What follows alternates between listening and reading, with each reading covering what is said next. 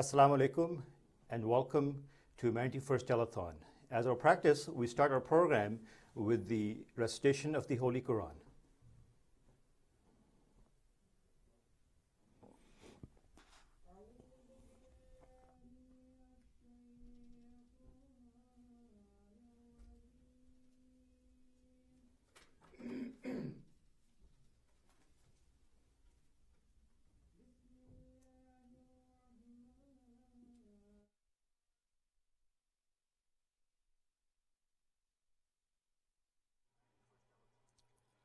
واعبدوا الله فلا تشركوا به شيئا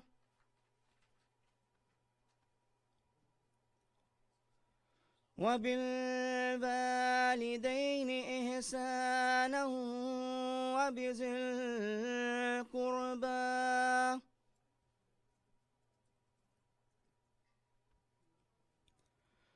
واليتامى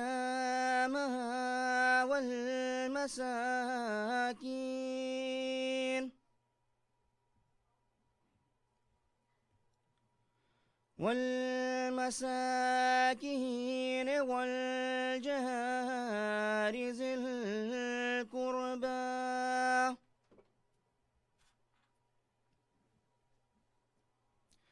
والجار الجنب والصاحب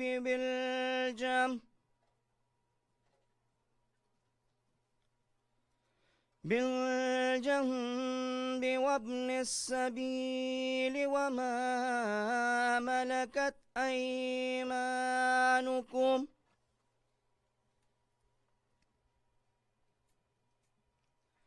إن الله لا يحب من كان مختالا فخورا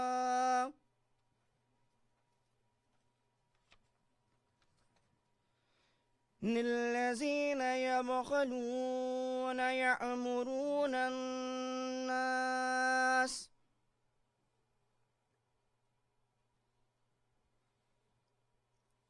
يأمرون الناس بالبخل ويكتمون ما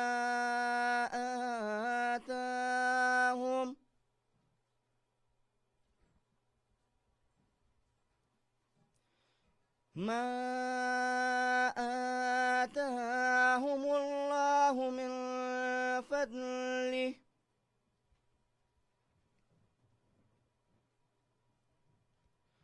وأعتدنا للكافرين عذابا مهينا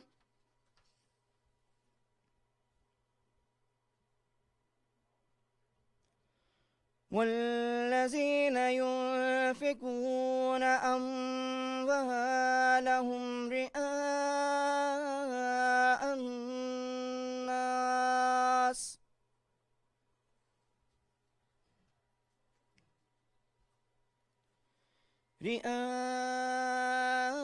الناس ولا يؤمنون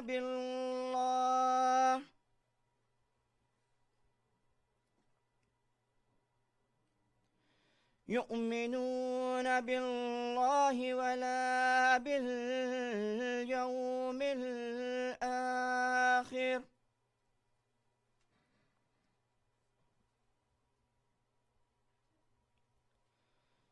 ومن يكن الشيطان له قرينا فساء قرينا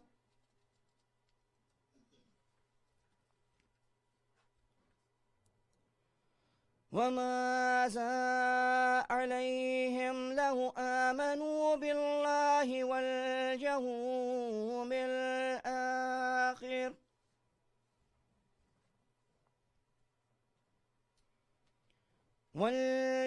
الآخر وأنفقوا مما رزقهم الله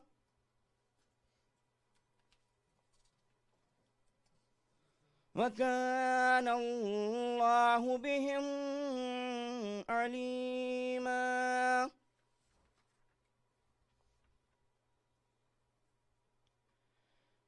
إن الله لا يظلم مثقال ذرة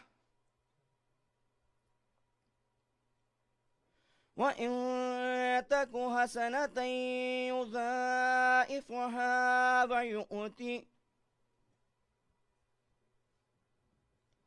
ويؤتي من لدنه أجرا عظيما.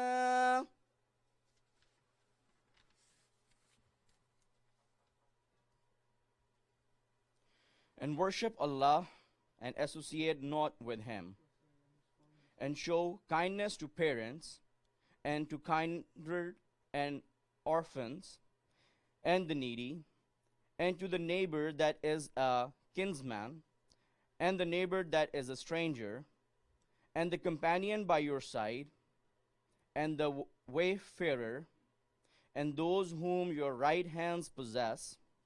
Surely Allah loves not the proud and the boastful, who are niggardly, and enjoin people to be niggardly, and conceal that which Allah has given them of His bounty. And we have prepared for the disbelievers an humiliating punishment. And for those who spend their wealth to be seen of men, and believe not in Allah, nor the last day, and whose has Satan for his companion, let him remember that an evil companion is he. And what harm would have befallen them if they had believed in Allah and the last day, and spent out of what Allah has given them, and Allah knows them full well. Surely Allah wrongs not anyone, even by the weight of an atom.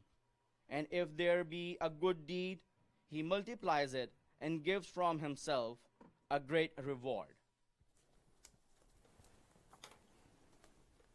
Assalamu alaikum. Welcome back. It is my pleasure to welcome you to Humanity First Canada live telethon being broadcasted on the internet. My name is Mubashir Khalid.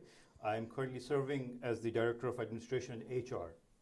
Before we start the program today, please let me tell you about what we're doing for the next 5 hours. The telethon, as you know, has started 11 a.m. Eastern Standard Time, and it will run until 4 p.m. Eastern Standard Time. We're holding this telethon today to mark Humanity First Day. This is one of the many activities that we've been holding for the past 1 week or so. We're holding this event to inform our viewers and donors about Humanity First projects, and most importantly, to present an opportunity to volunteer and donate towards our projects. Today's program is as following. We're holding this telethon for the next 5 hours. It is very difficult for everyone to join us for the entire full 5 hours, but if you can, that would be amazing. Program is divided up into 5 segments. Every hour, we will have a different program. Each hour will highlight the work and what we do and how it is making a difference in different communities. The number to reach us today, you can probably see it on the screen as well. It's 416-440-0346. If you're calling from outside of GTA, you can call us on toll-free number at 1-866-757-0432. And for all our Twitter followers, we love to see you tweet about this event, about Humanity First, any of your thoughts or any act of kindness that you have done in the past week or so at Humanity First Twitter account. So please call your friends, family members, and ask them to call in, join us, encourage your children to donate the pocket money today. Please dig deep in your pockets. We're looking for donations today. If you would like to speak to one of our guests on the program, you're more than welcome to call us and ask them questions.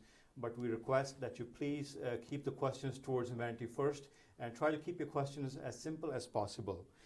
We encourage the people call in, give their name with the donation amount as well. This will encourage others to come forward and donate as well. I'm briefly going to go through the program for today. As I said earlier, our program is divided up into 5 segments. The first segment for an hour, it will cover the introduction of our chairman, Dr. Assam Dawood. He will talk about Humanity First, what is Humanity First, how do you get established, how is the structure of Humanity First, How does Humanity First respond to various projects and disasters around the world? Second segment, which will also be about an hour, that will cover some of our guests from our community, and you'll be able to hear them, and you'll have the opportunity to call in and ask them questions as well. The third segment, we will cover for our projects in the Asian continent, our projects in Pakistan, our projects in Haiti, our projects, in Philippines. And the fourth segment will cover our projects in Africa, what we have done in Africa, the water wells we have done, the projects we have done in Burkina Faso, Sierra Leone, and the Ebola response we did in parts of Africa as well. The final and the fifth segment will cover, you'll be able to meet and talk to our volunteers that work behind the scene, that respond to various disasters, that work on different projects, volunteers that work on a daily and weekly basis and spend hours and hours at the food bank. So stay tuned. It's going to be an exciting next 5 hours, and we're looking forward to your call. We'll be back after a short intro video.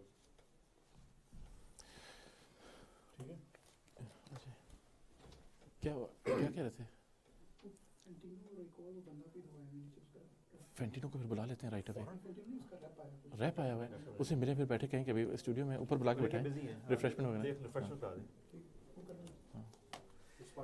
30 seconds, ठीक है। अब मुझे next करना है।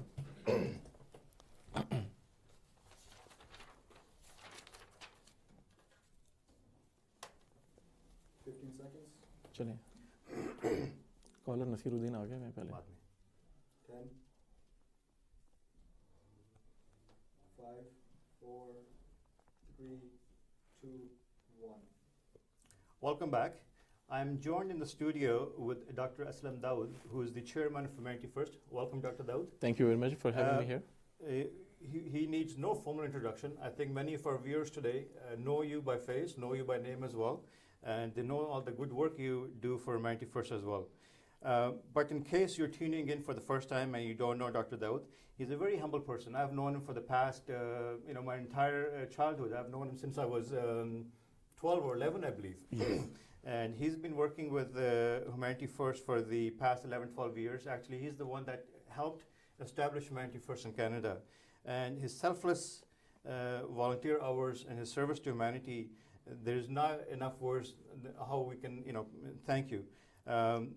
Please tell us about yourself, your background. What do you do in your normal life? I am humbled with this introduction, actually.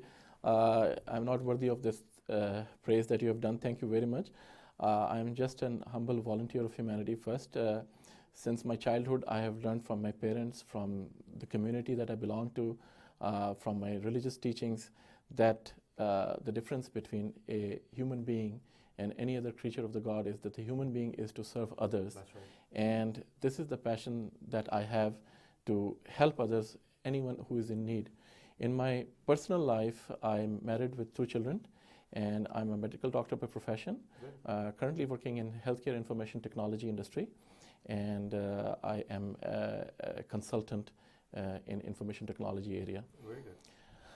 I am involved in charitable work since my childhood, actually. When I was young, at the age of 15, I was working for the Youth Association of the Ahmadi Muslim community. But since I started my medical college in Pakistan, I've been doing medical camps in remote areas of Pakistan. And that charitable work has not stopped as yet. And you're still continuing? I am still continuing today. Good. I want to ask how old you are. Oh, that is a secret, but I have made half-century now. Dr. Dawood, you take out time from your job, your family, and you volunteer for Humanity First. Why do you volunteer for Humanity First? Why not any other organization? This is a very good question, actually. This is a volunteer position that I have. I am not paid for my volunteer work. I am not paid by Humanity First or by any organization. And I enjoy doing this most. I work because I have to make a living. I have to support my family. I have to pay the bills.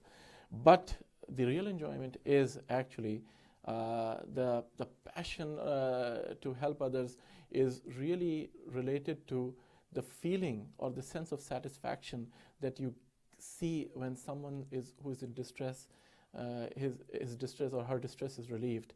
At night on that day, when someone says, "Thank you, I've been relieved from my distress," is the most comforting night for me. That's right. And when there's a disaster, when someone is hungry, when you respond to a disaster, when you feed someone, or you take care of an orphan, or you do anything to assist someone, that feeling is priceless. Yeah. There's no better feeling than there's no helping feeling. someone. And my faith tells me there are two types of rights a human being has. One is right to his creator, God, and the other one is the right for human beings. As you heard in the verses that was recited earlier in the start of the program, it says that we have right and obligation towards our parents, Right. toward our relations, to our neighbors whom we know, and towards our neighbors whom we do not know. Right. And in order to take care of those people, we have to go out, reach out to them, and help Go them. the extra step. Yes. That's right. Dr. Zah, we do have a caller on Yeah, board as let's well. take Would you that. like to take a caller, or should Yes. you want? Let's take the caller. I believe we have Nasiruddin on the phone. I'm not sure where he's calling from. I believe he's from Toronto area. Hello, Hello. Assalamu alaikum. Assalamu alaikum. Welcome, I'm salam. very glad to see that you are doing, and Dr. Aslam Daud Sahab is doing very good work in the Humanity First. And I had the opportunity and privilege to work with this organization and volunteer a little bit. And I'm very glad, Dr. Sahab, you are doing very good work for the humanity, for the needy people, for the poor, and especially for the disaster relief work you have done is excellent work.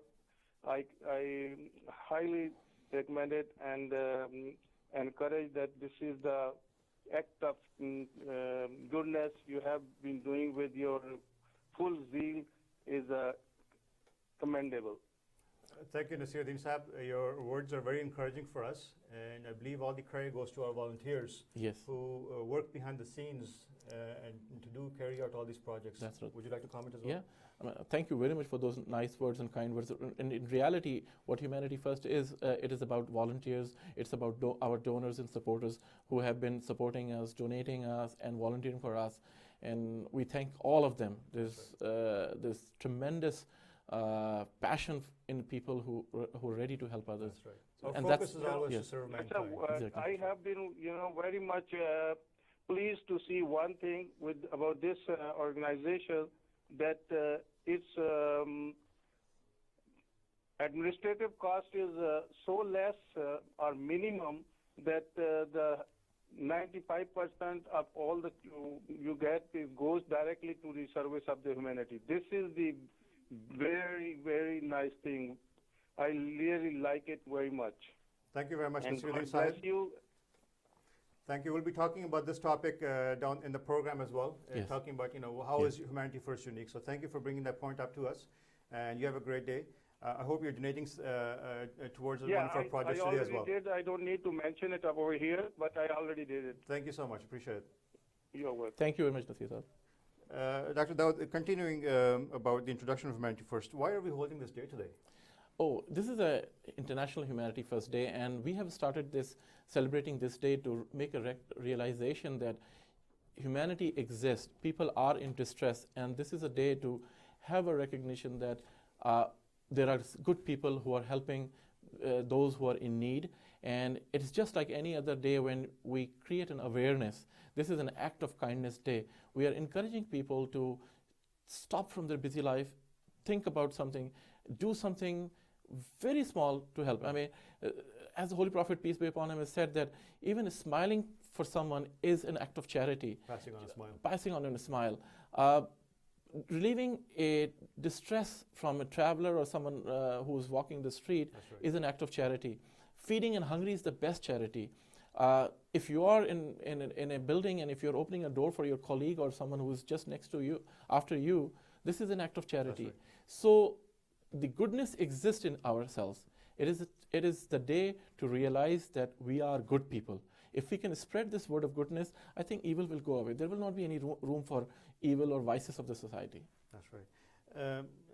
Dr. Daud, can you, for viewers at home that might be joining us for the first time, I know we're broadcasting live on YouTube and we have marketed this event as well. Yes. So someone might be joining in, for the first time. Can you tell us about Humanity First? How is the structure? How did it start up? How was it established? I know we recently celebrated, I believe, 10th anniversary in Canada. Yes. And internationally we're celebrating 20 years. It's a Yes. very young organization. What's the background? How did it start? Yeah, last year the Humanity First Canada celebrated the 10th anniversary. In Canada, we started back in 2004 as a registered charity, but history goes beyond that. As you know that we are celebrating 20 years of Humanity First internationally. This vision actually came from the fourth head of the community of Ahmadiyya Muslim Jamaat, Hazrat Mirza Tahir Ahmad, who is the founder of Humanity First. He visioned that Ahmadis, Muslims, should go out and help others, help those who are people who are in distress. And while we were already doing this for the last 100 years, he said that we should do it in a more organized and a professional way and be in the forefront like any other charitable organization. But people should know that Muslims are there to help. Muslims are there to make a difference in lives of others. And he said that it is not going to be a Muslim organization. Everyone can welcome. We have created it, we have established it for the goodness of mankind, and people from all religions, race, color, creed, they can join us, be part of us in an act of goodness. This is the teaching of the Holy Quran, that in matters of goodness, we should support each other. So that was the vision he gave 20 years ago.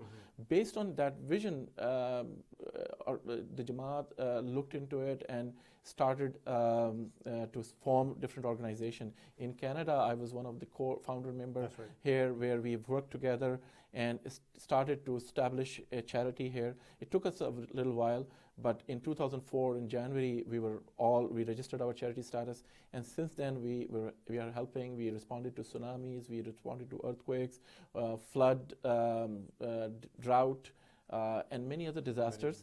And then we thought that when there is not disaster, we don't want any disasters, but there are times when there is no disaster occurring.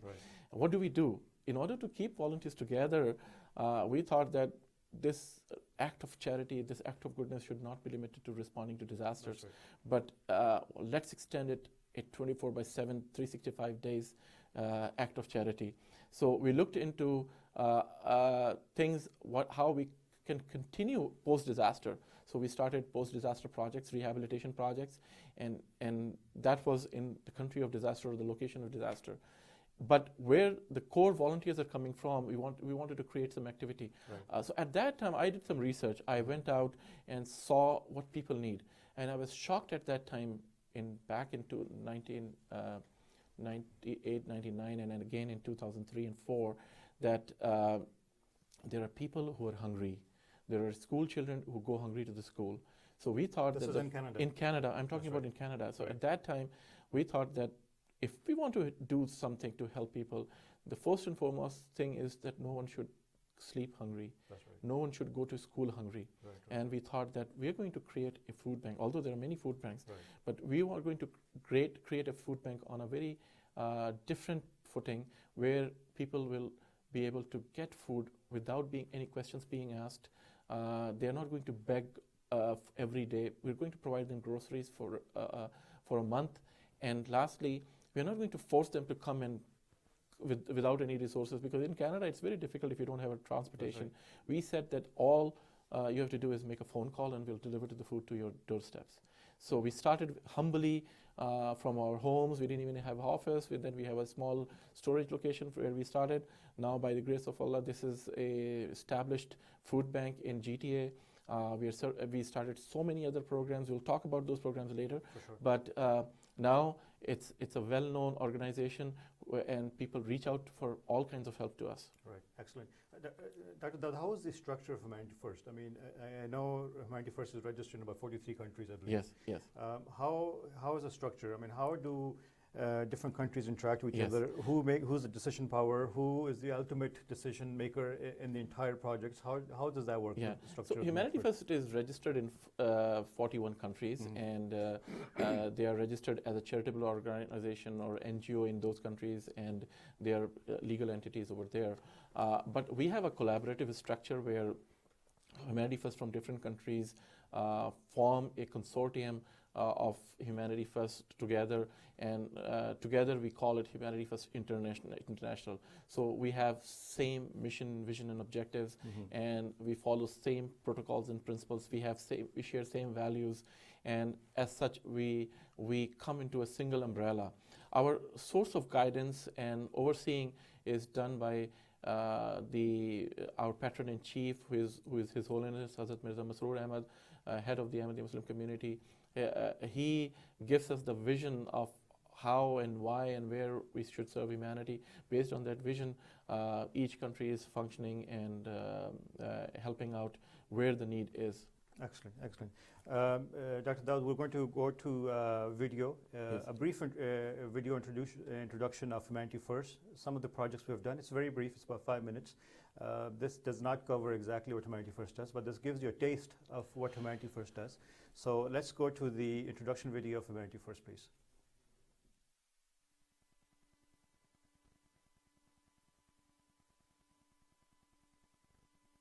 You wouldn't think that in the 21st century 1 billion people would lack safe drinking water, or that hundreds of millions would starve every day, or just how many suffer blindness at a young age due to malnutrition, or even hold out little hope of training or of a sustainable career. In this new millennium, we're also seeing massive-scale disasters across the world, such as the Asian tsunami of 2004, the Pakistan earthquake in 2005, the Haiti earthquake in 2010, and the current drought crisis in East Africa. Sometimes tens of millions of people are displaced and face malnutrition and disease. Humanity First is an independent and global aid agency delivering assistance to the vulnerable on the basis of need alone, irrespective of race, religion, colour, or politics. Humanity First is registered in 38 countries across 6 continents and has been able to help millions of people efficiently and effectively, despite modest budgets, through an army of dedicated volunteers and subsidised materials sourced globally. Most of our management and operations staff are expert volunteers. Humanity First is training and educating people in the developing world to reduce their reliance on others. By working with local people to understand their challenges and needs, we have set up training facilities that offer subsidised or free services managed by local staff. In the last decade, Humanity First has helped over 400,000 people suffering as a result of earthquakes, tsunamis and cyclones, volcanoes, floods, drought and famine, or even man-made conflict. Our army of specialist clinicians around the world provide first world medical care in the first 4 weeks after a disaster. Whilst local infrastructure is being re-established, we are also able to run food camps, provide safe drinking water and sanitation, and emergency shelter.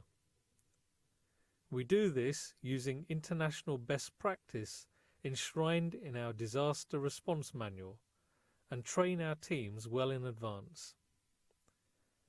We also work in collaboration with other agencies such as the United Nations, the Red Cross, Save the Children, Oxfam, and others to maximise the benefits that we deliver.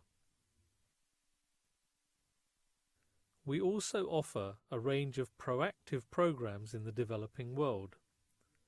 Through our medical and gift of sight projects, Not only do we run medical camps and provide surgery in remote areas, we are also training local doctors and nurses in the latest techniques to the benefit of over 5 million people. Our schools and training facilities provide excellent education, and we offer certified vocational training in fields such as information technology, construction, and tailoring. We are providing schools with science laboratories and libraries to make education practical and fun for tens of thousands of high school students. We offer agricultural villages with a range of tools, seeds, processing plants, and crop storage facilities through our Feed a Village program. We are also deploying water infrastructure through a spectrum of projects, now providing clean water daily to around 2 million villagers. You can help us to help the needy by donating funds, introducing us to business contacts, providing subsidized goods, or volunteering your expert services. Please help us to serve mankind and to give long-term hope to the developing world.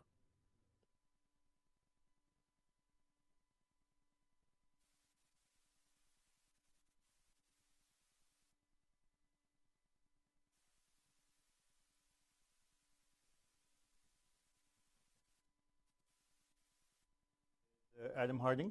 He is representing the Associate Minister of National Defense, the Honorable Julian Fantino. Adam, thank you for being here. Thank you for having me. Thank you. And on my left, left of Dr. Daoud is Michael Tabolo. I hope I said that right. Michael Perfect. is a good friend of Humanity First. He's actually helping us with one of our local projects, which is beekeeping and producing honey, 100% pure honey from that. So, Michael, thank you for being here. Dr. Daoud, would you like to introduce further Adam and Michael as well? Yes, let's start with Adam. Adam is works with Minister Fantino, and Minister Julian Fantino is a very good friend of the community. We have developed a very strong relationship with him, and he has been very kind to us. We thank him for all his support. And today he was not able to make to this program because of his prior commitments. But he was so kind enough to send Adam here. Adam has brought a message from Minister Fantino. Adam, would you like to convey this message? Absolutely. Dear friends, it is my great pleasure to welcome everyone here today for the International Humanity First Day Open House to promote the act of kindness.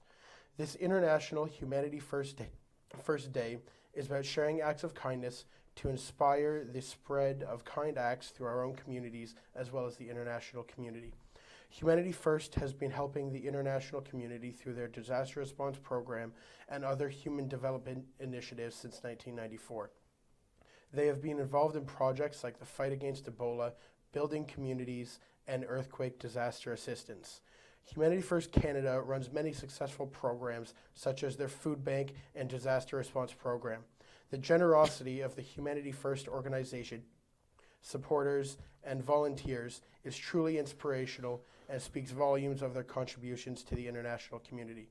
I would like to thank Dr. Aslam Daoud for his work with Humanity First Canada and his community leadership, and extend my best wishes for a successful and memorable International Humanity First Open House. Thank you very much, Adam. This is Thank you, very Adam. nice. Thank you. We are very grateful to Minister Fantino for this. We'll personally thank him and appreciate all your support. We also have Mr. Michael Tibolo, who is a very good friend of the community. We have been working together on a number of projects. Michael Tibolo is a lawyer by profession, a very successful lawyer based in Vaughan, but he has passion to serve humanity. He has himself running a number of projects. I will be requesting Michael to tell about those projects. But one thing that Michael has been doing with us is beekeeping, which may sound odd to many people, but it is a project of passion for us. And because honey is very significant for us, and we believe that there are many cures in honey, and we love honey. So when Michael said that it is his hobby and his passion, I jumped on it and I said that Humanity First would like to be involved. So we did our first successful hive last year that produced a substantial amount of honey. Now we're extending it to 5 hives actually. Wow. And we are hoping much larger quantity of honey to be produced this year. You'll be very busy this year. And we're going to use this honey for fundraising purposes. So this will be available to any our donors and supporters. They can buy the honey. They're going to get the purest form of honey, and they can donate to Humanity First. Excellent. So it's a That's a win-win great situation. Michael, tell me about your work. Well, I'm first of all, I want to say thank you for having me on. It was a little unexpected. I wasn't expecting to be on television this morning, but I really commend the community for the work that it does. Catastrophe, hunger, famine, disease, it doesn't know color, it doesn't know ethnicity, it doesn't know religion. And the one thing that's really, really important is that we all help each other, because at the end of the day, that's what it really is all about. At the end of the day, what we share with each other is important. And the project that with the honeybees and the Ahmadiyya community, as soon as I started doing it, and as soon as I mentioned it to Dr. Dawood, he jumped on it right away, because there are so many benefits. There's a benefit to our environment. There's a benefit to the food chain. Without bees, we would basically die in 7 days of hunger. All our food, the food chain would collapse completely. Right. So there's also a symbiotic relationship between the other activities that the Ahmadiyya community has with the apple orchards, so it's a perfect opportunity to come together, to work together, kind of like what we should be doing as communities as well. If we all did a little bit, like the bees are doing their part, and the flowers and the trees are doing their part, and all of us coming together are able to produce food, are able to produce solutions to problems that, if we didn't do them, there wouldn't be anyone doing it. So I really commend you for the work that you do. Thank you for your support as well. And whatever I can do and whatever anyone watching this can do, they really should be doing it to help, because this is one of the most selfless communities that I've ever met. They do more for others than they do for themselves. And again, you should be commended for that. And thank you for allowing me to be part of this. Thank you for the kind words, Michael. Adam, thank you for being here. Thank you. Once again, our viewers, I'd like to remind you that you can call us at 416-440-0346 or 1-866-757-0432. And also, please tweet us at Humanity First. We're going to take a short break, and we'll be back in a few minutes.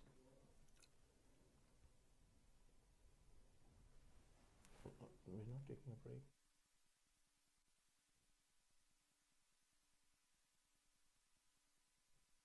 Shortly.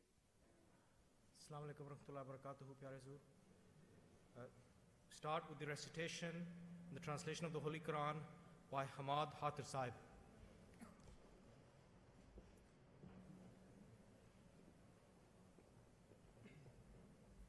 Assalamu alaikum warahmatullahi wabarakatuh.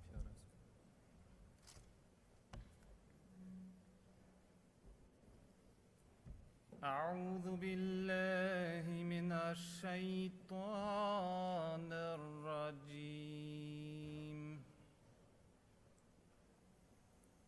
بسم الله الرحمن الرحيم.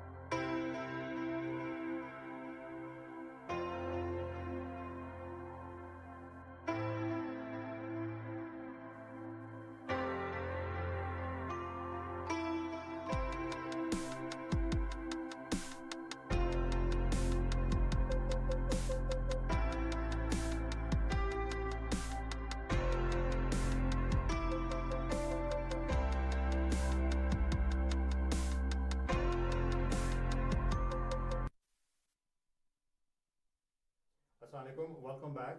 I'd like to remind our viewers to please call us. We're waiting anxiously for your phone calls. Our local phone number is 416-440-0346. You can call us throughout Canada or even internationally.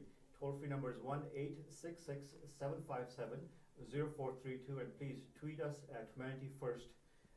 We're now joined by another guest in our studio. Sabahat Ali Chaudhry Sahib. Yes. He has dedicated his life to serve humanity from the spiritual point of view. He's a member of the Ahmadiyya Muslim Jamaat Canada. He's missionary in training actually right now. I believe you're in the 4th year. Yeah. Welcome, Sabahat. We're happy to have you in the studio. Thank you very much. He will be joining us and shedding some light on the spiritual perspective of giving. Why is it important to serve humanity from the spiritual point of view as well? So thank you for joining us. We are now going to go to a video of this video was actually from January 24th. There was a recently held international conference where His Holiness Hazrat Mirza Masroor Ahmad gave a powerful address to the members and the volunteers of Humanity First. So let's go to that video. While the studio is getting ready for that video, I'd like to repeat the phone numbers again, please. You can see them on the bottom of the screen. Please call us. Encourage your family members, encourage your children as well to call us. 416-440-0346. And I believe the video is ready, so let's watch the address of His Holiness.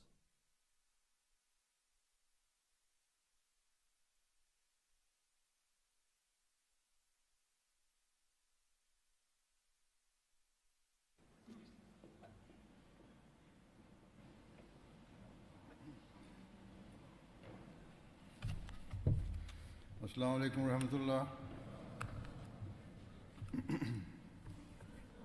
Ashhadu an la ilaha illallah wahdahu la sharika lahu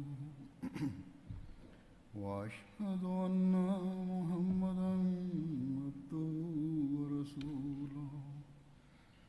Amma ba'du fa'udhu billahi minash shaitanir rajim. Bismillahir rahmanir rahim. Alhamdulillah, with the grace of Allah, Humanity First is holding its international conference today and tomorrow.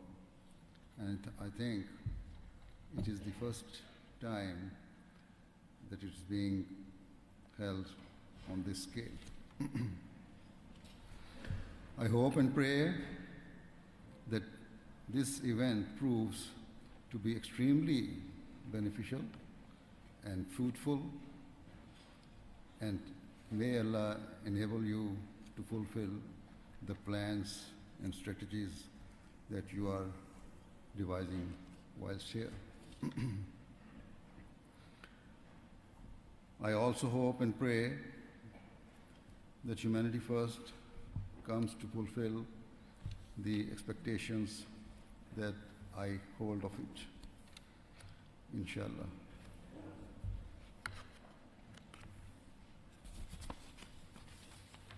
And my expectations are based upon the expectations that the Prophet Messiah al-Islam had from the members of his Jamaat. On countless occasions, the Prophet Messiah al-Islam spoke or wrote about the need to serve humanity. In this regard, his expectations were truly vast, and this is proved by the fact that he made serving humanity a condition of faith, which has already been read by ISR, but I again read it. The 9th condition of faith reads as follows: that he or she shall keep himself or herself occupied in the service of God's creatures for his sake only, and shall endeavor towards the beneficence of mankind to the best of his or her God-given abilities and powers. Therefore, the huge value and importance of serving others should be imprinted in the hearts of every single Ahmadi Muslim. Allah the Almighty has granted each person many abilities or capabilities. And so it is their duty to use those God-given gifts to help others, and particularly those in need.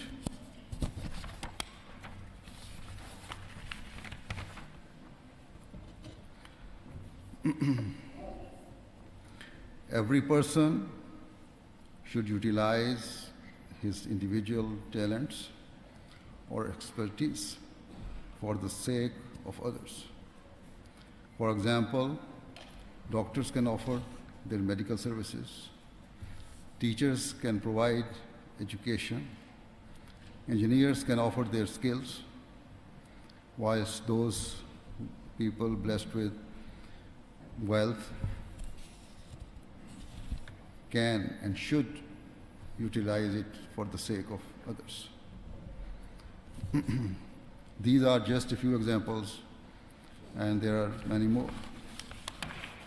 In terms of financial sacrifice, I am pleased to say that with the grace of Allah, the Almighty, there are many Ahmadis who spend in the way of Allah for the benefit of mankind, and who also sacrifice their time and effort in this cause. This is the case with both office bearers and volunteers. Non-Ahmadis are often left astounded when they hear that Ahmadi professionals have gone to the most deprived parts of the world only out of a desire to gain the prayer and love of God Almighty. They are even more astonished when they hear that Ahmadis do not allow for a single penny to be wasted, and so even some of them pay for their own travel and consider it an honor to offer their services, time and skills, completely free of charge. This is all due to the spirit which has been inculcated into the Jamaat by the Prophet Messiah al-Islam. On so many occasions, the Prophet Messiah al-Islam instructed his followers towards the importance of serving others and feeling their pain. For example, at one place, the Prophet Messiah al-Islam has said, there are only two complete parts of faith. One is to love God, and the other is to love mankind, to such a degree that you consider the suffering and the trials and tribulations of others as your own, and that you pray for them. And so, here the Prophet Messiah al-Islam has mentioned a beautiful distinguishing feature of the members of the Ahmadiyya Muslim community, rarely seen elsewhere, that where they seek to serve others, they do not rely only on their wealth or skills alone. Rather, along with their physical efforts, they bow down in sincere prayer, seeking Allah's help and assistance. They pray Allah enables them to serve with the true spirit of sympathy, compassion, and love for mankind. They seek Allah's help to develop a truly selfless spirit, whereby they considered the pain and desperation of others as their own pain and desperation. They pray that they are able to remove the tribulations and suffering of other people. We see, before going to remote parts of Africa or to countries afflicted by natural disaster, quite a number of our volunteers come to meet me or write to me seeking prayers that their efforts are blessed. And so, as I said, this is a great distinguishing feature of our Jamaat, that each and every act is conducted with only one sole motivation: to please Allah and gain His pleasure. This is the spirit of the Ahmadiyya Muslim community that has been directly instilled by the Prophet Messiah al-Islam. Always remember, the Prophet Messiah al-Islam taught his followers then one type of waqf, that is devoting one's life or time for the sake of Allah, is to serve God's creation and show love towards them. This requires true selflessness and love for others. It requires that a person does not rest until he has solved the problems of others and takes the weight of their burdens onto his own shoulders. It requires that a person's heart is consumed by love for others, whereby he cares not for his own comfort, but rather he cares only for the comfort of others. It requires that a person is ever ready to personally absorb all forms of distress for the sake of others, to consider the pain of others as though it is his own pain. It requires that a person is ready to bear personal suffering or anxiety so that others can live in peace and contentment. Again and again, the Prophet Messiah al-Islam said that his followers should utilize all of their God-given abilities for the sake of others. He went as far as saying that his followers should set aside all forms of religious differences and even seek to help and comfort those who oppose them.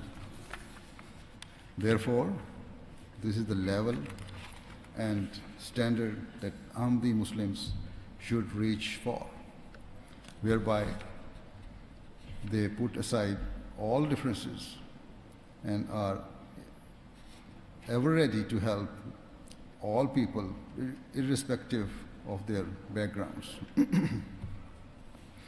Only when a person reaches this standard can it be said that they are serving humanity with the required spirit. Certainly, this is the very basis and purpose with which Humanity First was named. That, first of all, humanity, and one's own pleasure and comfort is secondary.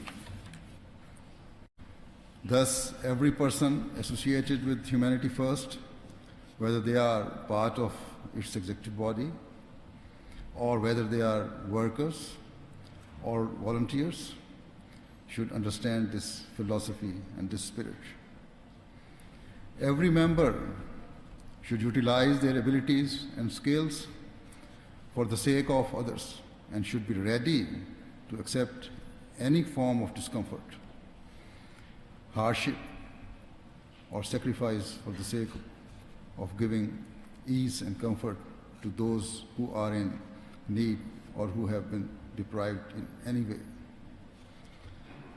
They should not seek any worldly reward, but their sole motivation should be the love and prayer of God the Almighty.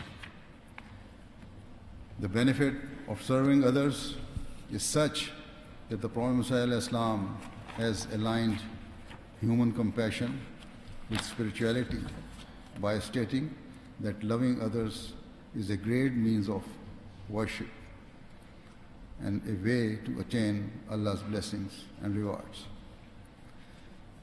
Thus, which Ahmadi Muslim could ever wish to deprive himself or herself from Allah's bounties and rewards? Keeping all of these points in view, I say to every member of Humanity First, no matter where in the world they are living or serving, that they must conduct their duties with sincerity and heartfelt love for others.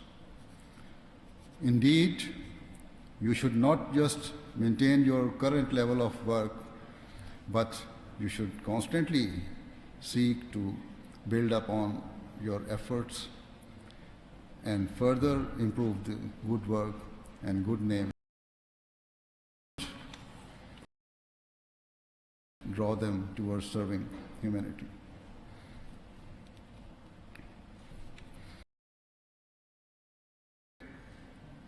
You will be bringing others towards Allah and enabling them to also become recipients of God's blessings. Thus, you should always maintain the highest standards of conduct and sincerity and be a positive example for others to follow. One further point I would like to make is that there are some people who believe that Humanity First needs to be kept completely separate from religious obligations. I should make it clear to them, it is religion that has taught us the importance and value of serving humanity. It is Islam that has taught us that serving others is a great means of gaining Allah's love and nearness. Indeed, religion itself is the very motivation and inspiration of Humanity First. And so, to say the Humanity First should be independent and free from religion is completely wrong. There may be certain occasions where the rights due to mankind can be temporarily prioritized even above the rights due to Allah. For example, if a person is drowning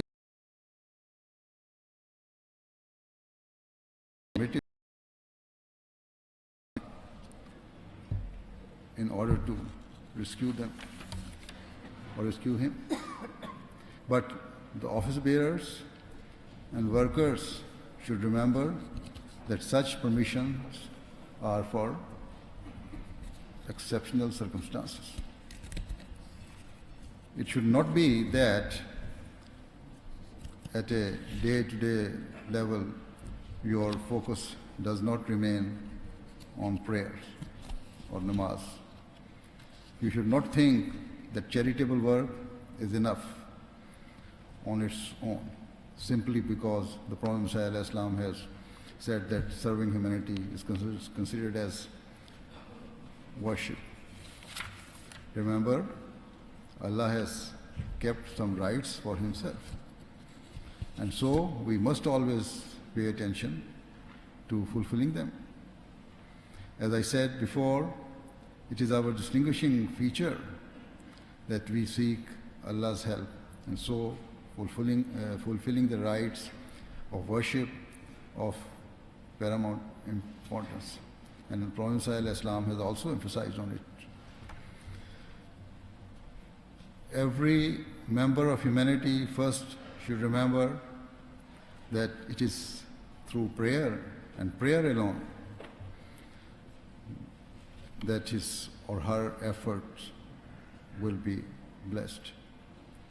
All positive results are due to Allah's blessings.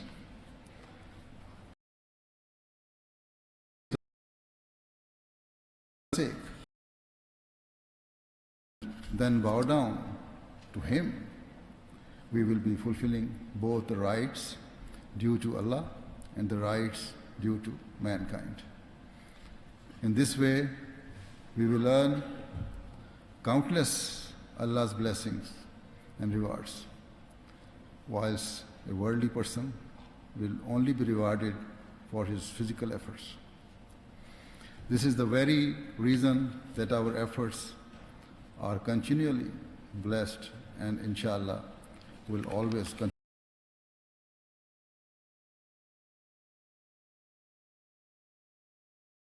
Being done by Humanity First far exceeds the funds that it has available.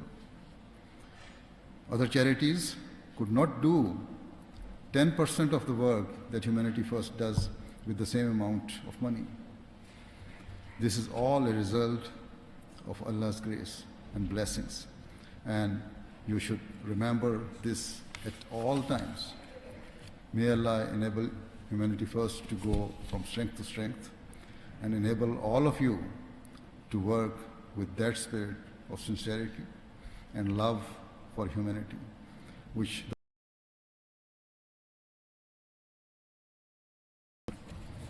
please join me in silent prayer. Welcome back. Once again, our phone lines are open. We have a large number of volunteers on standby that are ready to take your calls and take your donations. Please call us at 416-440-0346. Our toll-free number, if you're calling from any part of Canada, is 866-757-0432. Also, send us your comments on Twitter at Humanity First. Let's go back to where we left off. I mean, we listened to a very powerful speech, Spad Sahib. You have dedicated your life. That's right. To serve humanity. Why? You know, the thing is that we can pursue what we want for ourselves. But when you begin to realize that world out there, nations upon nations of people, you realize how insignificant you are. And I consider it no less than an honor and privilege to be able to participate in the lives of others, something larger than just myself. To make a difference in another person's life, right? Absolutely. So aside from that, why the religious aspect, of course, we can cultivate a nation and provide them material means to become strong. But there is no guarantee, and in fact history bears witness against the fact that they will be able to become charitable. And the only way is to educate the world about what morality is. And Islam lays out some very fundamental points, right? Spending out of what you love is righteousness. And without that concept of righteousness, and without that appreciation of mankind, you cannot be charitable. So say we are to create charitable organizations that contribute to nations, and they do take them from developing countries, or a stature of a developing country to a developed one. Mm-hmm. Still, if that developed country is not inculcated with the pristine teachings of charity, the world will not actually progress. It will become a selfish one. Mm-hmm. And this is what we're actually seeing, is that the charities are being self-sufficient. Hardly. This is where the religious teaching and the moral inculcation comes in. Because giving them money means hardly, it basically means nothing if they're just going to become gluttonous and consume it themselves. On an international scale, morality and religious teachings go hand in hand with charities and different works. And this is why I've dedicated my life, is to look after that aspect, because I'm more passionate about it. Excellent. Why is it important to do this charity work? I mean, why should someone,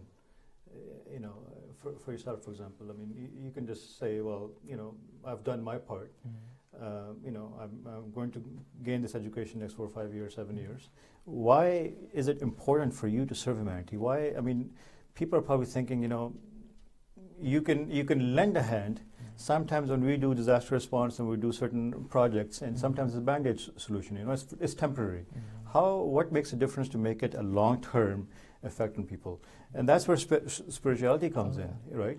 For long-term training as well, so they're self-sufficient, right? Pastor, you want to comment on this as well? Yes, I think it's an inherent characteristic that God Almighty has put in our genes, that one cannot see someone in distress. And that is a natural feeling. If that is absent, I think there's a problem in that person who does not feel that pain. So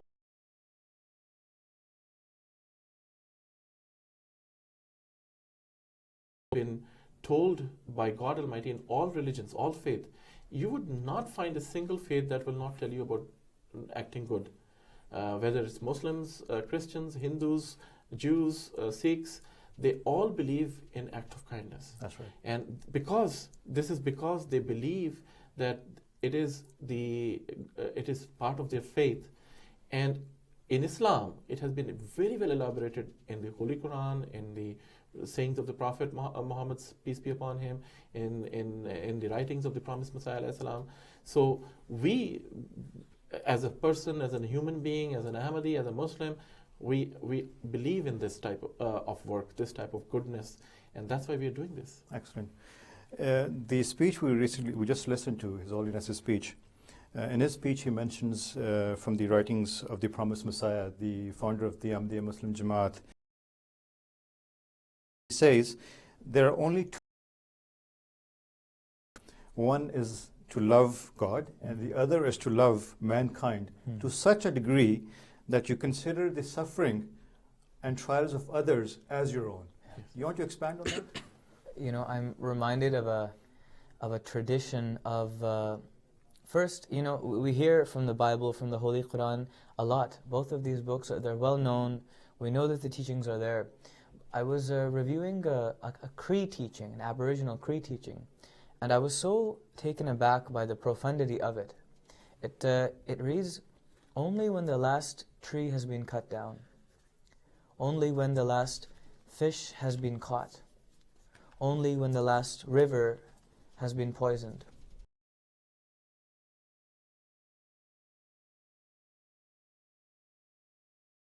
When I reflected, I realized that the Holy Prophet, peace be upon him, of Islam, he's actually relayed something very similar from God. He said that God told me that when man fails to fulfill his obligation to me, God speaking, I will forgive him because I don't need him. But when he fails in fulfilling his obligations to his fellow man, then I have reservations in forgiving him. Very important because point, his fellow man needs him. He needs him, exactly. Right? And you mentioned rights owed to man and rights owed to God. The fact of the matter is that you cannot love the artist and then not love his art. That's right. Yes. That's right. And this is the connection between hukukullah, loving God, and the rights, and hukukul ibad, the rights owed to mankind. Right. And this is what the Holy Quran alludes to. If we look to the prophets of God, we see a very, very curious phenomenon.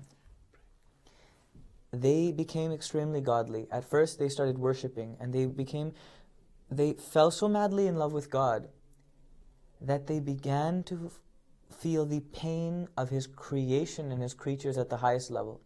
For example, in the Holy Quran we find that the Holy Prophet is told over and over again, فَلَأَلَّكَ بَاخِرٌ نَفْسَكَ عَلَىٰ آثَارِهِمْ, that, O Prophet, you pray so much for them that happily you will grieve yourself to death praying after them. right? And this is what I think the essence of Humanity First is all right. about. Yes. It is that grief and those tears that were planted 1400 years ago that today we as followers of this great man are trying to inculcate in this world today. Well said. With that being said, please call us 416-440. We're going to take a short break soon. So 416-440-0346. Our volunteers are on standby to take your phone calls. Tweet us at Humanity First.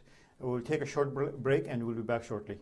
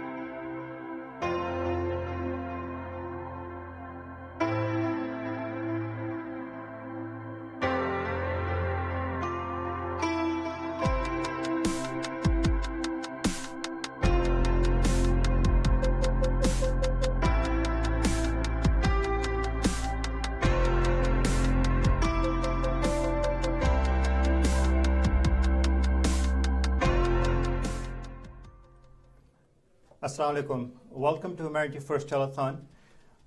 Our lines are open. Our volunteers are on standby to take your calls.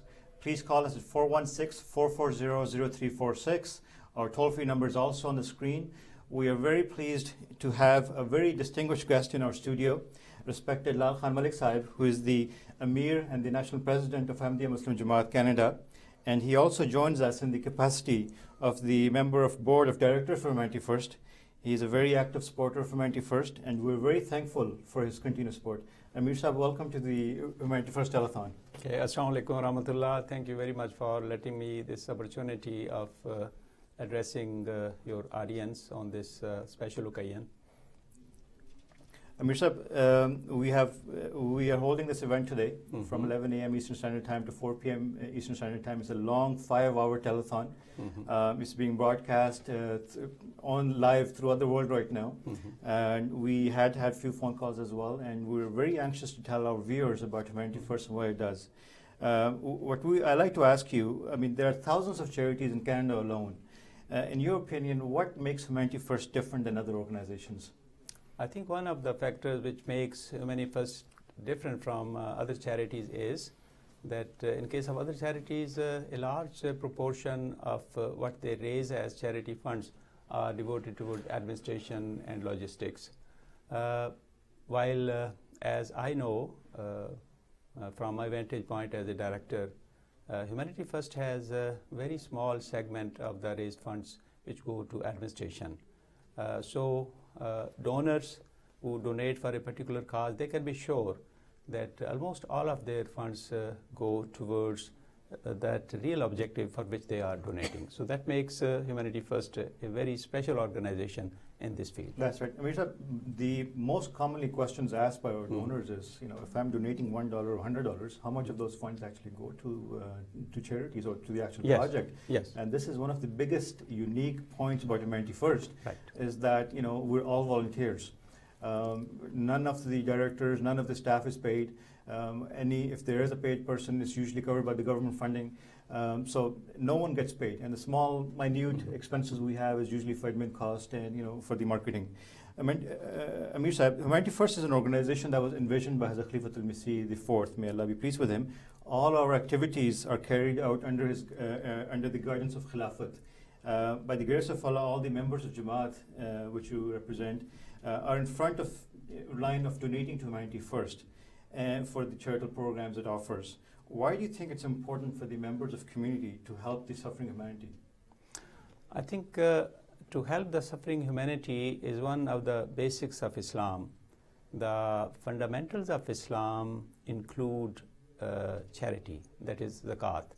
And the principal expense of zakat is for those who are in precarious conditions due to either natural disasters or their inability to earn for themselves. So whatever the cause, when they are in need, to help them is a basic tenet of Islam. So the concept of zakat, to spending in charity, it's a very wide area that it covers.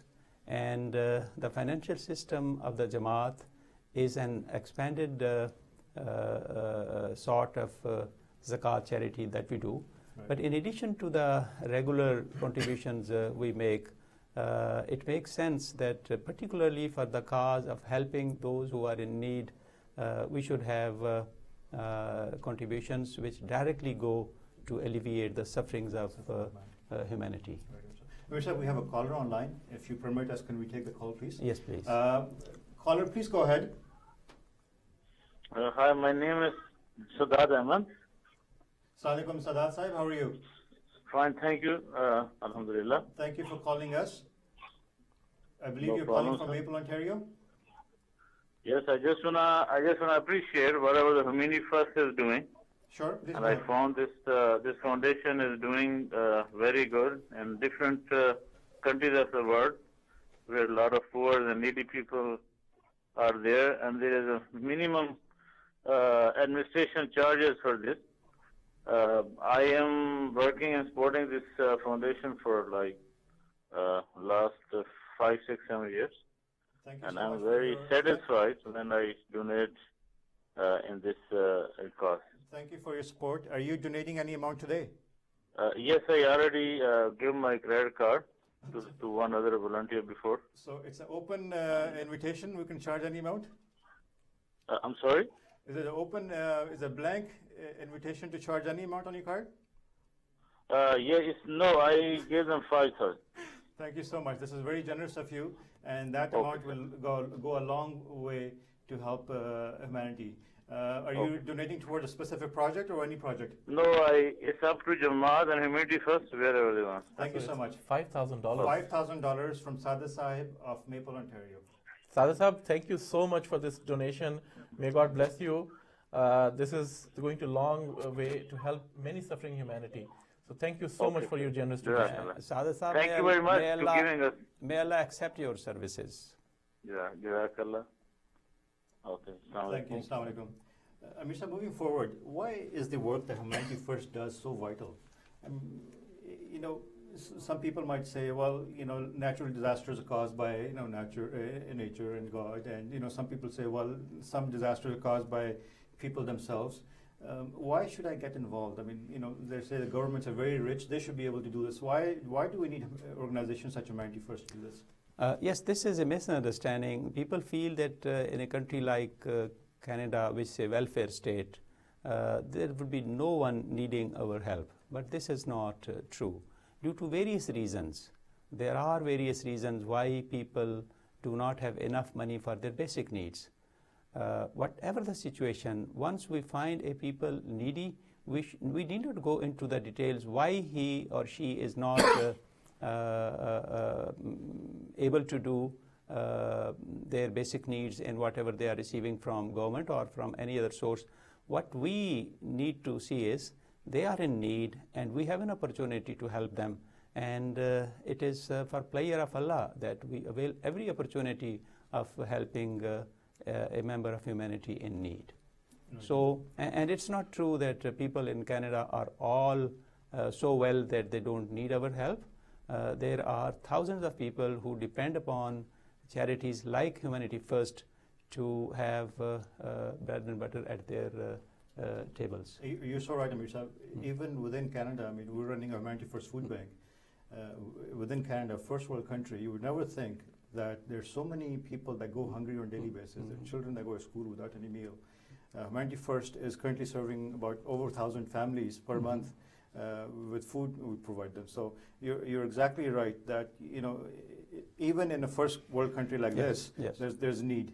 And there's so much that the governments can do, and they always need assistance from charities to deliver these services. And I would say that in addition to the peacetime need of the needy, there are disasters which render people who are otherwise okay, homeless and shelterless and foodless in minutes. That's right. And our sense of being thankful to Allah for what He has provided us demands that whenever such situation occurs, we rush to such situations to alleviate the suffering of those who are involved. That's right. Amir Sahib, for our viewers sitting at home, you know, it's very easy for someone to tune off or turn the TV off or turn the computer off or the mobile device off. Why? I mean, you know, people might say, well, this is not my problem. You know, it's people's own fault. What message do you want to send to our viewers today? That why is it important that you should get involved, either volunteer or donate? I think it's very important that we should always be on the lookout to thank Allah for the favors He has bestowed upon us, while millions and millions of people are not receiving such favors from Allah. So it would be only a gesture of our gratitude to Allah that we spend our God-given resources to help those who have less than we have. So it's very natural, and it is the sense of love of humanity which should prompt every one of us to be on the lookout for every opportunity where we can help them. And our slogan, love for all, hatred for none, it's a summary of the teachings of Islam that we love every member of humanity. Why? Because they are all children of God, and Allah loves them all.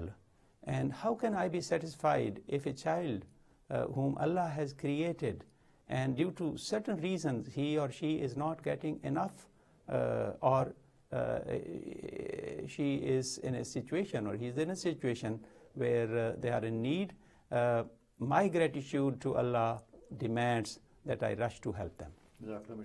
Well, you have heard it directly from Mr. Lal Khan Malik, who's the president of the Ahmadiyya Muslim Jamaat Canada.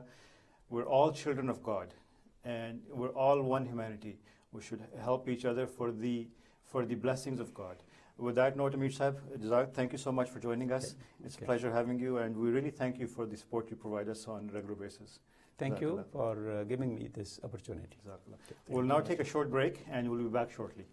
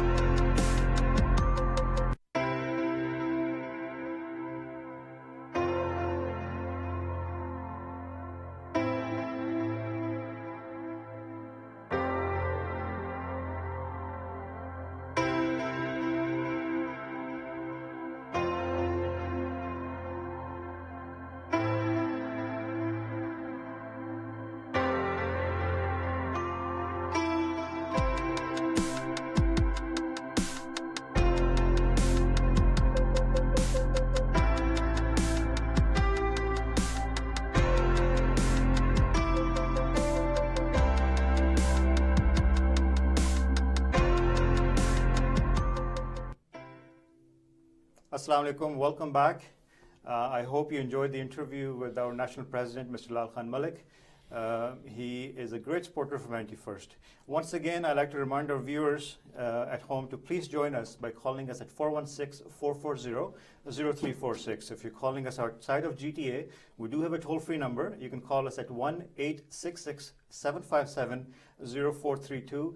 And if you're on Twitter, we'd love to hear comments from you. So tweet us and we'll read your comments on air as well. Moving on to the next segment, we have another very special, distinguished guest in our studio. His name is Shahid Mansoor Sahib. He is currently the national president of the Seniors Association in Jamaat Ahmadiyya Canada. I have had the pleasure of working with him for many years in Khudam Ahmadiyya as well. Sadr Sahib, the good news is next year I'm coming in Sarla as well. So I'll be able to work closely with you again in Sarla as we did in Khudam Ahmadiyya as well. So welcome to our telethon and thank you for taking the time to be with us today. Would you like to say anything to our viewers? Assalamu alaikum warahmatullahi wabarakatuh. Alhamdulillah, we are witnessing the blessings of Allah Ta'ala through the different modes and means. And one is, as you already mentioned, about the seniors associations. I say adults like 40 years plus.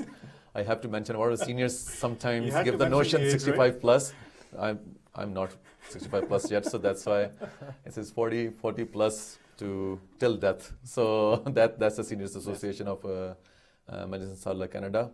And at the same time, it becomes part and parcel to look for humanity, to think about humanity. And one of the major aspects of Ansarullah is the tarbiyat, is the spiritual and moral training, which ultimately is the biggest help for the humanity. Right. We can go further in that, but that's the major motto of Ansarullah. Right. We'll talk about that shortly, Shai Sahib. We have a caller online. Let's take that call. Hello, caller. You're on the air right now. Assalamu alaikum. Wa alaikum salam. Tahir Khan Sahib from Mississauga, I believe? Yes, I do. From Malton, Jamaat. From Malton.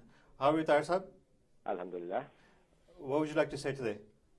Well, actually, I was very much fascinated by the work the Humanity First is doing. And actually, my first experience with the years ago when I had a chance to visit to Dominican Republic. Were you one of the team members that went to Haiti as well? Sorry? Were you no, I didn't. That's what I'm about to talk about this because I was walking with a friend in a city and there we were hiking, and we came across a few local people, and we were talking about Jamaat, and one of them suddenly asked me, "Are you from Ahmadiyya?" I said, "Yes." Mm-hmm. He said, "Well, last year we had a earthquake in Haiti." He was an electrician guy who was actually in Dominican Republic at that time. Right. And he said, "Well, you know Humanity First?" I said, "Yes, I do." And he said, "Well, he was so much praiseful for Humanity First at that time." He said he had first-hand experience of watching them in their work in neighboring Haiti. So I said, I was so much impressed because I myself haven't have any contact with Humanity First at that time. Right. So I thought maybe when I go back I can contact with them and talk about this thing. So it's really appreciating and what they are doing right now, and being a member of Jamaat, I myself am so much impressed. But I do know that I'm not doing as much as I should. But from now on, I will be working on that too. Thank you for your support. Thank you for your kind words. We did a massive disaster response in Haiti. We had over 100 volunteers that went to Haiti. Yes. Doctors, paramedics, and volunteers to provide food, to provide shelter, to provide medical support, and we did that for months. And many of our volunteers actually slept on the streets in tents because it was such an unsafe environment. Because even though after the major earthquake, there were still small, triggers of earthquake. So thank you very much for your kind comments. Are you donating anything today? Yes, I do. Would you like to mention it? Yeah. For the encouragement of others. Sorry? For the encouragement of others. Yes, I'm donating $3,000 for any disaster relief in Africa somewhere. Thank you so much, mashallah. Thank you so much. Your donation will go a long way, And we assure you that every dollar that you have donated will go towards the projects. Thank you so much. Okay, Jazakallah. Assalamu alaikum. Assalamu alaikum. Shah Sahib, coming back to you, can you tell our viewers what is the Ahmadiyya Muslim Seniors Association? What is the purpose? What is the organization setup structure for the Seniors Association? Actually, the Seniors Association is already mentioned because they're the seniors and they are the ones who are taking care of their families. They are the ones who are in a mature age group and take care of the needs of not only the family but the society also in a fundamental way. They're very active participants of the society. So the major aspect of Ansarullah, as I mentioned, is a training who can participate in the spiritual and moral uplift, not only for the family but for the society as well. Right? So this organization primarily tenders towards that and works towards that goal and aim towards that we take care of the focus on family, focus on the Jamaat, focus on the society in which you are living, and how you can uplift the society, because as a matter of fact, this moral and spiritual training is the one who can help us long way down the road for helping us to save ourselves from the disasters and the sufferings of sometimes of the family life. If the family life is not sound, then the society is not sound. Exactly. So all those things alleviate to much more sufferings, and then not only that, but also there are some misbalances in the society, the rich and poor difference, and all those things. So those things causes major sufferings in the society as well. Right. So that's why Ansarullah work is very deep rooted from that perspective, that they need to take care of the real values, the real values of the family and the future of the family, instead of just not only the values of earning the money, but the real values is much more than that. Down the road, exactly. Right. Jazakallah. Humanity First is an organization that was envisioned by Hazrat Khalifatul Masih Rabi, may Allah be pleased with him. All of our activities which are carried out throughout the world are under the guidance of Khalifatul Masih. By the grace of Allah, members of Jamaat are in the front line of donating funds and also volunteering for Humanity First. Why do you think it is important for a person to work with a charitable organization and to help relieve the suffering of humanity? You know that Allah Ta'ala made the human beings for a certain reason, and He knows that what kind of comfort we can get from what kind of things.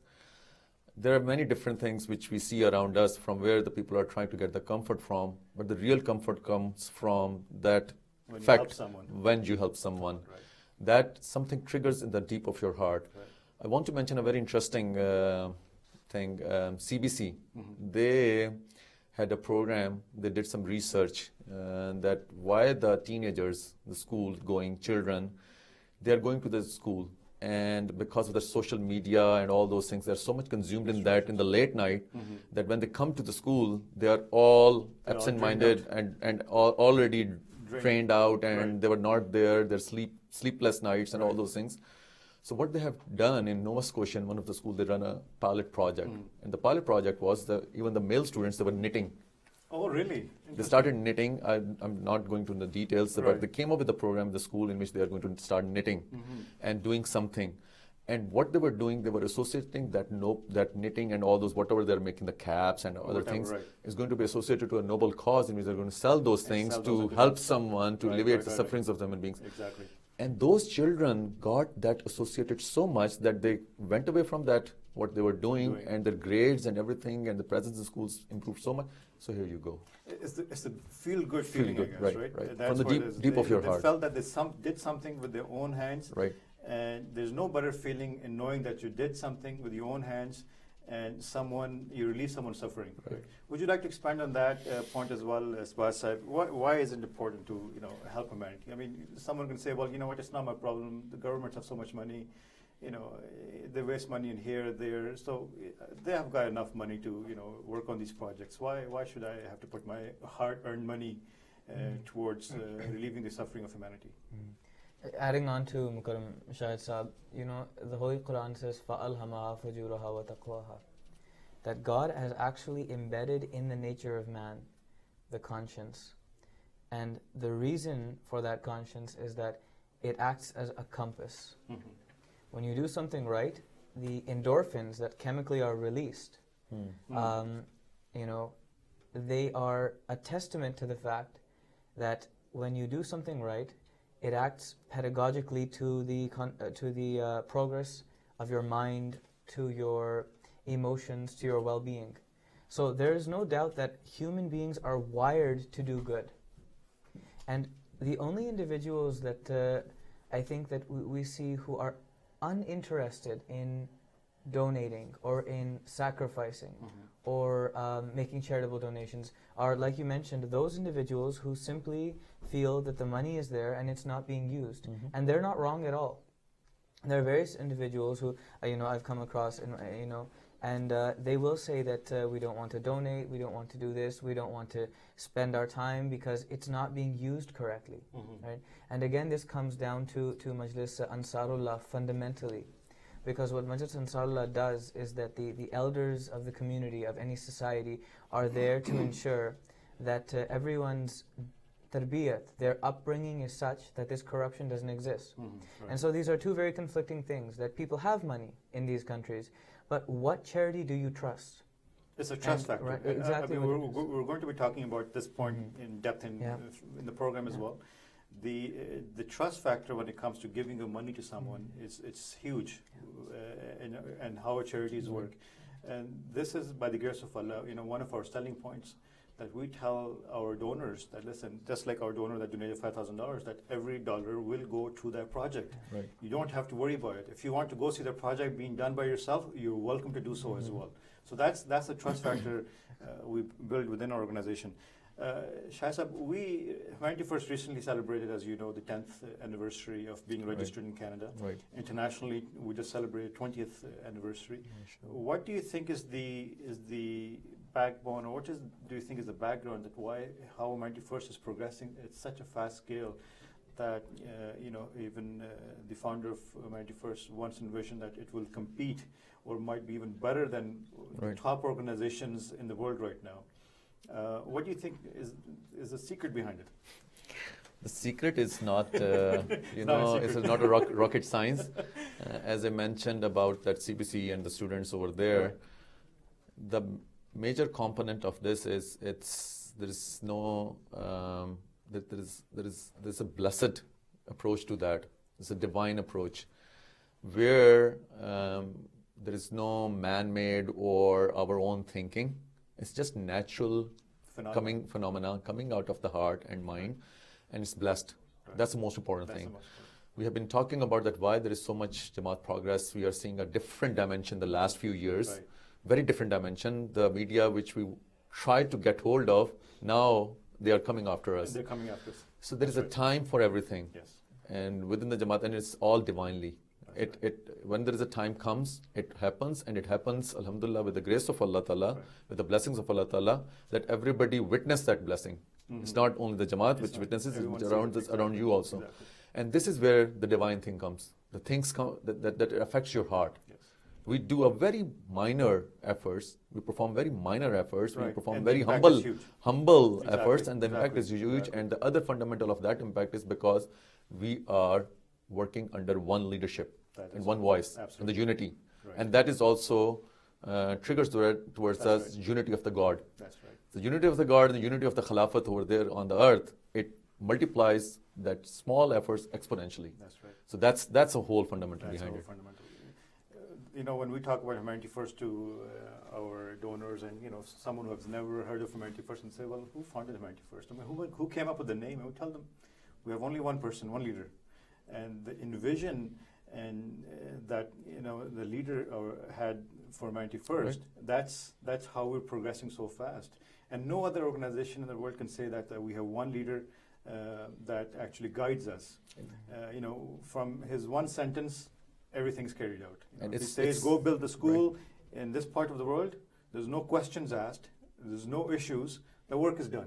It's from the heart. From the heart. Because it's not like you have to, it's a law, or you have to bind by a law. There's no discussion on how we do it, we can't do it, there's no transportation there, there's no electricity there. It's done. It's done. It's done, and it's done in such a way that people who carry out that task, they feel good about it. Following in the program, later on in the program, we're going to play a video on the water wells we did in Tharparkar. In Pakistan, Humanity First Pakistan did it, but Humanity First Canada had the opportunity and the blessings of funding the water wells. And if when you see that video, I don't think you can watch the video without having tears in your eyes. Right. Because the people that did it were the locals that did it, and they felt good about it. So that's and Alhamdulillah, exactly. Majlis Ansarullah Canada is supporting that project, and That's today right. I'm That's here right. also to present $5,000 from Majlis Ansarullah Canada Thank you. behalf You can present for that the too. for Thank you the so much. Thank you so much. $5,000 from Majlis Ansarullah Canada so to much. support Mashallah. that project, and that's what we have the commitment. Inshallah, we are doing that in the past also. In the past also, right? Yes, yes. So and that's not only through funding but also through manpower. Of course. We have some special program going on right now for the homeless people. We are supporting through our volunteers who are serving the food over there. That's right. So different modes and means Different we are modes trying and means. to. Every Thursday we have, for the viewers that don't know this, every Thursday we are hosting, you can say hosting, the homeless from York region within our premises. So we'll give them the opportunity to come in, sleep at our premises. We provide them hot meals, breakfast, dinner. We also give them the opportunity to take warm shower as well, especially with the temperature that has been in minus 30s and 40s. That need was increased. So we are doing that project as well. And Majlis Ansarullah, the Seniors Association, has been helping us prepare food for that as well. And also the Youth Association has helped us with that as well. Right. Shah Sahab, coming to the end of this segment, what message do you want to send out to our senior viewers at home, seniors sitting at home with their families, with their children, grandchildren? Why should they support humanity first? Why, that the message is the core message.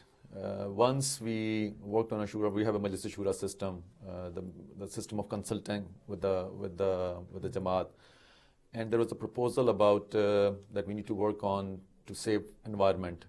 And Khalifatul Masih sent back that why you need to have a proposal.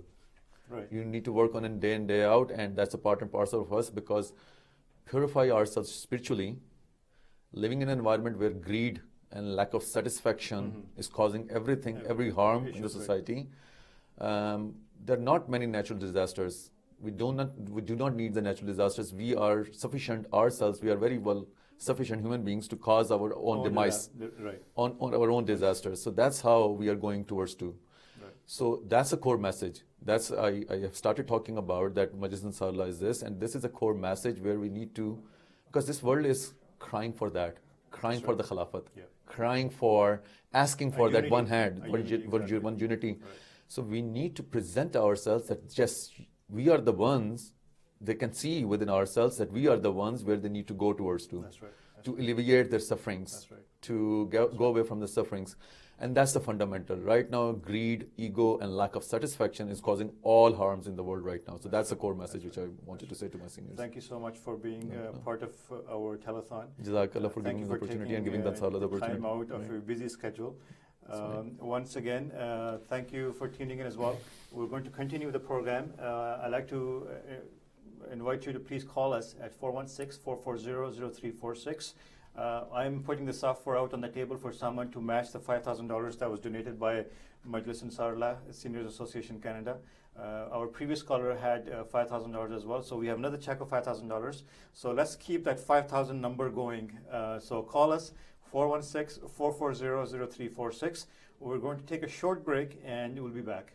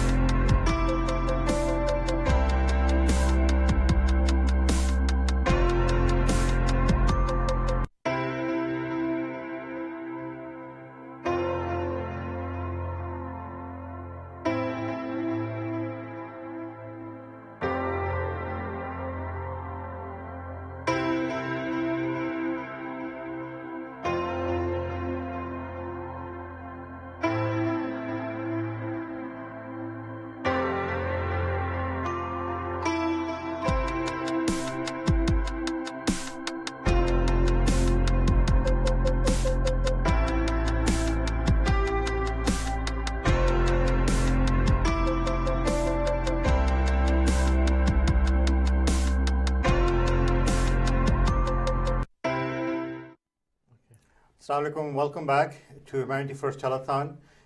We have in our studio a distinguished guest. Many of you might know him.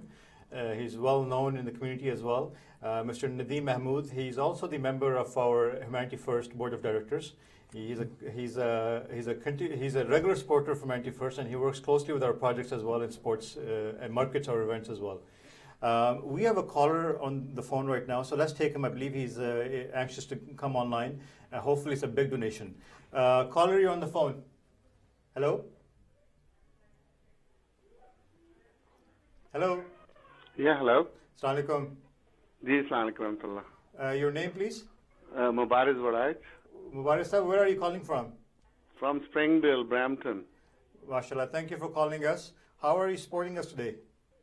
I already make the commitment for donation today for the needy, $100.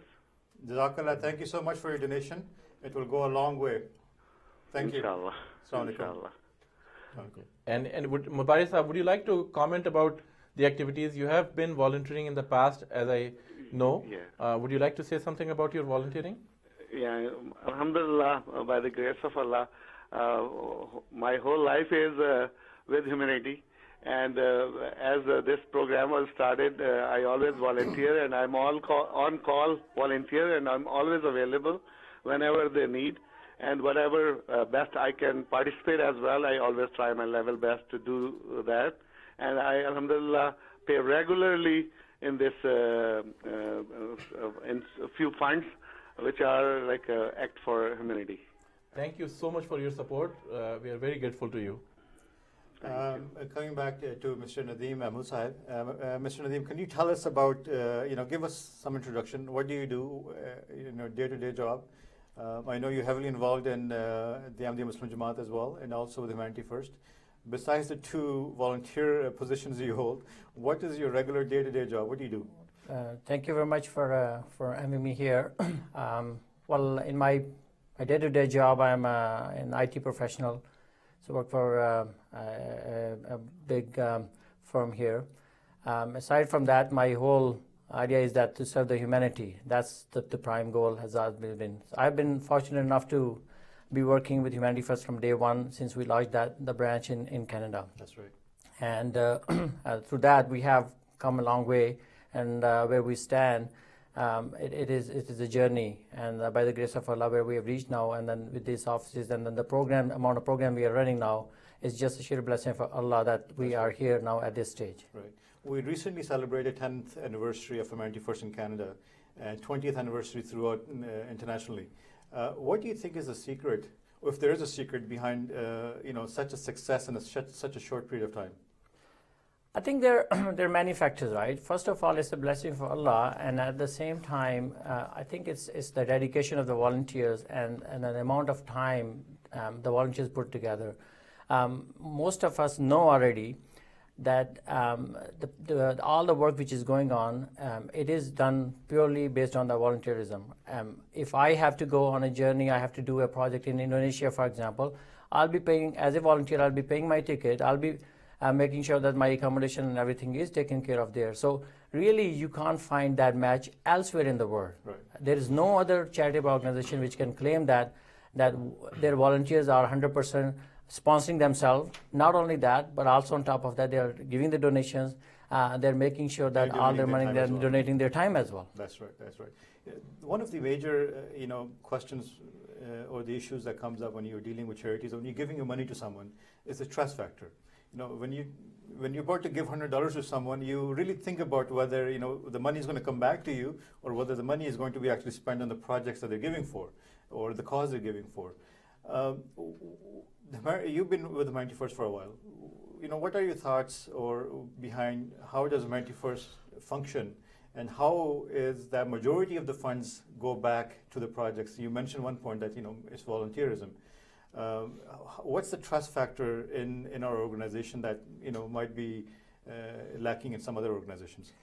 I think the biggest thing which on this factor, the biggest factor in this is the record, the track record.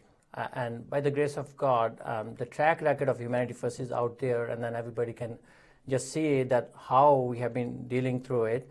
and it's not that only a claim on the paper. It is in reality that's what's happening. Right. And a lot of organizations, they also do a lot of overheads, while here, because most of the volunteers, they have a habit to make sure that, if I have to spend $1, really it has to be spent or not, Right. rather than spending $1 and then thinking about that afterwards. That's right. So really, I think that's the factor, that everybody is cautious. Although they're volunteers, they are spending their time and everything. When they're spending the money, they are very cautious of the money which is being spent. And that is why this $1 which you donate today goes a long way. A dollar goes more than $1 in real sense. And just to add to Nadeem's point, I'm going to tell you an example. When we did a response to a disaster, we audited our accounts, how much we spent on the disaster and what was the real value of it. So a careful mathematical calculation was done by finance team, and we found out that we spent about $180,000, and the value of the help that was provided was about $1.4 million. Wow. So just imagine that for $180,000, the actual value that was received is because of the volunteer hours. Because of the volunteer hours, because of volunteer work, because so much was acquired free of charge. That's So right. donation items that we were able to acquire, the services that we were able to provide, the surgeons, the doctors, the medical staff that went, firefighters that went there. So if you include all the costs, the impact was about $1.4 million. Right. No organization can claim this type of value for money. Well, a typical question is we're asked whenever we go out to collect donation is, what percentage of my money will actually go to the, and in return I asked them a question. I said, what do you think? What do you think? If you give me $1, what do you think is going to go to the projects? And, usually people say 50%, 60%, 70%. So they have that mindset that, from $1, maybe only 30% will go to the projects. And that is the fact because, millions and thousands of dollars spent on salaries, travel costs, accommodations, etc., etc. And a small portion of the funds actually goes to the projects. Yes. And in return, you're saying that, it's the other way around. It's the other way around. It's the other way around, where our volunteers are paying their own airfare, their own time from their jobs off. They go there, their own accommodations in many cases as well. They're sleeping in tents, and they're providing that service. And the money we spend there are actually spent in 100%. It's a long way. Almost 100% sometimes. So going back to the same point, because it's a norm, right? I mean, Right. a lot of charities are doing there, and they're publishing their audited reports and everything, and then people look at it, and people say, why? Why aren't you spending And that's money? why this trust factor is there. So once you have that, and then it's not easy to come to that point and also maintain it. That's right. And that's here again a blessing of Allah that we have been, as the Humanity First, have been able to maintain that. And we continue to do that, and then so that we, just to make sure that the $1 is $1 and then more than $1 when it goes out and then help on the programs. That's right. For the information of the viewers, I mean, right now we have, I think, close to maybe 100 people here. Yes. And all working towards this event. And there's not a single person paid for organize this event. This is you're right. These are the blessings, and this is why Humanity First is so different. We're going to take a short break, and we're going to listen to the speech of Prime Minister. Before that, I want to tell our viewers some of the projects and some of the urgent needs that was actually that we are. Please tell us about the projects we have.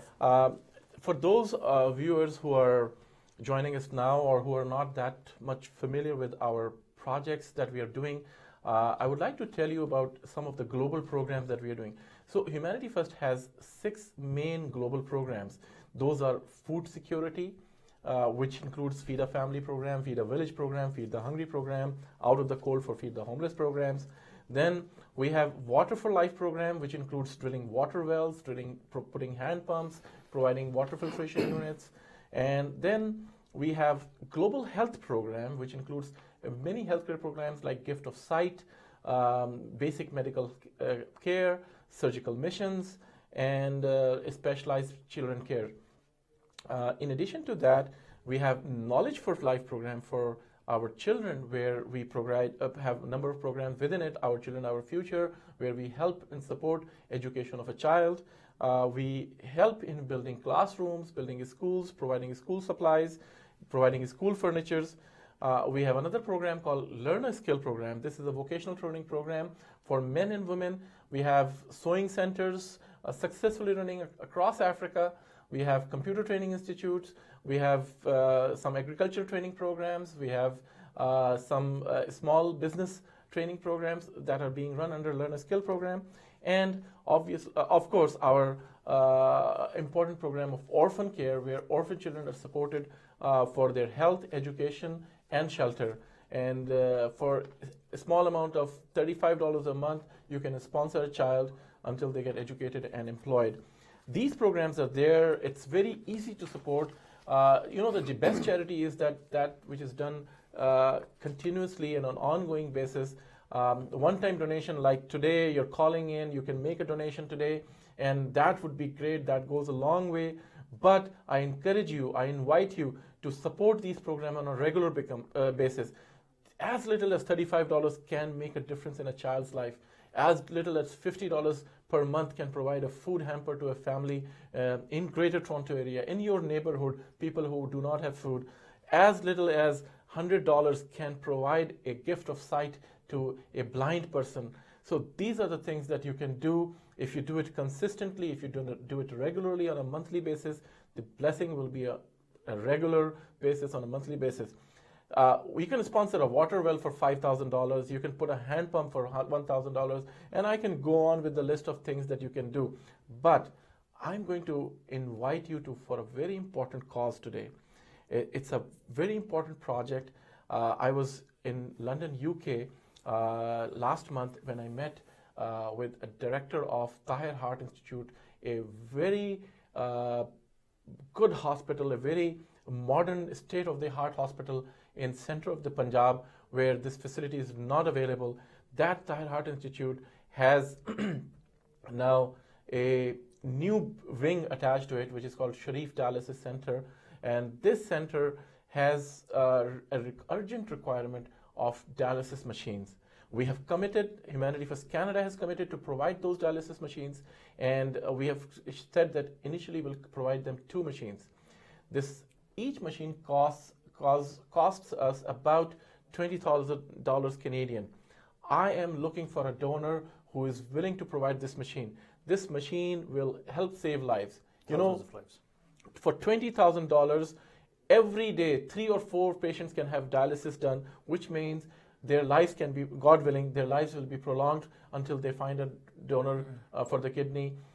They will be able to benefit it. This is done for those who can afford it. They pay a very nominal amount. Those who cannot afford, this service is provided on a charitable basis. And Humanity First Canada has committed. I promised to the director of that hospital that we're going to provide that. The machine has been ordered. We need the money. I have almost enough money for 1 machine. We've committed for 2 machines at this time. I want to see if there is 1 donor or 2 donor who is willing to donate. $20,000 is not a big amount when you look at the saving. When a patient goes to a hospital sometimes where the health coverage is not there, one can spend $20,000 on 1 patient. For $20,000 donation, you can provide this service for very long time to those who do not have a chance to live if the service is not available. That's right. If there is a 1 donor, I will be happy. Or you can donate 5,000 as a family. They can get together 4 families can join together. Yes. 5,000 each can give $20,000. 2 families giving each $10,000 can give this. Yes. Yeah. So please come up. I want a caller who can call now and donate for this machine. Even if you donate $1,000, 20 donors today can help us get this machine for $20,000. Our requirement is total of $40,000 for 2 machines. We were waiting for your call. Well, we're waiting for your call. Our phone number is 416-440-0346. If you're calling from outside of GTA, our toll-free number is 1-866-757-0432. You're welcome to tweet us as well. Send us your message. We'll read it online as well. So again, as Dr. Daud has said, we're looking for donors to donate $1,000 each. So a family of 4 families can get together and donate. We're looking for a donation to buy and purchase this dialysis machine. Thank you for your support. And Mr. Nadeem, thank you for joining us. We appreciate it. At the end, is there a message you'd like to send out to our viewers? Why should they support Humanity First? Well, as I said earlier, that this is the noble cause. I mean, you have said that the appeal which Dr. Daud just made, that living in this society, in Western society, we don't realize how much are we getting which is not available to the people living in elsewhere. In the third world countries, there is a need, there is a dire need, and then the dollar which we can just for the sake, we can miss a coffee for a month, and then $30 will pay for an orphan in Africa, for example, as it was stated. So you can imagine that how just leaving the small things, which you will benefit as well. You can drop your sugar levels, and then that will make a bigger impact elsewhere, right? That's right. So what I'm just trying to emphasize here is that smaller things which we can leave over a period of time will make a long way, and then that money can go elsewhere in the world and then make a huge impact. Thank you very much. We have another caller on hold, so let's take this caller before we go for a break. Hello, caller, you're on the air. Yes, Assalamu alaikum. Welcome, salam. May I have your name and where are you calling from? My name is Abid Maqsood and I'm calling from Vaughan, Ontario.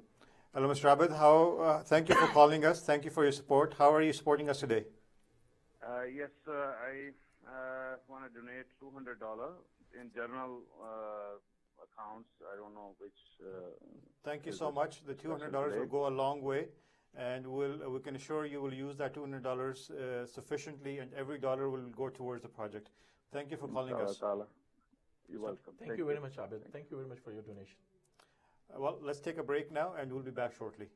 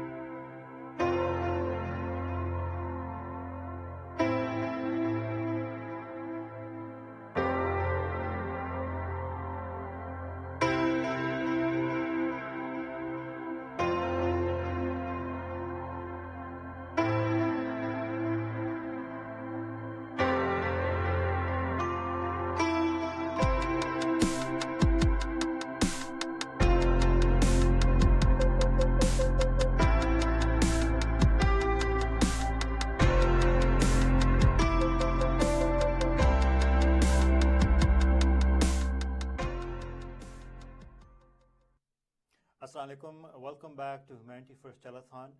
It is our pleasure to have you have joined us. You please call us. The numbers are at the bottom of the screen at 416-440-0346.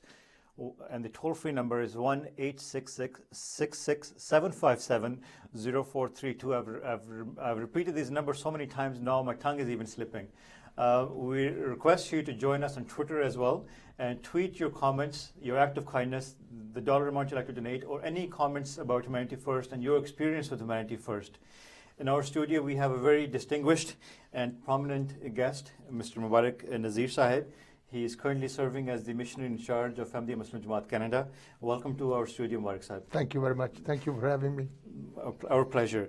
He has also traveled across the globe to various first world and third world countries, and we're very thankful for your support, your prayers, and your guidance, and we're very happy to have you here today. Mubarak Sahib, I'd like to ask you, you have traveled a great deal in Africa and other third world countries as well, and you had the opportunity to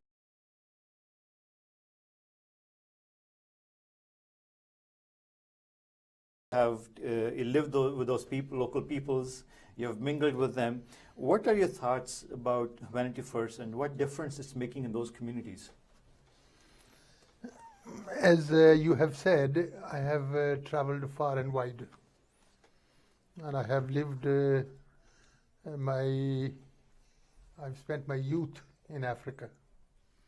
And I have lived in Africa, and especially in Sierra Leone, in Ghana, partly in Nigeria, and I have visited many West African countries, Liberia and Guinea and all those countries. And I have stayed there for more than 20 years, more than 25 years, in fact. That's a your entire big chunk of my active life. That's right. I was very active then. And I have seen at close quarters, I have seen poverty, I have seen hunger, I have seen disease. Breaks your heart to see people checking our garbage pan to see if there's any stale bread.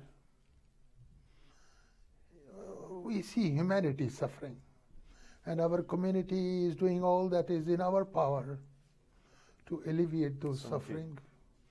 I have just seen your humanity offices. I was only here when it was inaugurated by Hazur. That's right. But then I have come over here and I thought I was at the wrong place. And I have seen that store and all the bank you have over there. And I was just, totally surprised. And I'm quite sure that it's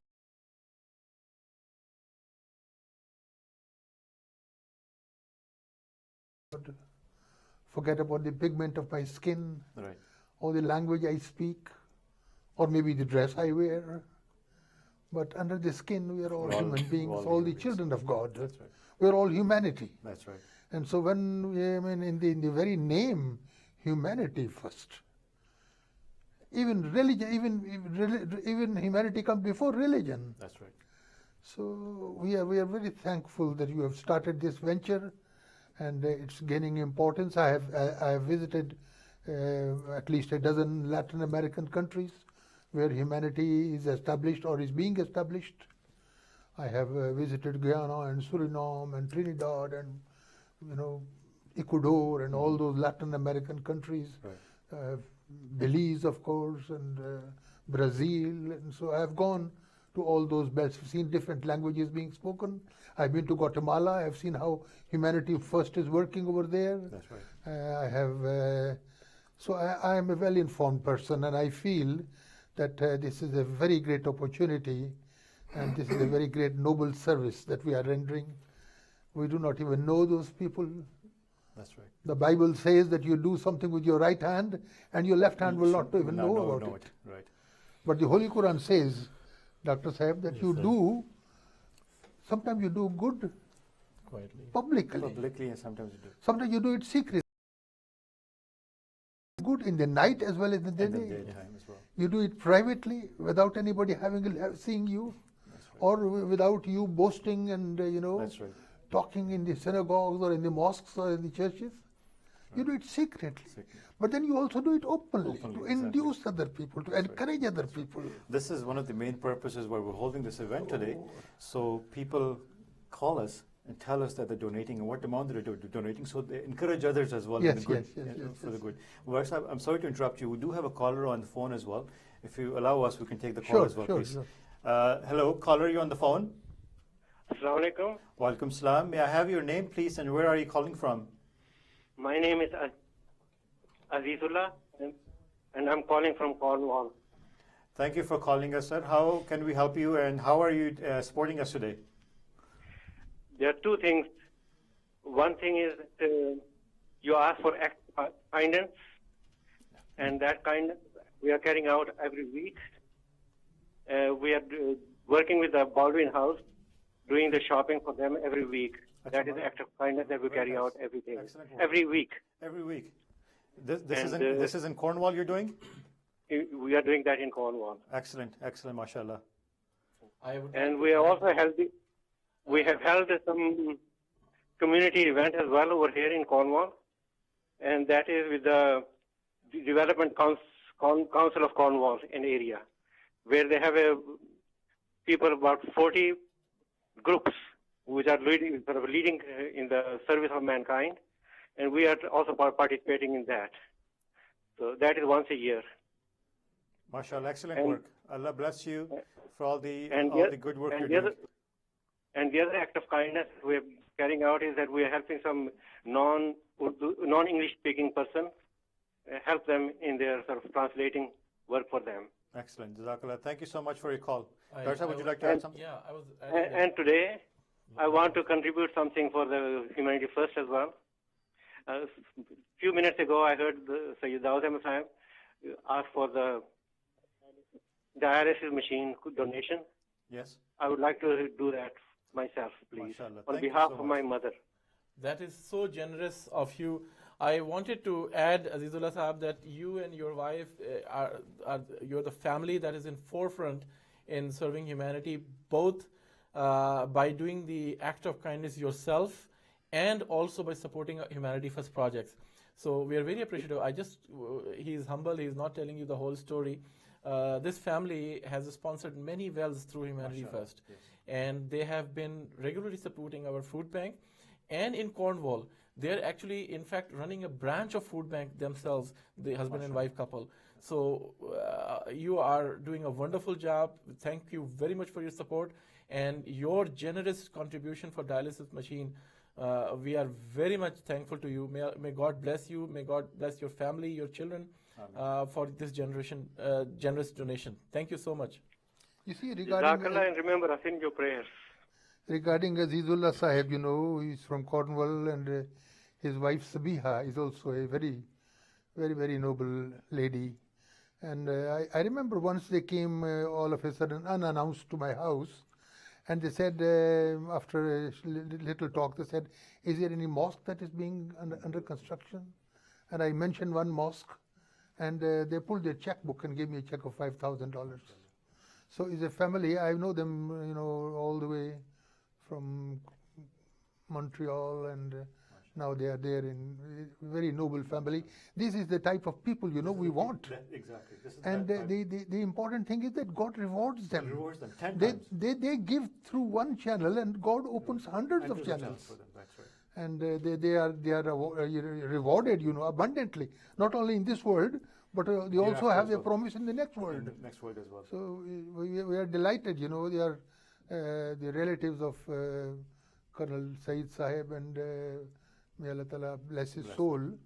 So, mashallah, they're doing a very noble work. Mashallah. And to donate this machine, it's a $20,000 machine you mentioned. I mean, that's a very. This is great. This is very noble. Jazakallah Azizullah Sahib, we're very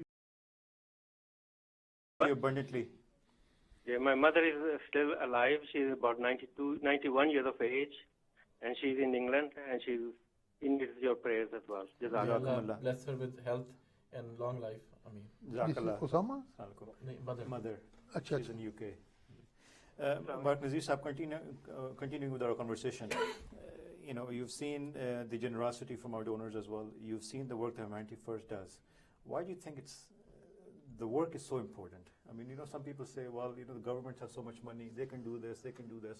Why is it the work of Humanity First so important, especially in this day of time, with all these issues around the world?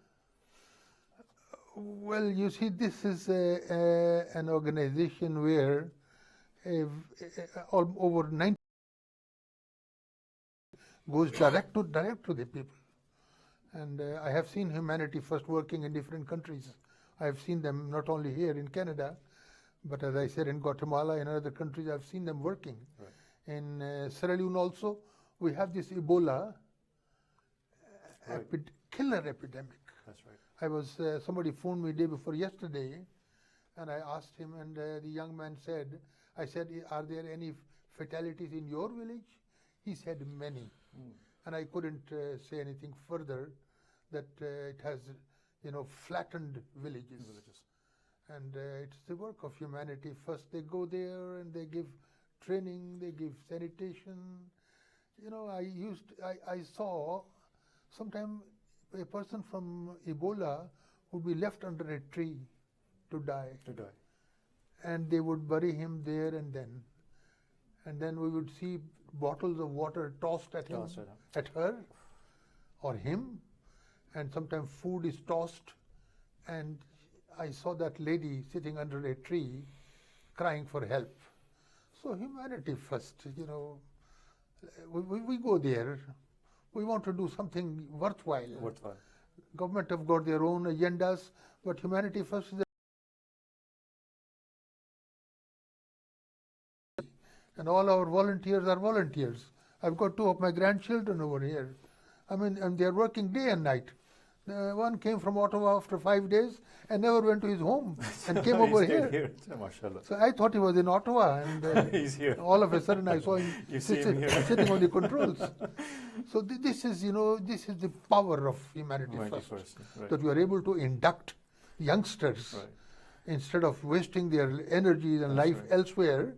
They come over here and they do service for humanity. I saw downstairs girls, packing food, boxes, and people coming all over. And so I saw your food bank, Mashallah. And I was tempted to pick up a rice bag.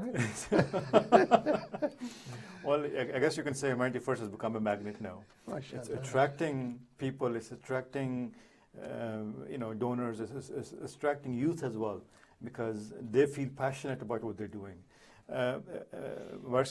Humanity First recently celebrated 10th anniversary here in Canada, and internationally we have celebrated 20th year. Compared to other organizations, these are small number of years, baby steps, you can say. What do you think is the secret behind it, if there is one, that Humanity First has become, mashallah, such a successful organization in such a short period of time? People know the sincerity of the workers. We do not need to tell them. They've got a life before them. This young man sitting on my left-hand side, and I'm sitting on his right. He's like everybody knows him. Right. We know the sincerity and the work.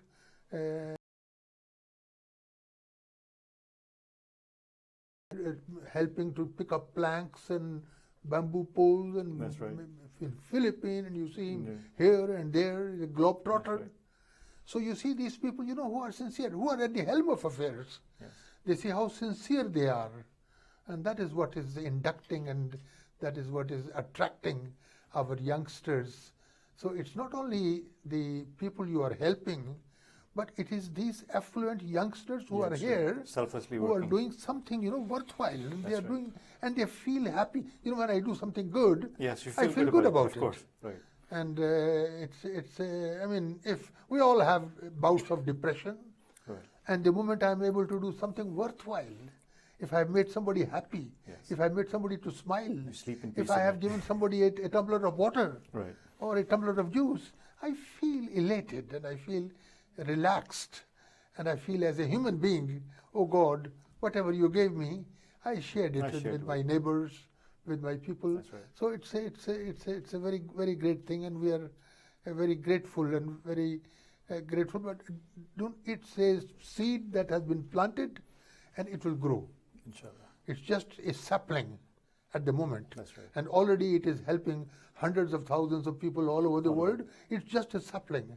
A time will come when humanity first will grow into a tree, and the people will really take shelter under the shade of this tree, and they will also eat the fruit of this tree. You're absolutely right. You're absolutely right. We have quite a few viewers right now at home, and it's very easy for someone to turn off the mobile phone or the TV or the computer screen off, and they say, "Well, it's not my problem. Why should I be involved in this?" And you have touched upon this point briefly. What's the message you want to get across to our viewers today? Why, you gave the example of our chairman Sahib that he's so passionate about Humanity First, and his passion is actually replicated within his team members, within the volunteers, within people he encourages to work with Humanity First. What do you want to, message you want to give to our viewers today?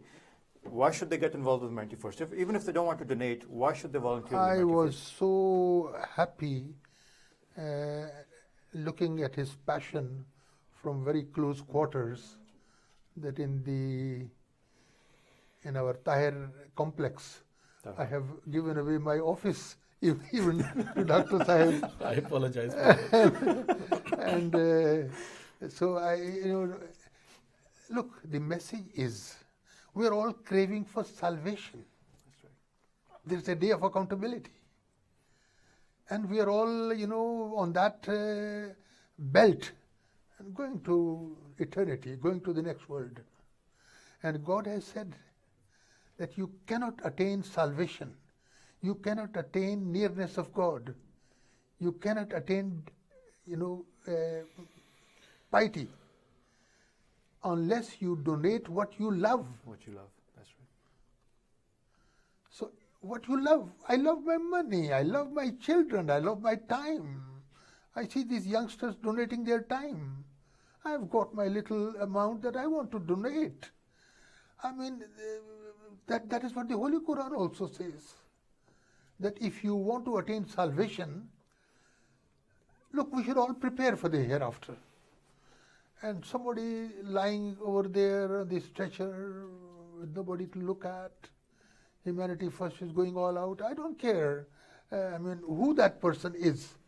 But our message is that it is not in the interest of Humanity First as much as it is in my interest personally, that I should donate, because I have got to go to my grave. I have got to answer before God. That God will say, that is what the Holy Prophet said, that on the Day of Judgment, God will ask some people, I was hungry, you never fed me. I was thirsty, you never gave me water. I was homeless, you never gave me shelter. And the person would say that, oh God, when were you homeless? When were you hungry? When were you? And God will say, that man was hungry. If you had gone there, you would have met me there. So meeting a person through Humanity First is as if you have a union, a rendezvous, a connection with God the Almighty. And I'm not saying that so that people pay money and we're trying to convince them. The object is that it is in my interest and that I should donate. It's not as much in the interest of Humanity First. Humanity First will, inshallah ta'ala, flourish and go ahead. Right. But it's contribution. Right. Well, sir, we have another caller on hold. Let's take the next call. Hello, caller, you're on the phone. You're in the air. Yes, assalamu alaikum. Walaikum salam. May I have your name, please, and where are you calling from? My name is Sabish Khan. I'm calling from Malton Jamaat, Mississauga. Thank you for Canada. calling. How are you celebrating this Humanity First Day? And yes, how are you supporting us today? Yes, I admire what you guys do as a child and as a team. I've already volunteered and pledged to donate $100 towards the knowledge of other children. Thank you so much. May I ask, how old are you? I'm 12 years old. MashaAllah. Thank you so much. So here's an example and encouragement for others, our young children, to please call us and donate your pocket money. And I can assure you that money will be doubled or tripled, and in many folds. So please call us. Thank you so much for generosity. And thank you for calling us. Once again, I'd like to remind our viewers that you please call us at 416-440-0346, or you can reach us by toll-free number at 1-866-757-0432. Mark Nazir Sahib, this brings us to the end of this segment. We're very happy to have you here. We thank you for your support. We thank you for your guidance as well. Please remember the entire team of Humanity First in your prayers. They're all volunteers, selfless volunteers, and they spend lots of hours, and they're passionate about their service to humanity as well. I'm all the more impressed, when I see people of different nationalities coming over, doctors from different countries donating their time, and other volunteers, doing some engineering work. And by the grace of Allah, we will offer prayers that may Allah Ta'ala, if it is not the blessing of Allah Ta'ala, we can never do anything. That's right. So we will offer prayers that may Allah Ta'ala bless you abundantly, may Allah Ta'ala bless your work, and may we succeed in saving somebody from any catastrophe. May we feed somebody who's hungry, somebody who is thirsty, somebody who's homeless. May the Lord richly bless you all. Thank you very much. Jazakumullah for coming. Before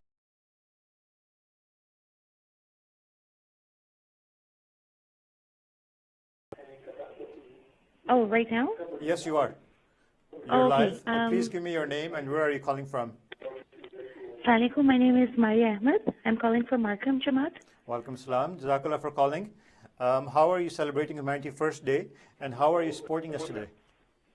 Well, I called and I made a donation already. Jazakallah. And I had a question to Dr. Daud, please. Sure. Dr. Daud, I wanted to ask you, so I collect Humanity First chanda from the members of Markham Jamaat. And my question was, does the funds that go into Humanity First, do they not divert funds from other Jamaat voluntary chanda jat? For example, I just donated to orphan care through Humanity First, and if I could have put that money towards Kafalat-e-Yatama. There are two different programs.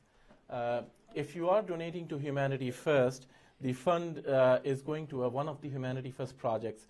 For example, if you have donated to orphan care, that means that money will be 100%. For example, if you're donating $35 a month, each cent of $35, there is no administrative cost. That will be spent on a child who's an orphan, regardless of what his race, religion, color, creed. We are going to help him. This person can be in Africa, this child can be in Pakistan, anywhere in the world. And that money is used for his health care, education, and shelter. So that is the orphan care program. This is the Humanity First brand, and it's being used in there. The Kafalat-e-Yatama Fund is a Jamaat initiative which is managed by Rabwa Pakistan on orphans of Ahmadis, who have been child who need some support. So that's a separate stream. You have the choice of donating for Kafalat-e-Yatama, which will be exclusively used by Jamaat for the orphans that are being managed by Jamaat, while you can donate to. This money is used in anywhere, regardless of race, religion, color, or creed. So it can be in Africa, it can be in India, Bangladesh, anywhere in the world. I understand, but charity, like service, doesn't that begin at home? So if we donate all over the world to orphans, but yet there are children in Rabwa, I'm speaking as an Ahmadi, there are children in Rabwa without parents who are suffering, or there are people in Rabwa who are actually suffering for hunger. So I as have to an stop you Ahmadi, here. This information is not correct. The Jamaat is taking care of them well. Jamaat has substantial resources, and they are not suffering. They are being taken care of the Jamaat. If there is more need, by the grace of Allah, Jamaat has the potential to serve and take care of them. They are being done under the guidance of Khilafat, so we cannot limit our charities to ourselves only, within ourselves. By the grace of Allah, God Almighty has given us much more than what what is required by ourselves. This is why we are extending this help outside, everywhere, to humanity. And that's the guidance, that's the instruction of Hazrat Masih Maud alayhi salatu salam. Also, the 9th condition of the Bai'at is that we will be busy in serving the mankind, regardless of race, religion, or color, and we will devote our lives to service to humanity. And that's what we are following here. Okay, thank you, Jazakallah Jazakallah. for your donation, and Jazakallah for supporting Humanity First. We will now take a break, and we'll be back shortly.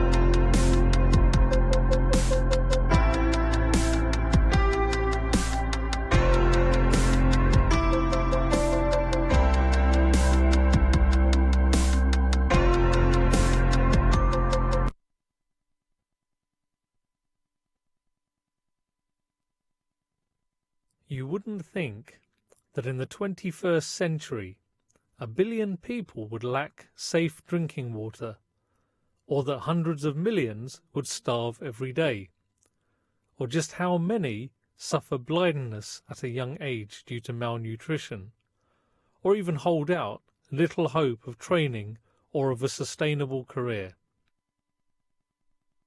In this new millennium, we're also seeing massive-scale disasters across the world, such as the Asian tsunami of 2004, the Pakistan earthquake in 2005, the Haiti earthquake in 2010, and the current drought crisis in East Africa. Sometimes tens of millions of people are displaced and face malnutrition and disease.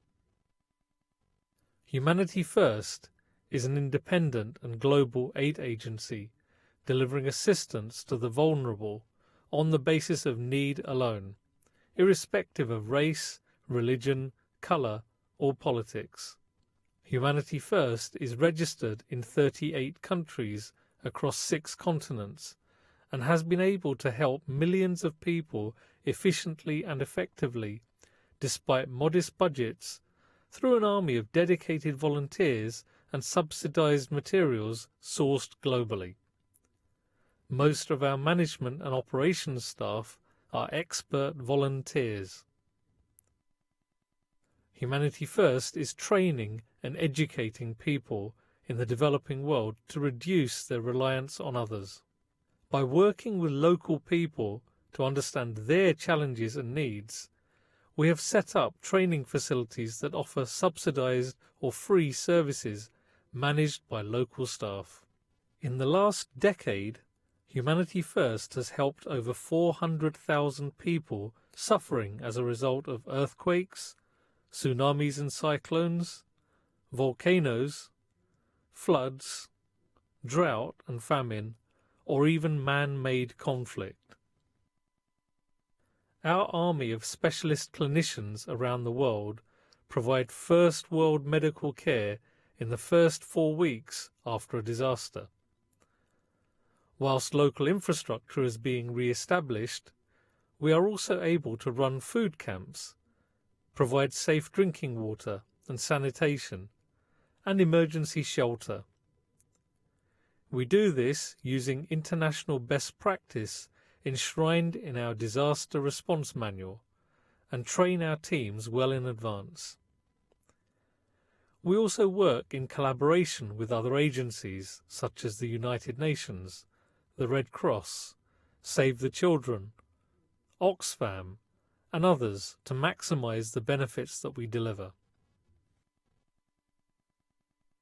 We also offer a range of proactive programs in the developing world. Through our medical and gift of sight projects, not only do we run medical camps and provide surgery in remote areas, we are also training local doctors and nurses in the latest techniques to the benefit of over 5 million people. Our schools and training facilities provide excellent education, and we offer certified vocational training in fields such as information technology, construction, and tailoring. We are providing schools with science laboratories and libraries to make education practical and fun for tens of thousands of high school students. We offer agricultural villages with a range of tools, seeds, processing plants, and crop storage facilities through our Feed a Village program. We are also deploying water infrastructure through a spectrum of projects, now providing clean water daily to around 2 million villagers. You can help us to help the needy by donating funds, introducing us to business contacts, providing subsidised goods, or volunteering your expert services. Please help us to serve mankind and to give long-term hope to the developing world.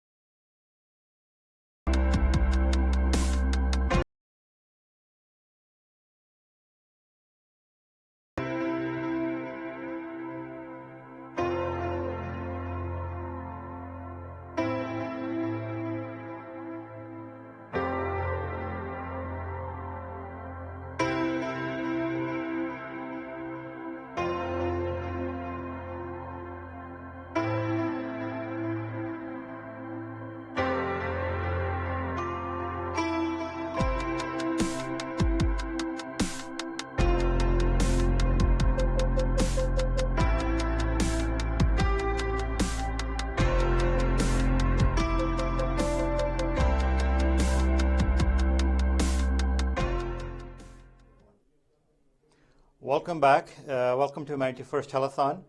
We're requesting our viewers to please call us at 416-440-0346. Our toll-free number is 1-866-757-0432. Please, you're welcome to tweet us your messages and we'll read them on. Joined in the studio with a very close friend of our community, Marilyn Friday. She's the counselor for City of Vaughan for Ward 1. She's from City of Vaughan, where our Humanity First headquarters is. And it's a pleasure to have you here, Marilyn. Thank you. Thank you very much. It's an honor to be here today. Thank you so much for taking the time out on a Sunday, afternoon and being here with us. I'd like to ask you about Humanity First. How did you come about to know about Humanity First? Well, I first learned about the organization, I think, from one of the tents set up at the community headquarters in Maple, and was really interested in some of the work that was being done. I had never heard of it before, but the more I learned about it, the more impressed I was. So I've been a big supporter of Humanity First for the last 5 years. Oh, thank you so much for your support. Humanity First, in Canada, there's thousands of charities. Yes, there is. There are thousands of charities. And the number one question that's asked, by donors is, how much money that they donate goes to the projects. And in return, we ask people the question, how much do you think goes to the projects, if they're donating $100, $1? And people usually say 20%, 30%, 50%, 60, 70%. What do you think is the amount that people donate to Humanity First goes towards charities? From what I've seen of the organization and the people that run the organization, I've been really impressed. And my first reaction would be it's probably 100% going back to Humanity First and to helping people out there. As a counselor, I'm inundated almost every day with emails and letters asking to donate, to take part in fundraisers. And I'm very selective because I look at what gives back to the community. That's right. So I find that Humanity First gives back to the immediate community, and then it goes beyond its borders, and I just find that's excellent. So that's, for me, is where I like to see my money going in and helping. So you start from home and you branch out, and Humanity First reflects both of that. That's right. Well, our local food bank here in the city of Vaughan, Exactly. we're serving over 1,000 families on a regular basis. That's right. And majority, actually, I shouldn't say majority, 99.9% of our volunteers are actually volunteers and non-paid. That's right. Even from our, directors to the management staff, none of us are paid. So when we say, we had thousands of dollars being donated today. When people donate, we tell them, we can guarantee you that 100% of the funds will go to their project. Exactly. And there's no better satisfaction in knowing that, the money I'm donating is actually going towards the project. And that to me is very important because, we all have limited funds. We're always being asked for, for support and help. And it's really important for me that as much of whatever I can give or whatever anybody in the public can give, it's going directly to those affected where your heart reaches out to. That's right. That's right. Humanity First has many various projects running within Canada and also throughout the world as well. Actually, yesterday we held a Feed the Homeless program in downtown Toronto where students from McMaster University got together and they said, listen, our act of kindness for this week will be to go out and feed the homeless. And, they bought pizza slices and they went out and, gave out pizza slices to the homeless. And they felt they felt good. They did something good. Of course, you're rewarded. You're rewarded 10 and help. So exactly. Now, you're probably aware. I believe you attended our Humanity First fundraising dinner as well, the 10th anniversary dinner. I actually not this year. I previous year you did. Previous. Yes, I did. Recently, we celebrated 10th anniversary for Humanity First. Compared to other charity organizations, Humanity First is like a baby organization. What do you think, but at the same time, it's making a difference at a much larger scale throughout the world and here in Canada. What do you think is the secret, or if there is a secret behind the success? The one I attended, what you were donating to was very tangible. You were donating to build a school, or you were donating to build a well, or you knew that whatever you were giving money to, you would have an end product for. It wasn't just going into a pool of money and you have no idea where it goes. So that fundraiser I attended was amazing because I can't remember how many wells were going to be built and a school was going. It was just fabulous because you walked out of there knowing you had made a full contribution towards something, and I think that's really important. Thank you so much for being here with us. At the end, is there a message you would like to give to our viewers at home? Why should they donate to Humanity First? How is it different, and why should they spend their Sunday afternoon tuned in with us? And why should they give us their hard-earned money? I think personally, it's really the organization itself, the people who are doing the work. This is truly a love for humanity. That's how I view this. Everyone involved here is giving what they can personally or financially for the right reasons to help other people and help bring respect and dignity to those in need. And I think that's all we all ask for at the end of the day when we all are perhaps down at the bottom of where we, and we want to come back up. We need help, and this community group, this Humanity First, is amazing in terms of providing that type of support. I will continue to support, and what I do ask people out there is please today give what you can because the money is going into the right place and it will be helping people. Thank you so much, Mary, Thank for you being very here much. with us. To our viewers at home, well, you've heard it directly from our city councillor from the city of Vaughan, where our national headquarters is located. It's all about humanity. It doesn't matter which religion, which background, which faith you belong to, which country you belong to. What matters is that we're all humans. So please call us and donate at 416-440-0346. Our toll-free number again is 1-866-757-0432. It's probably coming at the bottom of your screen as well. We're going to take a short break, and then after the break, we will be presenting the speech of Prime Minister of Canada, the Honourable Stephen Harper, which he did at the 10th anniversary fundraising dinner of Humanity First. Thank you, and we'll be back shortly.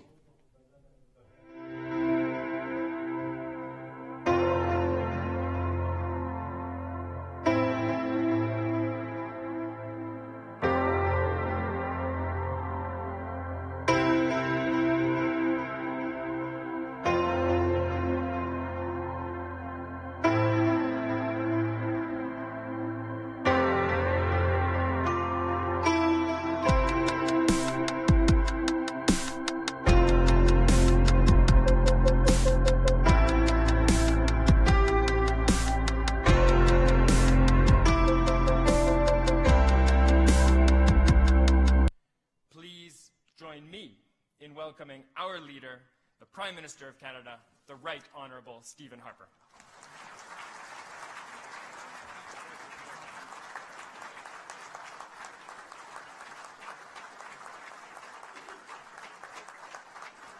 Merci beaucoup. Thank you very much.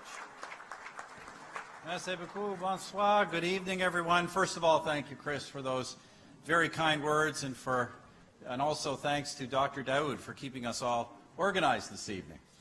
Greetings to Patrick Brown, also my colleague who's joining us here this evening. Greetings also most particularly to Lal Khan Malik, President of the Canadian Ahmadiyya community, and indeed all members of the community who have joined us here tonight. I want to thank all of you for coming. Now, ladies and gentlemen, I recall with great pleasure our last meeting with the Ahmadiyya Muslim Jamaat Canada. That was more than a year ago. You hosted us as we announced that Canada would establish an Office of Religious Freedom headed by an ambassador. It was a great day, and I'm delighted to be here with you once again. I have two things I want to share with you this evening. First, I just want to say that I find it personally very encouraging that this dinner celebrates 10 years of charitable work and disaster relief by Humanity First Canada, a mission of the Ahmadiyya Muslim community. We are well aware of your good works. Through our, give them a big hand.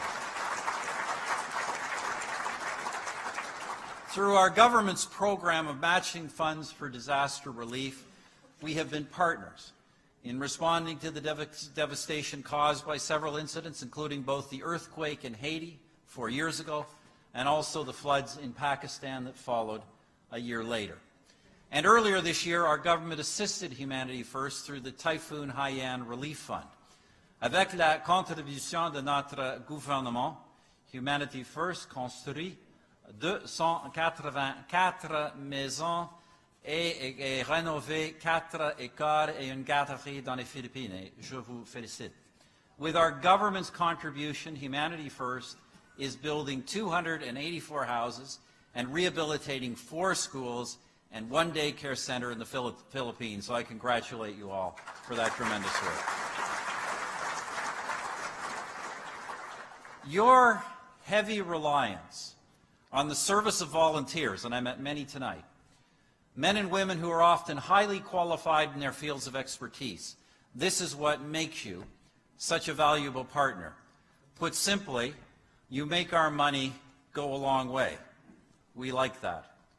I'm also delighted to learn that you will be using the proceeds of tonight's dinner to respond to the West Africa Ebola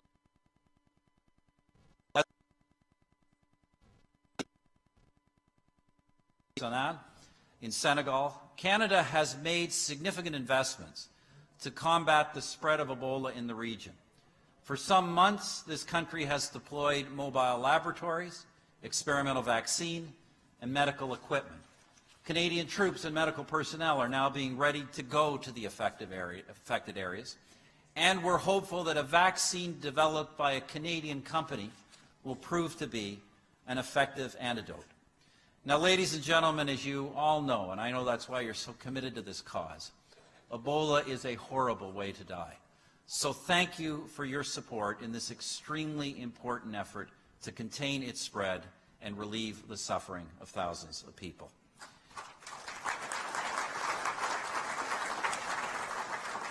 However, tonight, friends, I also wish to talk about a second subject. I wish to offer a brief reflection upon the recent acts of terrorism in Canada and our appreciation of your response to them.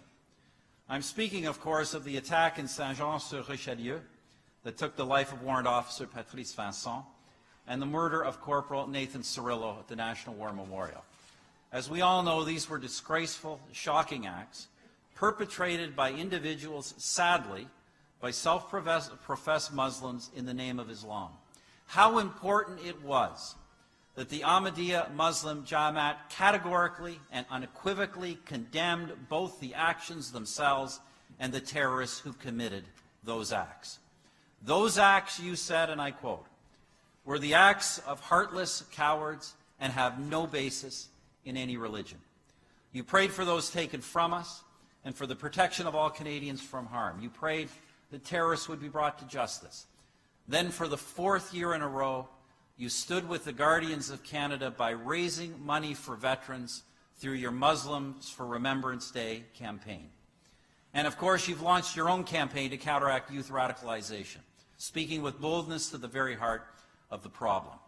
Your words and your actions are of great importance. Tout comme vous voulez entendre que votre communauté est appréciée chez nous, les Canadiens non musulmans veulent aussi entendre leurs voisins musulmans dire que l'islam est une force de paix dans notre pays et non une chose à craindre. Vous, les Ahmadis, les rassurez sur ce point. Just as you need to hear that your community is embraced by this country, so non-Muslim Canadians also want to hear from their Muslim neighbors that Islam is a force for peace in our country and not something to be feared. You offer them this reassurance, just as we also understand that communities like yours are often among the most at risk from attacks from violent extremists. And so together we must unite around our common values: freedom, democracy, human rights, and the rule of law. La liberté, la démocratie, les droits de la personne et la primauté du droit.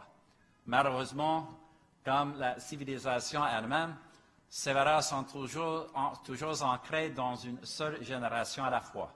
Nous devons, chacun de nous, les enseigner à nos enfants. Unfortunately, like civilization itself, these values are only ever a single generation deep. We must, all of us, teach them to our children and hold them dearly in our hearts.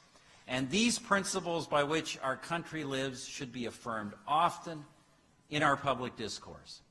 One more thing. I recently had the honor to meet with Her Majesty Queen Rania of Jordan. Now, I understand full well that Her Majesty is not a member of the Ahmadiyya community.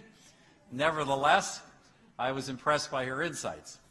Speaking of the terror campaign waged by the so-called Islamic State of Iraq, irreligious extremists is using social media to rewrite the Muslim narrative and hijack the Muslim identity. She added, those who are silent on this issue are complicit. Well, when terror in the name of Islam came to Canada's door, you were not silent. You spoke up, you acted, you earned our appreciation. You have all of our respect, and thank you for doing that.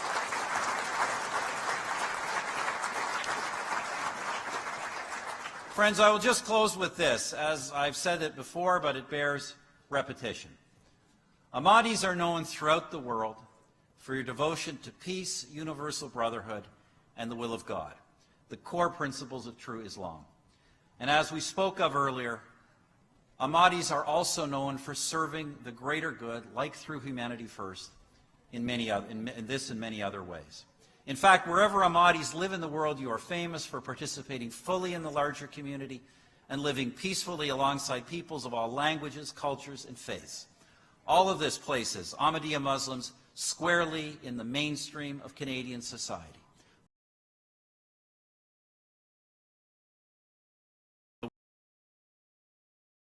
Proud of the strong Canada, united in pluralism, that we are building. When you take your place in the public square and you proclaim love for all, hatred for none, and that however we understand God, it is wrong to kill in his name, you are in a most essential way a partner, a neighbor, and a friend to all Canadians. So thank you for that, and thank you for having me here this evening, and for all of your contributions to our great country. Merci beaucoup.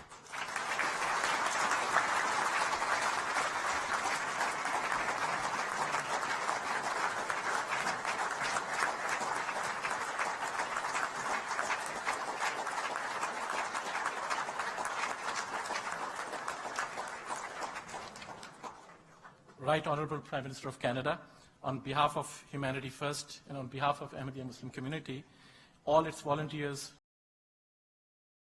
esteemed guests tonight, I thank you for being here.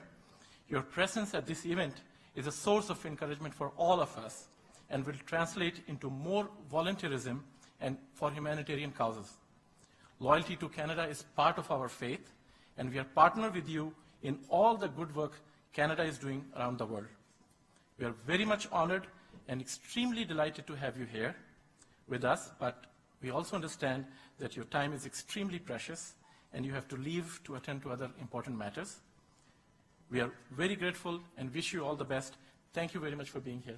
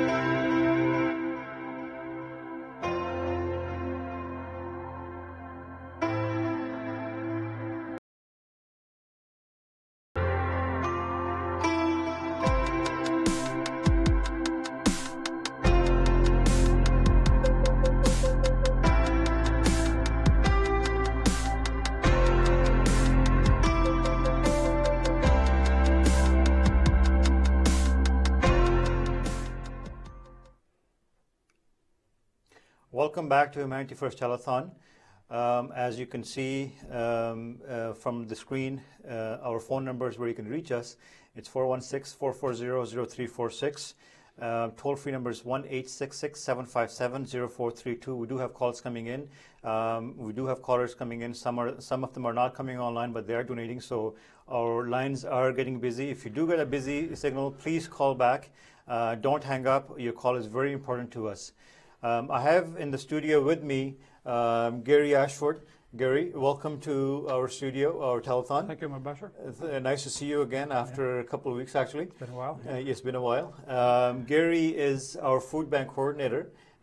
He's volunteering with Humanity First Food Bank, and he's been working really hard putting food together, delivering, making sure the food is being delivered, also collecting food as well. Gary, before we go on, we have a caller online. Let's take that caller first, please. Hello, caller. You're on the air. Welcome, Salam. Can I have your name, please, and where are you calling from?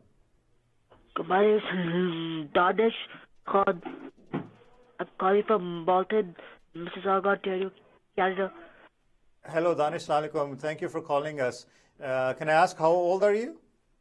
13. Very nice. Thank you. Thank you for calling us, Danish. How are you celebrating Humanity First Day today? And how are you supporting Humanity First? Good. How are you supporting us today? Good. I like what you guys are doing for Humanity First. I already donate $100. Thank you so much for your donation. It will go a long way. And you know, if you live in Malton, we're not our office is not very far away, so do volunteer with us as well. I mean, we have so much work here, and once you get involved, you'll be really passionate, and you really enjoy working with us. This gentleman sitting beside me, Gary, he handles our food bank here. So he, in coordination with our Namana Khan, who's also the food bank coordinator, so he can work with you closely. So when you get a chance, come and visit us. Thank you for your donation. Thank you. Thank you so much. It's guys like Dinesh that we really need, because we open our doors to high school students who need their volunteers hours. That's right. And he's going to be in high school pretty soon, I guess, from his age. Right. Gary, talk about the food bank that Humanity First has set up here.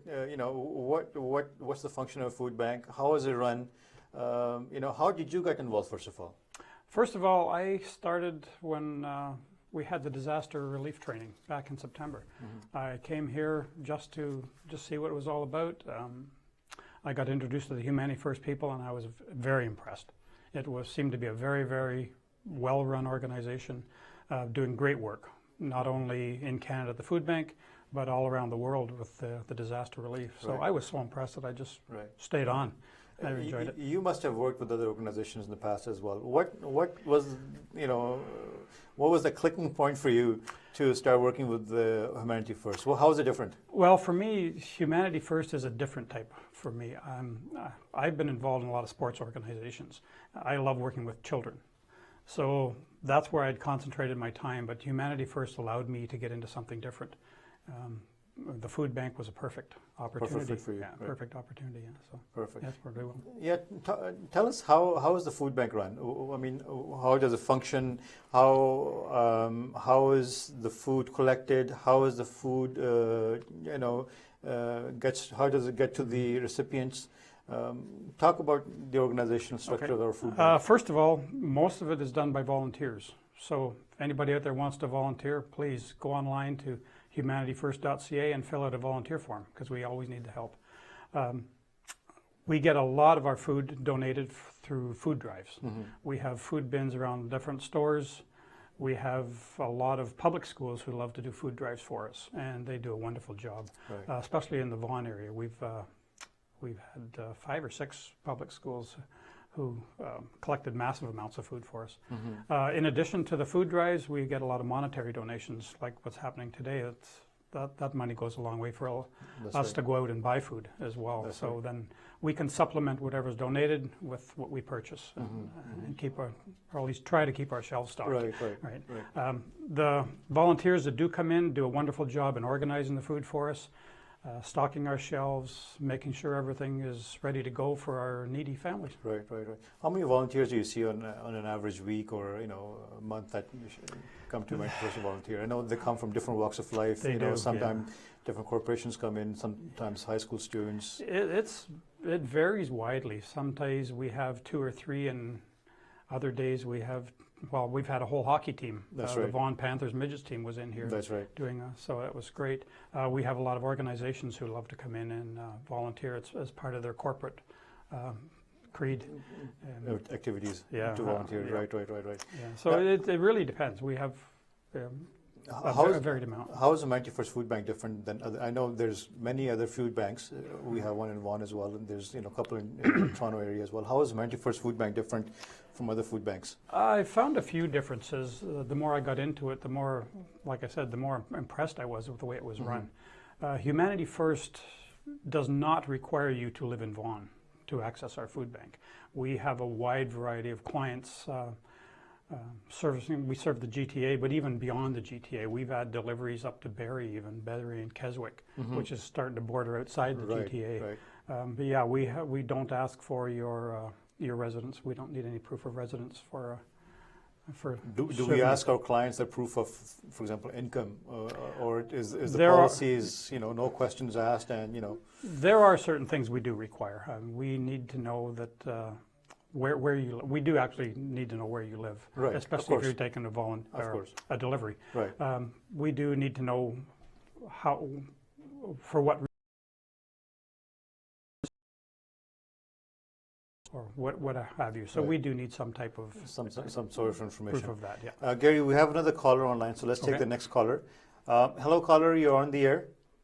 Yeah. Hi, my name is Aisha Fahim. Hello. Aisha, thank you for calling. Could you please speak up a little bit? Yeah. I am a donor of Humanity First for last couple of years Mm-hmm. and used to be part of fundraising for this charity. Okay, thank you. And I encourage other sisters to join the Humanity First because I have solid trust on Humanity First. I know the volunteers will go above and beyond to meet the needs. So I want to request to all the listeners, please donate for Humanity First, and I'm going to donate too online right now. Thank you so much, Aisha, for your donation, and thank you for encouraging others to call as well. You know, every dollar that you spend goes to the actual projects. I wish one of our cameras could show the number of volunteers that are working in the building right now. You'll notice a large team of volunteers are actually taking phone calls. A large number of volunteers are working on broadcasting this live telethon. And you'll see quite a few volunteers working in the food bank downstairs as well. We have open house as well. So thank you for supporting us. Thank you for your kind words, and thank you for your donation. Thank you. I just want to say, keep it up, Humanity First. May God bless Humanity First. Thank you so much. Thank you for your call. Appreciate it. Thank you. Gary, expanding further on the food bank, one of the unique services that Humanity First Food Bank provides, which many of the other food banks do not provide, is the delivery of food. Exactly. Right. Exactly. Can you expand on that delivery process? How does it work, and how is it helping the clients when they receive food at the doorsteps? Right. Like I said, not only do we not require you to live in Vaughan to access our food bank, we will also deliver to anybody in the community or in the GTA or even beyond who cannot get to us. We are located in Concord, but if we're servicing people outside of the area, very often they can't get here, whether it's because of transportation, whether they're shut-ins, whether they don't have a car, for whatever reason. Senior citizens, exactly. Their disabilities as well. Disabilities, all kinds of reasons. Right. We do have a team of volunteer drivers who will come in here, collect the food, and then deliver it to them. I've actually done some of that myself, and that's a very rewarding. You have done, I think, all aspects of the food bank, because I've seen you deliver food, I've seen you pick up food, I've seen you organize food drives. I've seen you, even package food. I've seen you. So, Well, you have to do what you can, right? You gotta have exactly. So I think it's all about passion. If you're passionate about what you're doing, and at the end of the day, if you feel good about what you have done, that's what matters, right? So. Yeah, and the thing I love about Humanity First is we do have such a variety of helpers.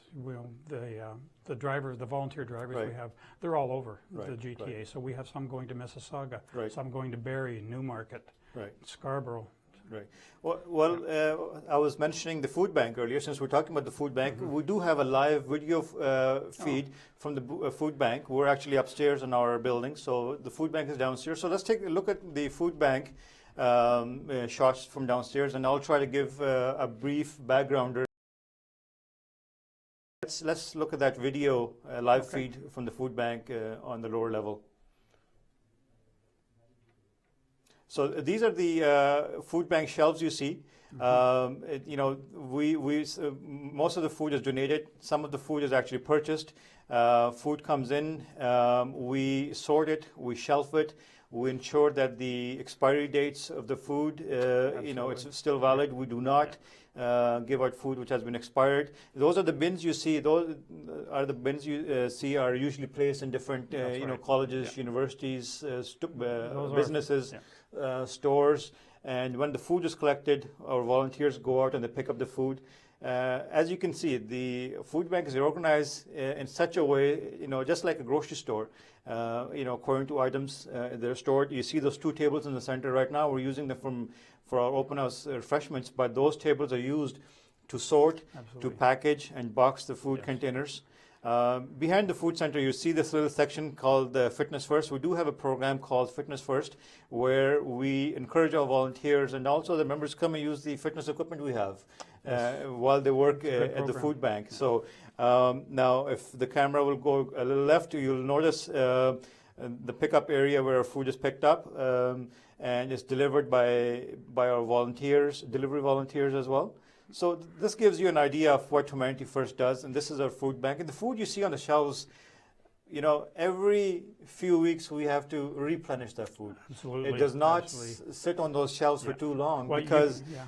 you know, we're supporting thousands of families That's on right. a regular basis. Yeah. So this food you see on the shelves right now might be, you know, good enough only for the next couple of weeks. Right. That's a point I'd like to point out. If you notice the shelves, they're not always looking like a grocery store shelf, right, where somebody's always filling it up and That's right. facing it perfectly, Right. because most of that food is going out the door pretty fast. Pretty fast, Yeah, exactly. Yeah.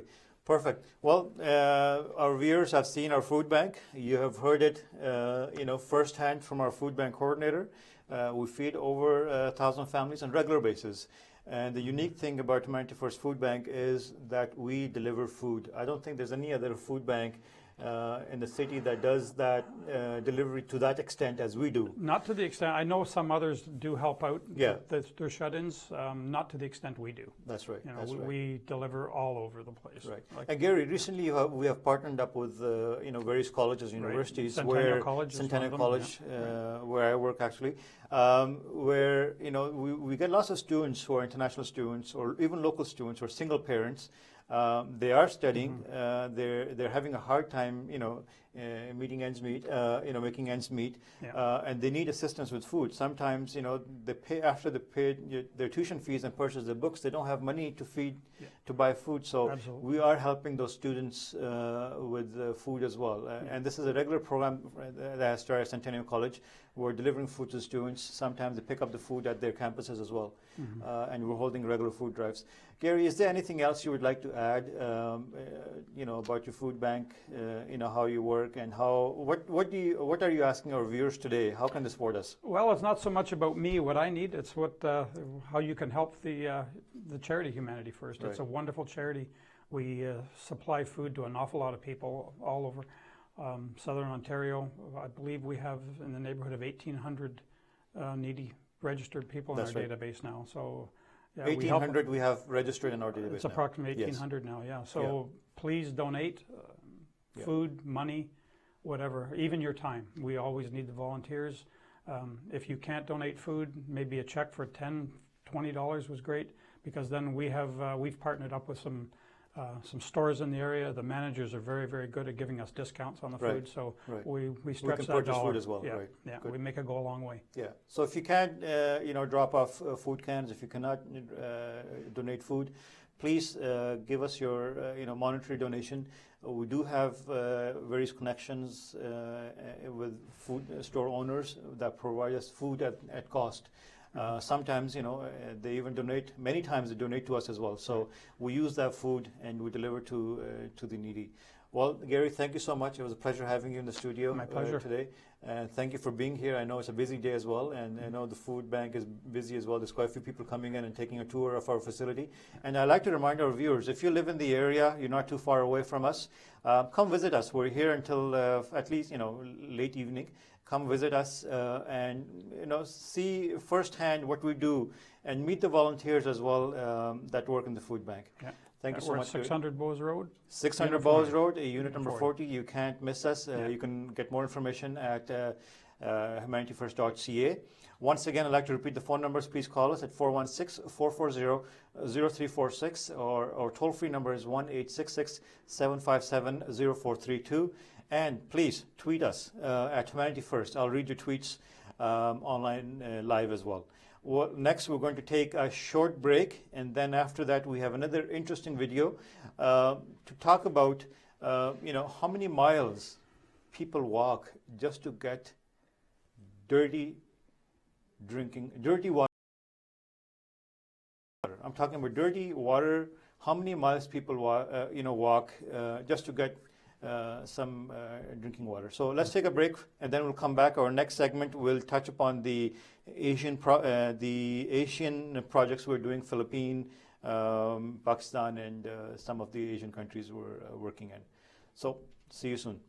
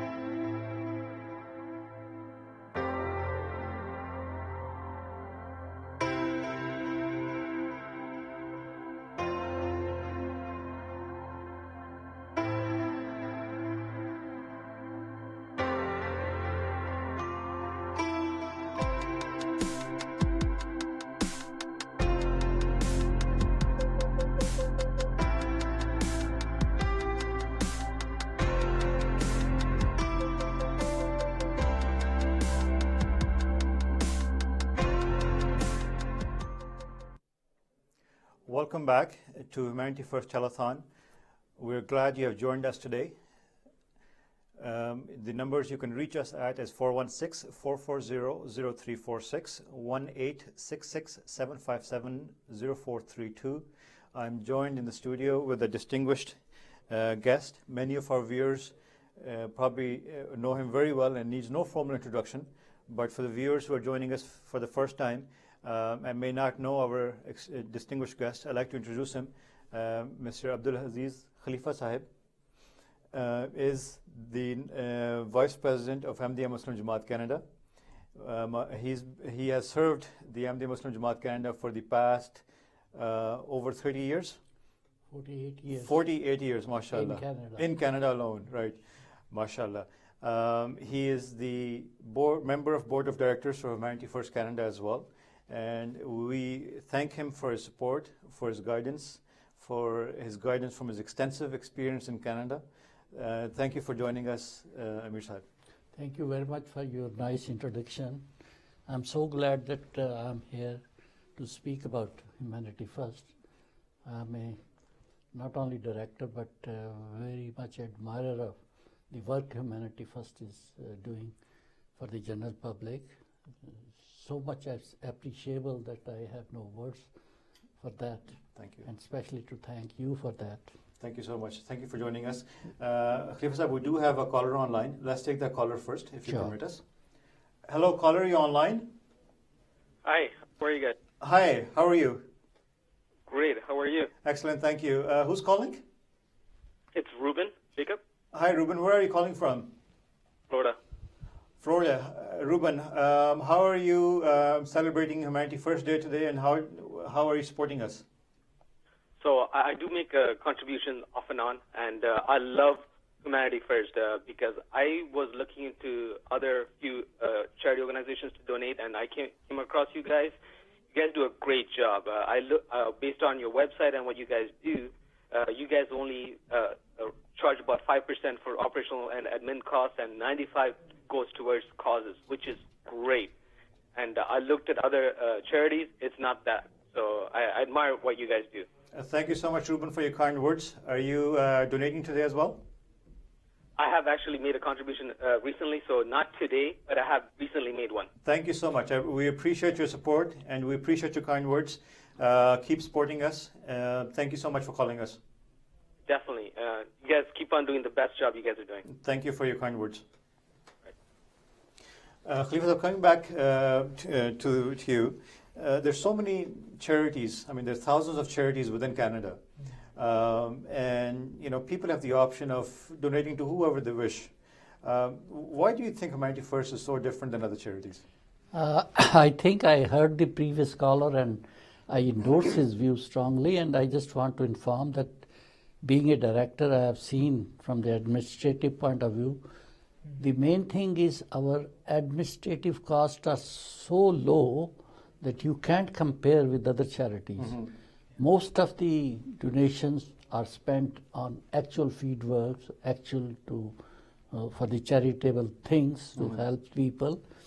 But in other charity, what I see, their administrative costs are so high. Mm-hmm. Even very established charities I have seen that sometimes the administrative costs are more than actual spending on the projects. So this is the one thing which I very much appreciate, that there's so much voluntary work in the Humanity First, and the idea of doing voluntary work is so much promoted by Humanity First. This is really to be appreciated. That is the focus of Humanity First, to encourage people to come and volunteer. Come and do the work. And I've seen that people who see that and they come forward, and we see that from unexpected, response for that. Exactly. A favorable response for that. And it's very difficult in this world that materialistic values have gone so much, and people are not that much interested in doing the religious and voluntary works. The material values have gone up. Right. But in Humanity First, I see that the real values, how to serve the humanity at large, is done, which you don't see in any other charity. That's right. Well, in a recent address of His Holiness, Hazrat Mirza Masroor Ahmad, the spiritual leader of Ahmadiyya Muslim Jamaat Canada, he highlighted one point, very simple point in his address. He said, humanity first is first humanity. The name itself puts together the entire functionality of humanity first. You put the other human before your own self. Humanity is first, right?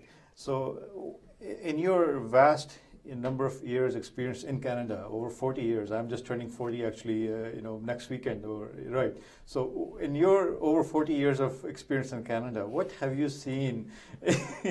I know I shouldn't have given out my actual age on air, but what have you seen, positively or negatively when it comes to different charities and the work being done and, various disasters going on in the world and, the suffering of humanity? Has it increased? Has it decreased? Is it getting worse? What are your thoughts on that? First of all, I just want to correct you. It's not 40 years, it's 48 years. 40, I said over 40 years, 48 years, so almost 50. Yes. See, I have seen right from its inception, Humanity First, they have been doing so much charitable works all over the world. Wherever there is any disaster, they are the first there to do whatever their limited resources are. Although in the beginning the resources were not that much, but their voluntary work was within those resources very much, greater than, expected. The spirit in which they do it. Right. And from day one, I have seen that they are progressing. They are doing more charitable work in disasters wherever in this world are, irrespective of caste, religion, and creed. Do you think in disasters, whether they're caused by man or whether they're natural disasters, have they increased or decreased? Has the human suffering increased or decreased? I think, looking at your over 48 years experience in I Canada. think the human, the disasters, suffering has increased. And there is more work required by the charitable organization, that they should do more work on that. Right. Because in this world, at this time, you see political as well as other calamities. The number has increased so much. The population has increased so much. Right. And in order to cope with that situation, there has to be more humanity. More efforts. So, Asab, touching on that point,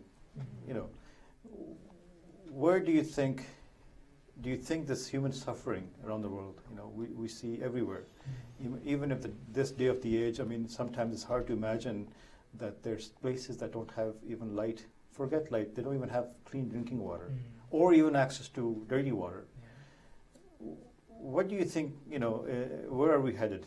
Is this going to improve? Is there a political side of this whole, situation around the world as well? Or is it just, can we say it's all, man-made and, third world countries, third world, they'll always stay third world and first world always will stay first world?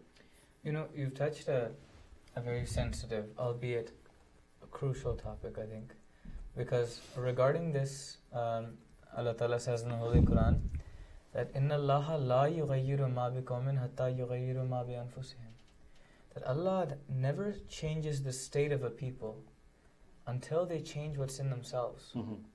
So this aspect of extraneous suffering, so far as disasters are concerned, it'll always be there. But I think that, as Mukarram Amir Sahib just pointed out, the idea of suffering increasing or having increased, and it continues to do so, is of our own hands. And this is again what the Holy Quran says, that Zahar al-fasadu fil barri wal bahr بِمَا كَسَبَتْ أَيْدِي النَّاسِ, that corruption appears on land and sea because of what man's hands have wrought. Right. And this is, I think, where organizations like Humanity First, especially Humanity First, considering that Humanity First calls Khilafat its leader, will very soon, and it's already happening, start playing a leading role in not just gathering the goods, but distributing the goods in such a way that it changes not just... It's equitable. Exactly. It changes people, it changes nations. Right. Because, and I said this before, is that the reason that the suffering is there is because we are causing our own suffering. And bringing food to a nation that is corrupt will not actually end the vicious cycle.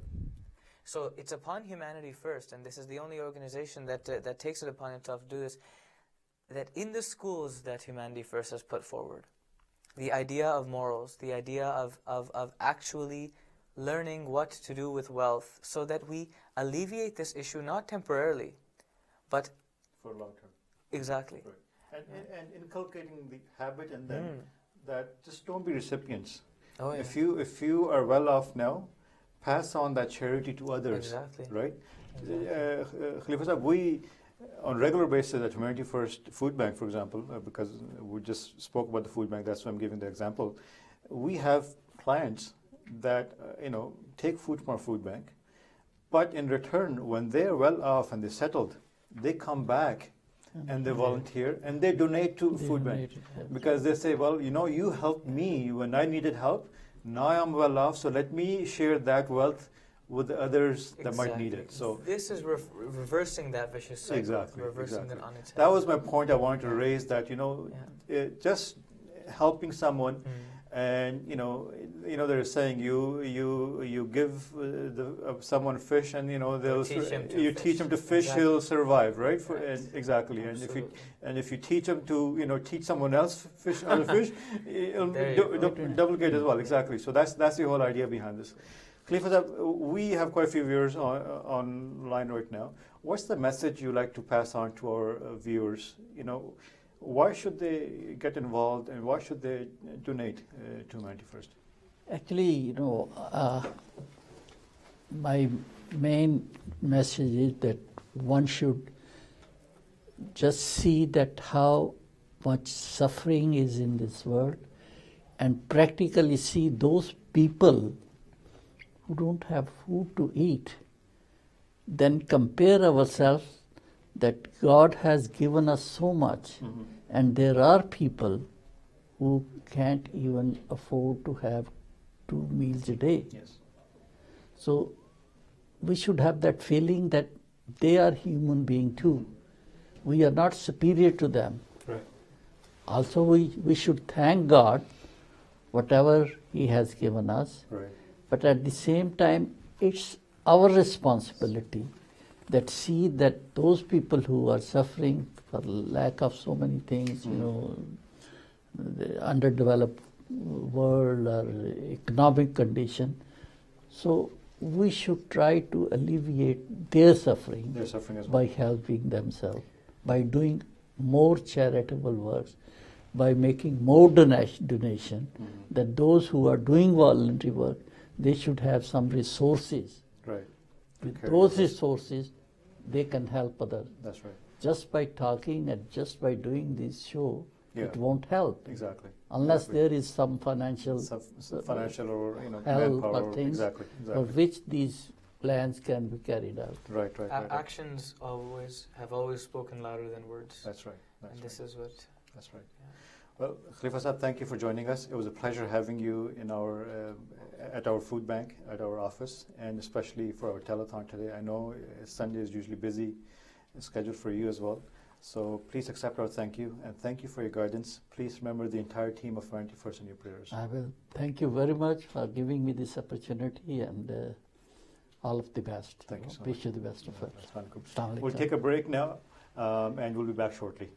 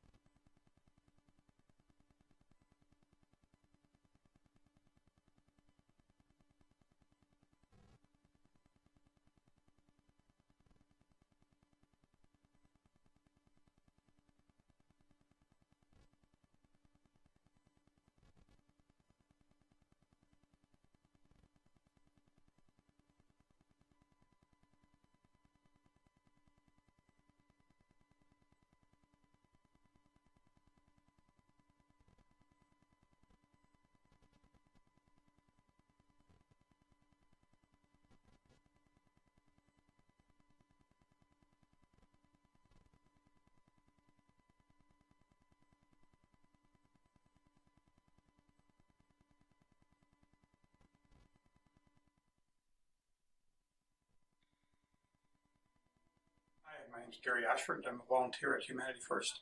I have been here since September of 2014, initially coming in to help in the disaster response training course. I was so impressed with the charity that I decided to stay on and spend a lot more of my volunteer hours here. I found Humanity First to be quite different from any other charities I was familiar with. They seem to serve a wide variety of the population, and especially in the food bank area, they will help anyone who needs help. A lot of food banks in the areas really insist on you living in the area before they will help you. Humanity First is different that way. Also, Humanity First will deliver to people who are shut in, people who can't get to our location, people who don't have cars, whatever reason. So we have a whole team of volunteer drivers who are more than eager to help out those people as well.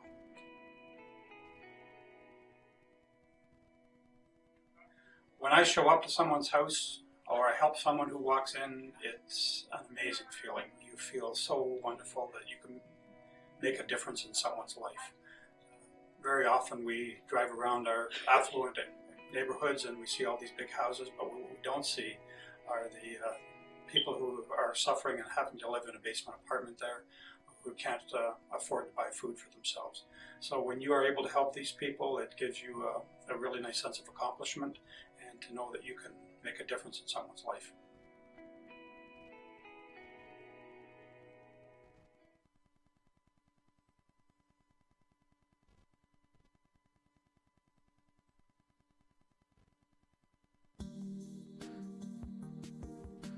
Hello, my name is Mark. I've been volunteering at Humanity First for about a year. I work in the food bank department. I help store foods and give back to the needy. I believe those who are fortunate should help the less fortunate because it's important for us to give back to our society and our community as a whole. My message to the viewers today would be to go out, volunteer, be active within your community, try to give back and help others around you.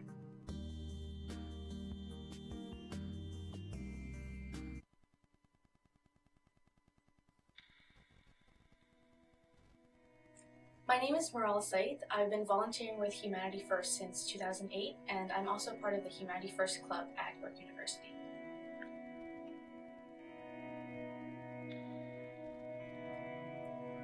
Humanity First Day for me is not only a celebration of our past accomplishments, but also a promise to continue to serve mankind to the best of our ability in the future. The volunteers that we have at Humanity First are definitely what make us unique. I don't think that you'll find the same amount of passion or dedication at any other organization.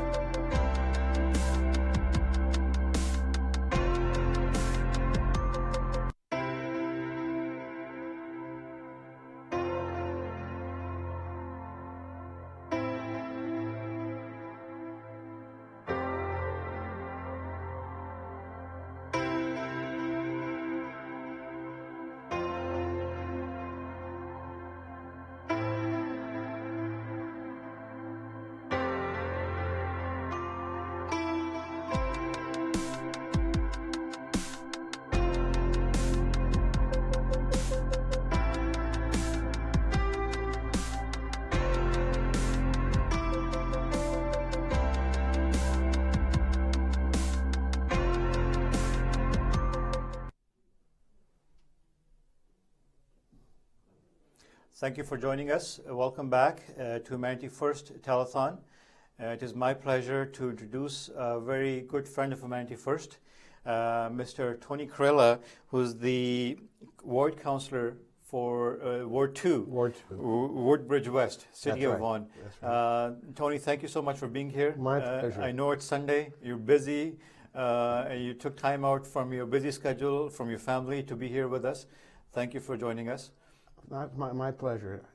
You know, I do want to underline my support for Humanity First. I have a great admiration for Dr. Dowd and the work that he's doing, and I should tell you, I've been working very closely with him for the last, well, getting on to 7 or 8 years now, as we're both members of the board of the Vaughan Community Health Center, and he's been an amazing asset to that board over the years, and it was through that connection that I learned about the work, and you know, I think it's terribly important, and I want to congratulate the organization for the tremendous work it's doing. I remember my wife and I were watching television shortly after the events in Haiti. Right.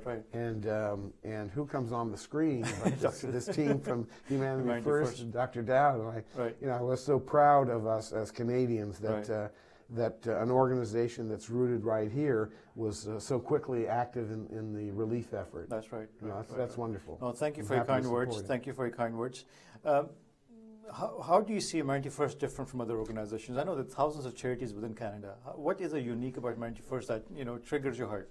Well, I think it's an on-the-ground charity. I mean, there's a lot of organizations that raise money for efforts that really take place overseas. Now, obviously, that's also part of the work of Humanity First.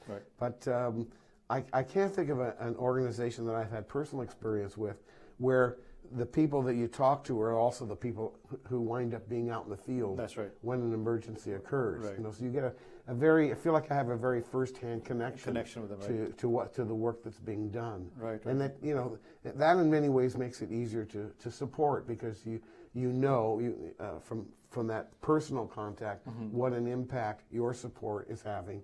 You know, out in the field. That's very important. That's very important. Exactly. We've got quite a few viewers online right now watching our program throughout Canada, actually throughout the world, because it's being broadcasted live on the internet. Is there something that you want to say to our viewers at home? You know, why should they support Humanity First? And you know, what do you you're from City of Vaughan. Our office is located in the City of Vaughan as well. How can you tell them firsthand? You know, dig deep in your pockets and donate. You know, I think if any of us who come out of the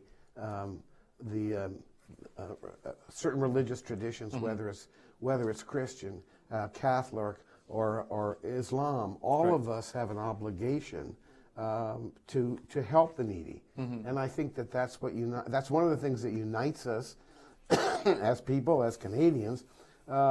This awareness that there are less. First of all, we're very fortunate in this country, amazingly fortunate, and I think that's one of the failings of Canadians. We don't appreciate how well off we are, and not just materially, but in so many other ways. And I think that places an obligation upon us to help. And I mean, that was the culture and the religion that I was raised in, and I'm glad to see that that spirit is so much alive across the board. Across the world, exactly. No, thank you so much for joining us. My pleasure. Pleasure having you here. I know you're not feeling well as well. No, and I know you're on tighter schedule, so we wish you well. Thank you. And we'll keep in touch. And thank you for your support again. My pleasure. We're now going to take a short break. Before we take a break, I'd like to inform our viewers the total funds raised so far is $37,000 from today's campaign. Wonderful.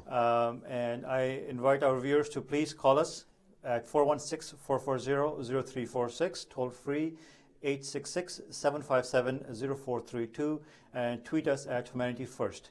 We'll be back shortly.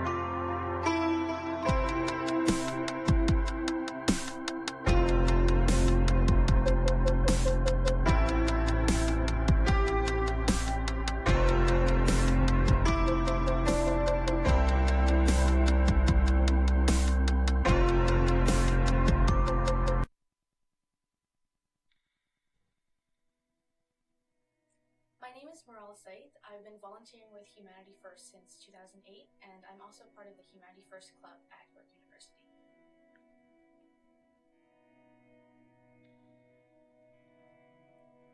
Humanity First Day for me is not only a celebration of our past accomplishments, but also a promise to continue to serve mankind to the best of our ability in the future. The volunteers that we have at Humanity First are definitely what make us unique. I don't think that you'll find the same amount of passion or dedication at any other organization.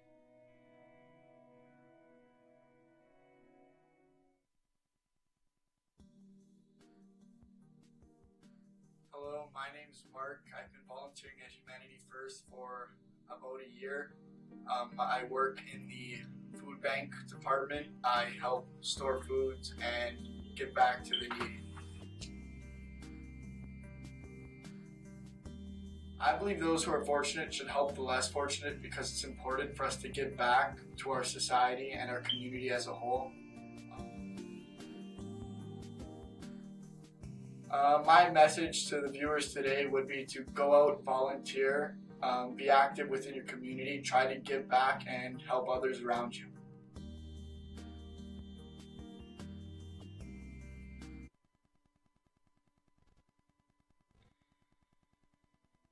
Hi, my name is Gary Ashford. I'm a volunteer at Humanity First. I have been here since September of 2014, initially coming in to help in the disaster response training course. I was so impressed with the charity that I decided to stay on and spend a lot more of my volunteer hours here. I found Humanity First to be quite different from any other charities I was familiar with.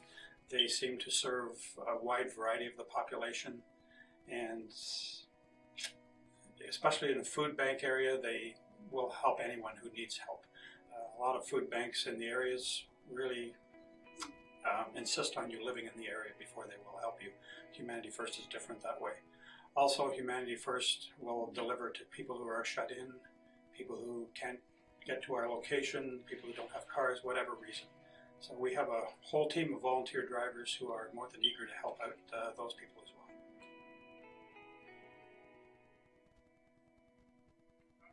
When I show up to someone's house or I help someone who walks in, it's an amazing feeling. You feel so wonderful that you can make a difference in someone's life. Very often we drive around our affluent neighborhoods and we see all these big houses, but what we don't see are the people who are suffering and having to live in a basement apartment there, who can't afford to buy food for themselves. So when you are able to help these people, it gives you a really nice sense of accomplishment and to know that you can make a difference in someone's life.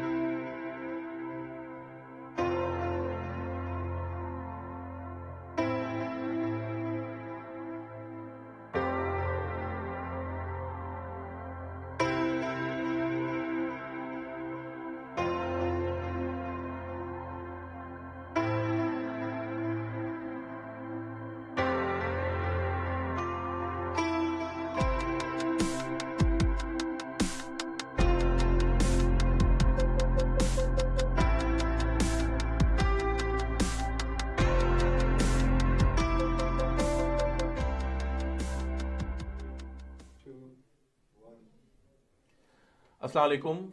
Welcome back to Humanity First Web Telethon. Thank you very much for logging into website and participating in this program. We are very thankful to our donors and supporters who have been calling us, making donations, who are watching our programs. This is a good opportunity for you to learn about our projects. We have many activities going around the world. And in this segment, we're going to talk about our projects in Asia. Today, we have two of our directors, Director Information Technology and Acting Director Disaster Response. Kaisar Nadeem Saab is sitting on my left. Welcome to the studio. Thank you. Thank you very much.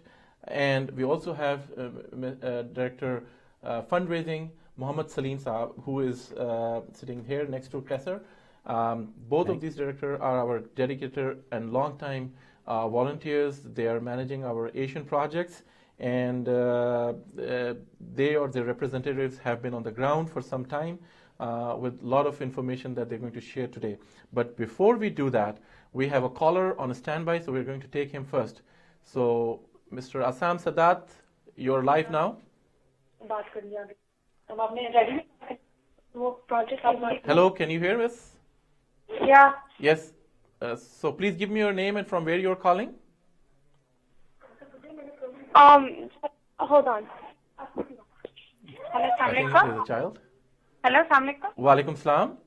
हाँ जी, असल में मैं ये चाह रही थी कि हम पूछना चाहते हैं कि हम प्रोग्राम कैसे सुन सकते हैं जो टोटल प्रोग्राम चल रहा है। हाँ जी, ये प्रोग्राम आप ना वेबसाइट पे सुन सकती हैं।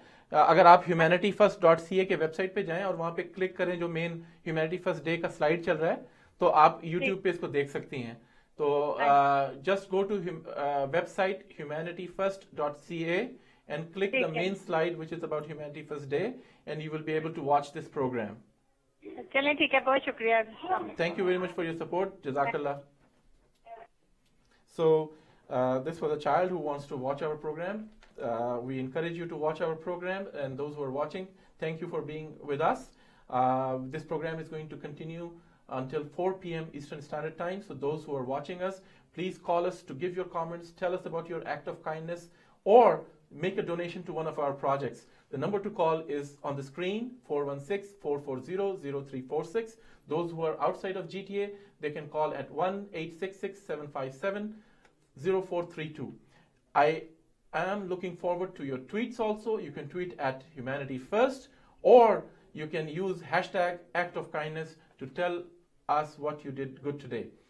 Once again, I welcome Kaisar Nadeem and Mohammed Salim to our studio, and we're going to talk about Asian projects. Before I go into the details, I'm going to tell our audience some of the programs that we are doing internationally, and then I'm going to narrow down to what you are doing, and then we're going to talk about these projects. Okay. So, ladies and gentlemen who are watching our program, we have 6 global programs around the world, 6 categories of programs where we are helping humanity. The first program is food security, where we provide food to the homeless people, to the hungry people, to families who cannot afford to buy the food. We are running this program into 4 categories. Food security includes food bank, feed the hungry program, feed the homeless program, and out of the cold program. We have a water for life program, which is to drill water wells or put hand pumps or provide clean water through water filtration units. Under Global Health Program, we have gift of sight, basic healthcare programs, and also surgical missions. Knowledge of Life program is for our children, where we help and support their education. These children are supported by us in many ways by providing their tuition fees, or building a school for them, or building a classroom for them, or just providing school supplies and school furniture. We have a learner skill program for adults, where we teach them some vocational skills so that they can make a decent living. This program is successfully running in Africa.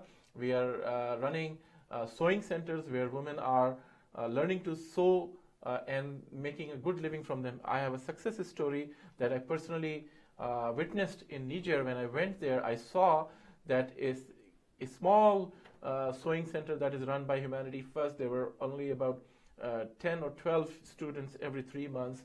One of the students learned sewing from there from scratch, and that young girl was so talented that she started, after the completion of sewing, we give them a sewing machine. So she used that sewing machine and started sewing for others. And very soon she was getting so many orders that she added some more machines, and trained some other girls. And she told me that she's making about $1,000 US, which is a very good amount.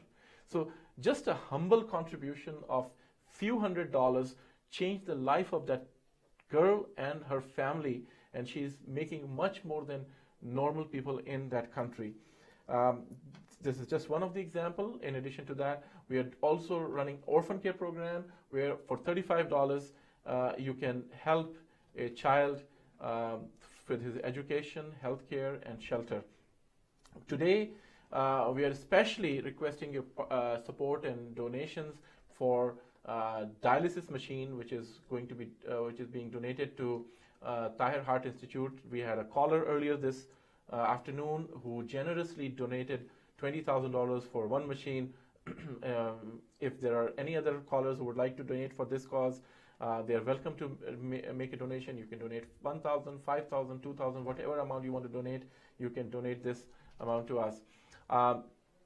In addition to these six programs, we are involved in disaster response as they occur.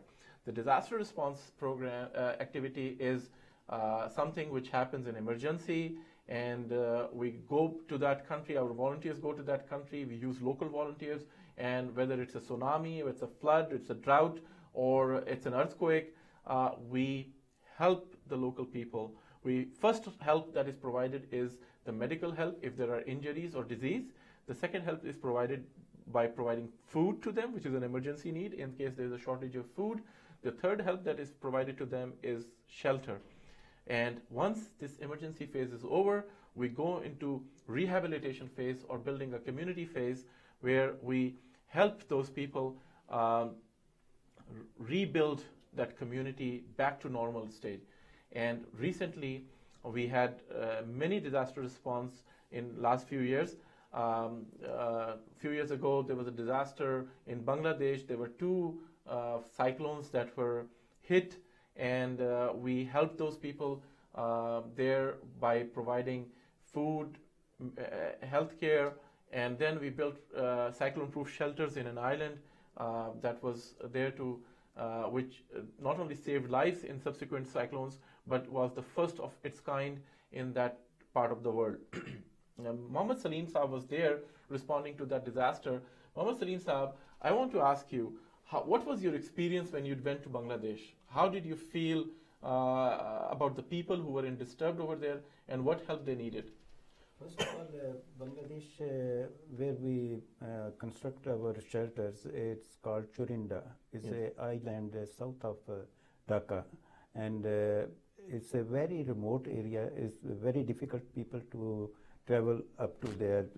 People, although they have boats and they go there, and the poorness is very, very poor people. There is a lot of humiliation, touching in the heart. Even in Dhaka, when I reached there, I saw poor people, and they asked for money. And unfortunately, when I was there, on first day, when I saw a poor man asking for money, but unfortunately, I don't have money of that kind. But subsequently, I keep it in mind at that person. I went the other day and gave him whatever in my pocket at that time. And I give him, and also I saw suddenly a lot of other poor people come up, and even for them, they asked for help. Asked for help. Yeah. Yeah, as I understand, that area that you went was actually, you had to carry 7 rivers. Yes, yes. And you had to take 7. You had to travel by bus, by bus, ferries, and also by boats and ferries, because and they don't have that many bridges. So when you reach on the shore of side of a river or a sea, then you have to go through the ferry. Yes. So when just you, to cross the river. Yeah. And then when I reached there, Churinda, from the land to that island, it took around 40-minute boat Yes. and it's not ferry. You can say fisher boat. Yes. So it's a speedy boat. Okay. So with the 40-minute, you can sail up to there. Yeah. And when I reached there, I found every house was destroyed due to cyclone, whatever disaster was occurred in that area. And we provide them the houses. It's permanent construction there. And Humanity First, luckily, the government assigned that Churinda area to our Humanity First. So we went there and we estimate, and then we decide to construct the houses. And when we have start that work, people are so happy. And they even, I was physically also involved in that work. So people kisses your hand. And I'm a humble servant of Humanity First. But the people love our Humanity First people. When they listen, oh, this is from Humanity First Canada, they love. Because we construct their houses, and this is my experience. So they provide us too much love. Yes. But they are needy, they are poor. Although it's a long process to help them permanently, but at least they have a shelter. Yeah. So the they shelter can that you built was actually a strong structure, strong which structure. was cyclone-proof. Yes. And right after that, as I know, that there was another storm, and more than 500 yes. people were able to shelter in that home, that and home. they protected themselves. Yes. So we saved lives. Actually. We saved lives. Now we're going to come back to Bangladesh shortly. I'm going to go to Kaisar Nadeem Saab. Kaisar Nadeem Saab is our Director of Information Technology. He's filling in right now as Director of Disaster Response also, and he's managing the Project Control Office for Philippines.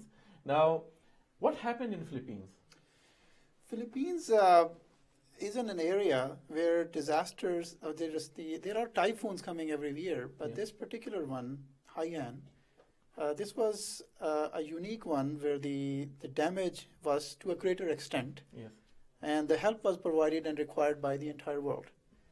What we provided was our response. We were there very first of the organization who were on land, and we provided support immediately. The second phase that I will thank you for giving me an opportunity to work on as a disaster response. It's a different responsibility, but it was a good experience for me to work on this project. This phase was a post-disaster rehabilitation in which we were to construct 284 shelters, 2 schools, to rehabilitate 2 schools and repair a kindergarten. Right. And also we are exploring some other opportunities. Right. Hassan Naeem is our project manager who's been on the ground since day one. I can see that there's one picture of the school that we have recently completed in Philippines. So tell me, you have completed 2 schools, and these children were without education for that period of time, and they were using makeshift classrooms and everything. What was the reaction once the school was open? This, I think, once we show some of our videos that we have, you can see the reaction from it. So pictures, because I get all the reports and feedback from Hassan. Yes.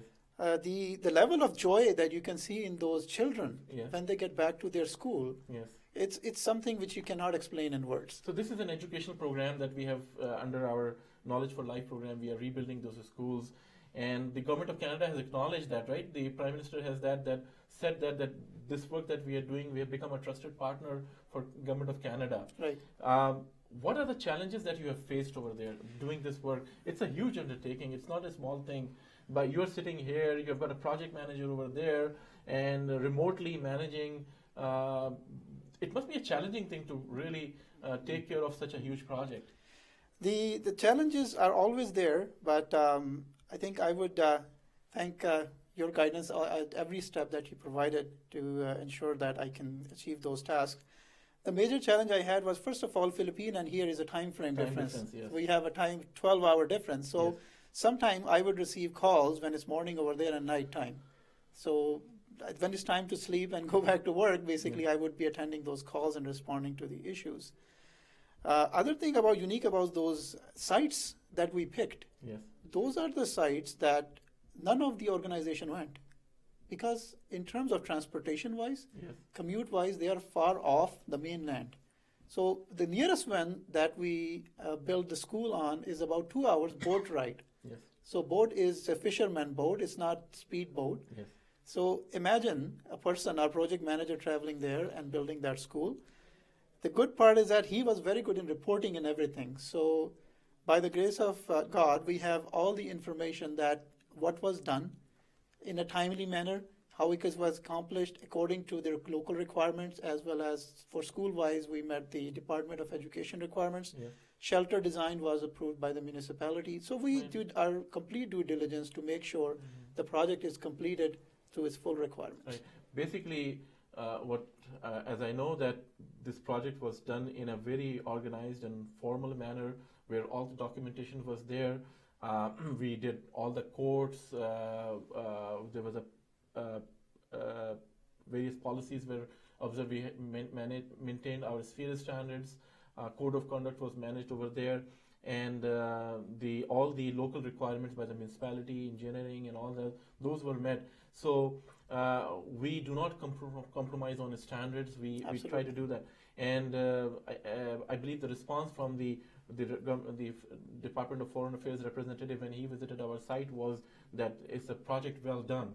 So I must congratulate you doing this project successfully. I believe there are last bit of homes are left to be completed, and you should tell about the Balagulin Island, which is about 12 hours really normal boat ride, and even on the municipal boat, which is faster, it takes about 6 hours to be there. Right. So how is that project managed?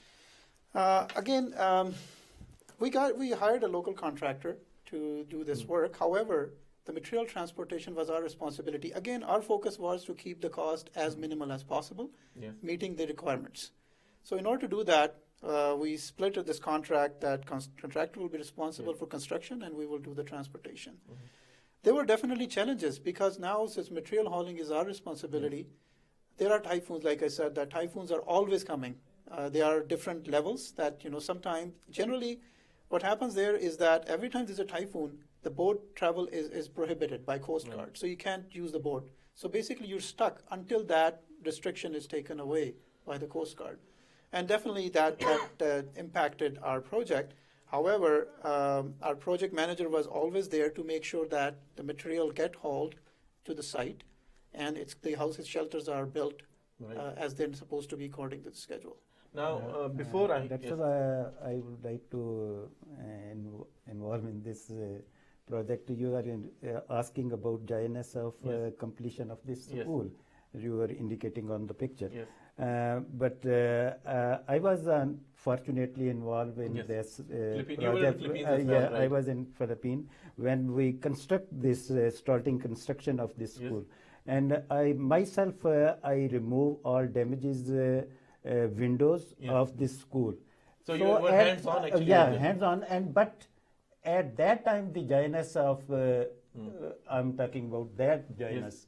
So people, even a teacher says, we can provide all help by children. I say no. I don't want to be involved children, so they carry different material.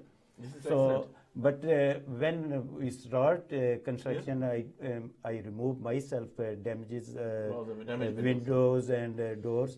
So this is, oh my God, we are construction our school. You can feel the joyness on their faces. So no, I agree with you. And you think when they completed, how much they enjoy. See, ladies and gentlemen, this is the kind of response that you see when someone goes to the volunteer and does jobs firsthand. The sense of satisfaction is tremendous. It cannot be described in words. I invite you to come and volunteer for Humanity First. Come and do our projects. If you cannot travel, do participate in our local programs. If you can travel, please join us into our international projects. You would always remember for your life what the experience, the joy that you will have to participate in that. We are now running into the last part of our programs. We have only a few minutes left, but I don't want to miss this opportunity to show you the water well projects that Humanity First Canada did with the help of Humanity First Pakistan. This is a tremendous video, a success story, where the Thar, which is a remote part of Pakistan, in southern part of Pakistan, it's a sandy area, no water over there, and our team has gone there. We have drilled water wells, and people are getting clean drinking water well. So we're going to show this video, but I encourage you to call us at 416-440-0346 to sponsor a well, to help us in water projects. It's very easy. Once we built a water well, the community, the local community, the village benefits from it for a lifetime. For $5,000, you can drill a water well, a good water well. For $1,000, we can install a water hand pump for you. We're going to watch this video, but please call us. Call us on the screen, which is the number on the screen, which is 416-440-0346, to make a donation or tell us about your act of kindness. And in the meantime, we are going to watch this video on Pakistan water wells.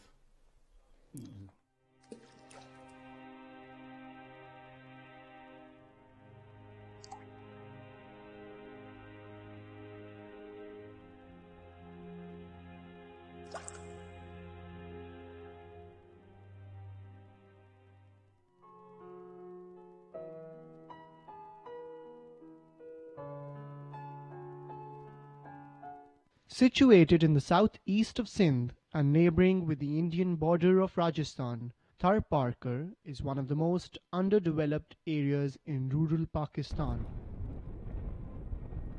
Covering approximately 20,000 square kilometers of barren land, the local residents known as Tharis lack even the basic necessities of life.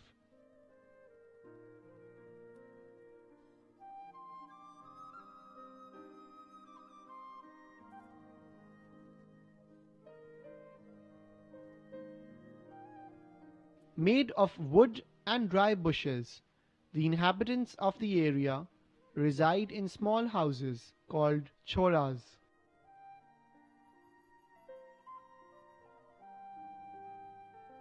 Families living in the area would on an average have 8 to 10 children, but lack the necessary resources or nutrition to feed them.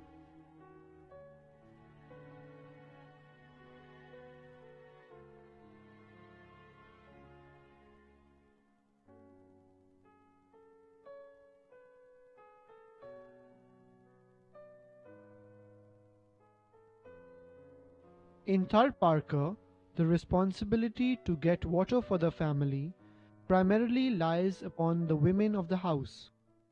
These women would normally be accompanied by their children and would at times walk up to 6 to 8 hours each morning simply to fetch a few liters of water.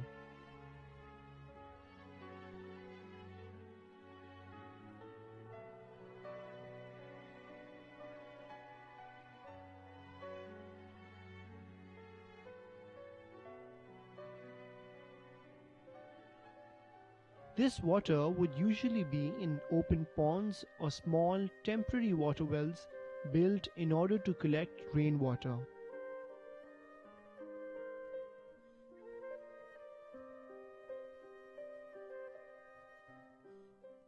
Containing all kinds of filth and dirt in it, the water collected is in no way suitable for the use of humans or even animals, and leads to the death of hundreds of children each year. The fluoride content within the old water wells was so high that one of the common diseases which is seen in this part of the world is what we call as fluorosis. Fluoride in high content deposits gets deposited into the bones, into the spine. That's why most of these individuals, as they grow old, they get spinal deformities and as a result die at a very early age.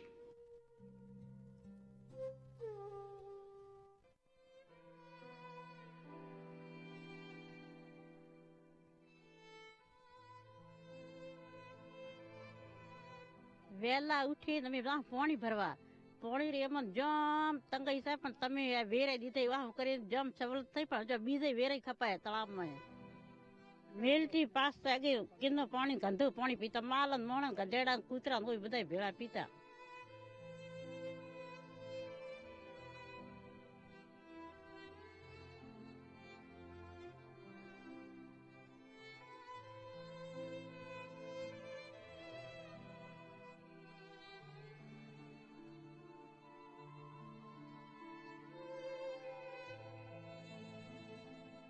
कोई delivery थी नगर पुगे नहीं एकते वीसून परडन कोई पुगे का कोई न पुगे तो ऐसे बापड़ी मरी जाए सो Humanity First Pakistan undertook this challenge of digging in water wells in order to provide clean drinking water to the residents of this area.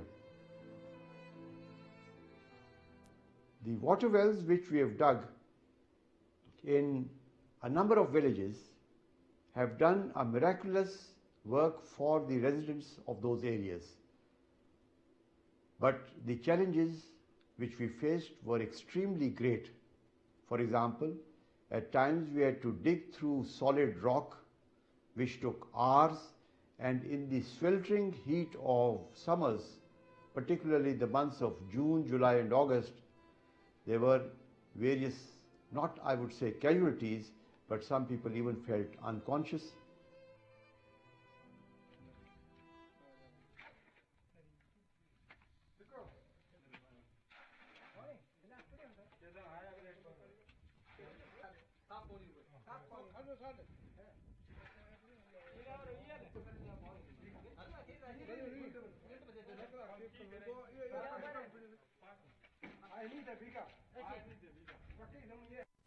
In search of clean drinking water, sometimes wells have to be dug as deep as 400 feet into the surface.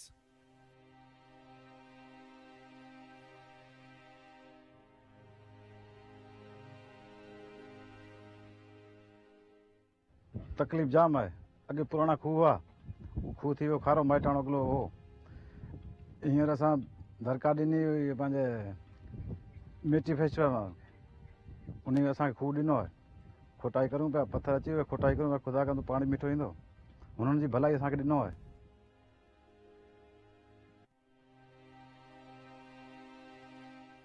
At times, wells had to be dug through hard rock, which would Welcome back to Humanity First Web Telethon. Thank you very much for being with us for the whole day. Those who are joining now, this is a Humanity First Web Telethon to raise funds for our various projects. We have a caller, so we're going to start with the caller. Caller, you are online. Please tell us your name and where you are from. Hello, my name is Martin, and I'm a part of Humanity First Club at York University. Oh, hello, Martin. Thank you very much for joining us. Tell us what you do for Humanity First. Well, so I'm an exec member of the club, and basically, me amongst other members, we are in charge of coordinating the events, contacting the people that are becoming, and just leading the roles in charge of taking care of the logistics, handling the events, coordination, all of that stuff. Martin, you are doing a great job. So as I understand, you are part of the York University Humanity First Club. You are a student at York University, and you have been helping with the projects that Humanity First York University is doing. For our viewers, I can tell you that Humanity First York University is doing a wonderful job for our programs of Feed the Homeless, where the students go out in the downtown area and feed the homeless people. Thank you very much, Martin. Would you like to say something else about your efforts? Yeah, I mean, Humanity First has been basically like an opportunity and a privilege for me at York University because it's helped me network with a whole bunch of great people and do great things that I otherwise would have not been able to do. And so it taught me a lot of great life lessons, such as giving back to the homeless, as I was with the homeless yesterday. And we also work with the youth shelter. And so it just makes you more appreciative of what you have and it's a good thing to do and give back, I guess. Thank you so So much, I Martin. Really just appreciate want that. to, yeah. Yeah, much appreciated. Keep up the good work. We look forward to see you regularly in our helping in our projects. Thank you so much, Martin. So no problem. I'm going to come back to our guests. We are now reaching our last segments. Is there a message that you would like to give to our audience about your experience and about their volunteering or about donations? I believe I can only request to our caller or our people that humanity first is when you help someone, when practically when you involve, then you feel the satisfaction in your heart and you feel inside joyful and you feel the blessing of God. So your which message you is show that they you, should yes. experience themselves. So you can involve yourself in volunteer work to help to join us with the Humanity First team. So God bless you. Thank you very much, Muhammad Salim Saab, for being here. Your message is that come and have the first-hand experience. Kaisar, you have been monitoring the Philippines projects. Can you tell us something more about that? And what would be your message based on your experience with Philippines to our viewers and donors? Basically, what I would like to say to everyone is that by working on this project, I had an excellent opportunity to learn how to run a project. So Humanity First also helps to learn. So wherever you volunteer here, you always learn something. So I encourage you and request you that as an IT person as well as in project management, that please volunteer with us. And whenever you do, we have an excellent team of friends here. Yes. So we work as friends and team. Yes. And in that friendly environment, we help you to teach different things. So we have professionals in different areas who are managing our network infrastructure, our telephone system for Humanity First office, and definitely for project manager, I would definitely refer to Dr. Saab, who's been my mentor in this project, to teach me certain things, although I have previously experience in this, but thank you very much. Thank you, Kaisar. Kaisar's message is very interesting. He's saying that not only you're going to get the self-satisfaction, the joy of act of kindness, but it's a win-win situation because you're going to learn a lot of things here. Kaisar is an example here. He's a professional engineer, but he's helping in IT. He's a programmer. He's a IT network manager. He has been managing our IT infrastructure. And at the same time, he has been an excellent project manager for our projects. He has been managing projects, conducting events. And now he has helped us in disaster response. So he has the experience of how remotely a disaster response can be managed. So it's a win-win situation. He has learned so much. He's contributed because of this learning. And his message is, come and experience. You'll benefit yourself.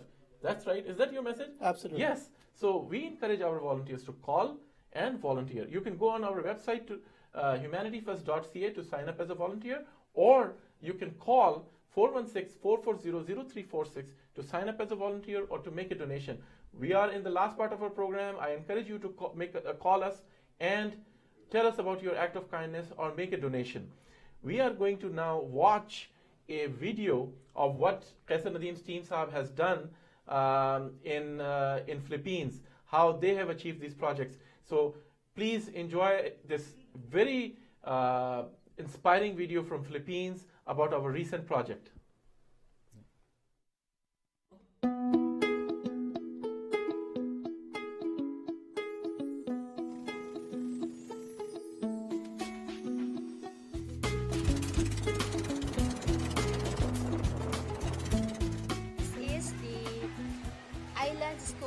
City, Ulutayan Integrated School, and we are very much happy because the Humanity First Canada helped rehabilitated our school.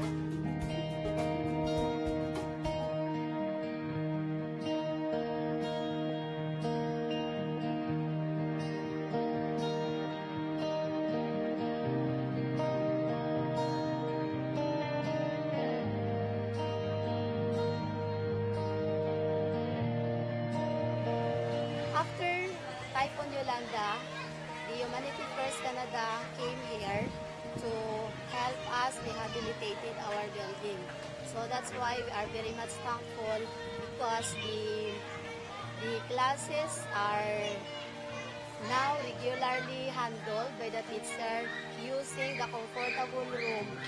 So again, I would like to say thank you to the Humanity First Canada for the big help given to Olotayan Integrated School. In partnership with the Canadian Department of Foreign Affairs, Trade and Development, Humanity First Canada has initiated a rehabilitation project with multiple municipalities around Region 6. These projects include a construction of 3 new educational institutions and also providing over 280 permanent shelters for the victims of the super typhoon. Now the new rehabilitated principal's office with conference room during our teachers meeting. Okay, this is now the grade 1 classroom with 18 pupils. Si nanay ay black. A. Masipag. B. Masungit. C. Mapagmahal. We are now entering in the grade 2 classroom with 24 pupils.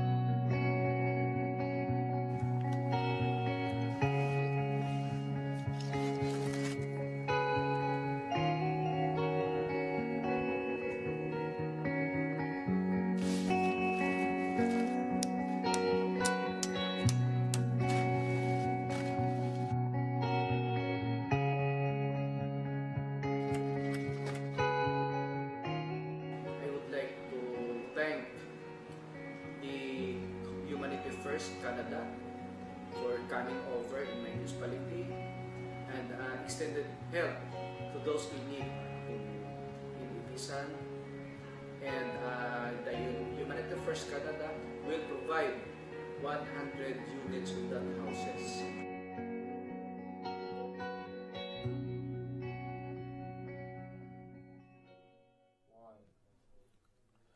Welcome back to Humanity First Web Telethon.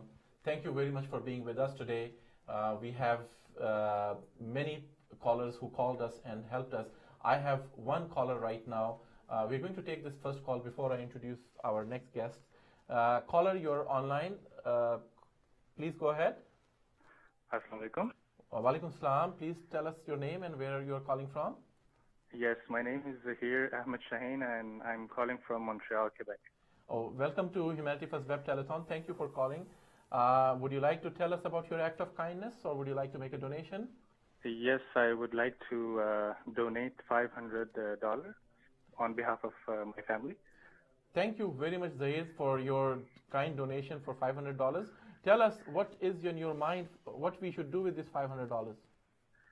I think Humanity First is already having so much great projects and every project is helpful for the people. So I'm sure that Humanity First will use the $500 in the best way possible. So I trust it in your hands. Rest assured, Zahir, this money will be well spent. It will really benefit and make many people and will make a difference in many lives. Thank you very much for your kind donation. We very much appreciate that. Thank you so much. I just wanted to say that we appreciate Humanity First very much, and we see the work all around the world, and we just want to encourage and say keep it up. Thank you very much. Once again, thank you for your word of kindness. Oh, Assalamu alaikum. So, ladies and gentlemen, we are in the final segment of our web telethon today. Thank you very much for being with us. Thank you very much for those who are joining now, and you're going to catch up our last segment. But you are going to watch some of the very key people of this organization who are working behind the scenes, making the difference in lives of many. I have in the studio Hamid Farhan, who's our Director of Finance of Humanity First Canada. And on my left hand, I've got Dawood Ahmed, who is Director for Refugee Resettlement Program. And further left to me is Naeem Rahman, who is our Director Operations for Country Projects in various countries. Hamid Farhan, I'm going to start with you. What is your role? What is with Humanity First? What do you do here? As the Director of Finance, I oversee the financial reporting of Humanity First, make sure that the donations we received and the various expenses we incur are in accordance with the accounting standards. There are a lot of rules and regulations for charities in Canada, and the goal here is to make sure that the reports we produce are of highest quality and standards. You're a finance professional, you've done a CA, and you have an experience of how corporate world is run. What would you say how Humanity First is running, purely from not biased by your position in Humanity First, but purely from your professional education and experience? How would you say that? I think it's absolutely amazing, the number of volunteers that we have, the time that is dedicated, and the fact that it's all done. There's no people are not earning money here. It's all voluntary, and it's remarkable the difference that people are able to make. And I think this is a key factor in the last 10 years how we have succeeded. Excellent. What is your message? Can you assure our viewers that their money is in good hands and is being done by good cause? What would be your message to our viewers? Absolutely. One thing I'll say very briefly is, and this is all public information, the administrative costs which are used to pay salaries for executives and directors of many large Canadian and global organizations. If you compare those to what Humanity First, which is all unpaid in terms of the directors and executive management, you can be rest assured that the money that you're donating is actually going out and helping people who really need it the most, rather than being used in administrative costs. So I think that's the message when you're deciding which is your charity of choice, something to consider.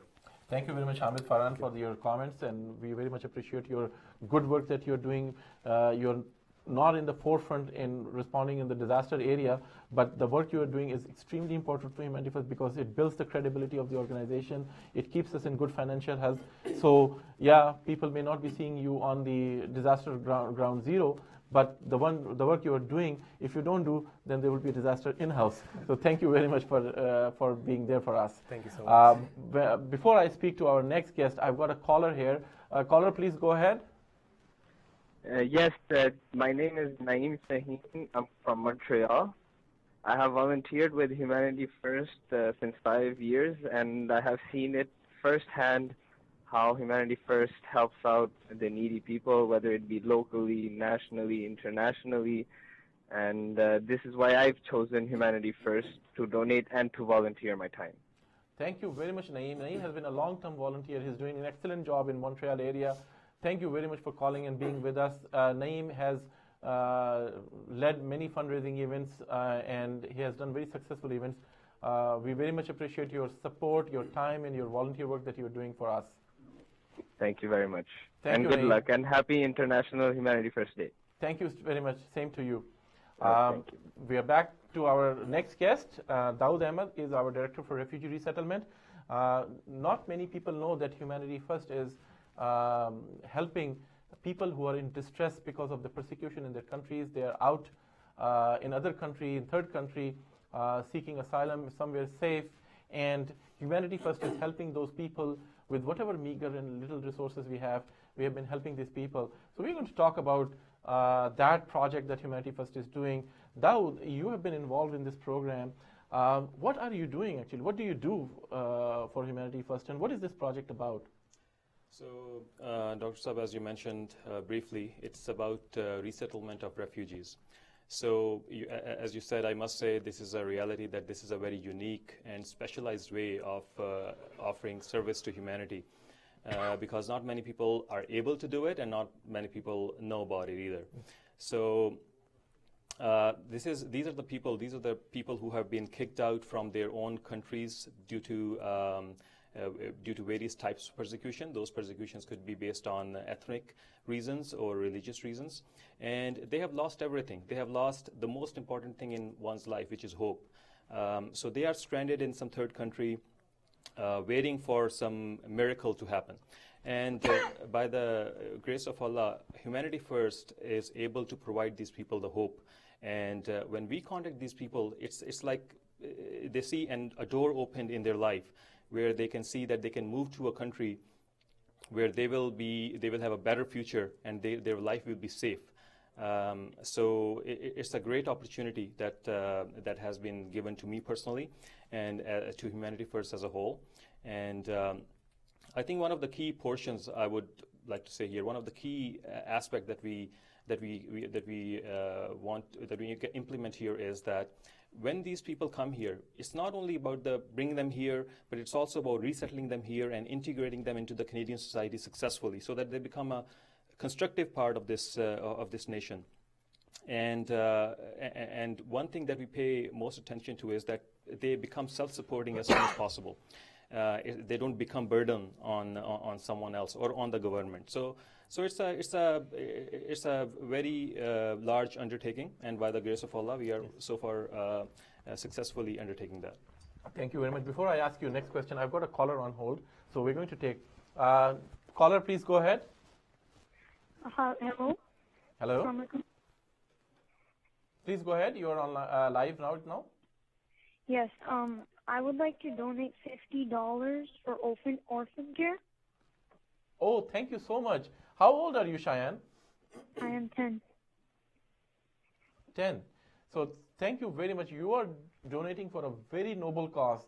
And Cheyenne, children like you, if they come forward and help other children, it's going to make the world a much better place for many, many children.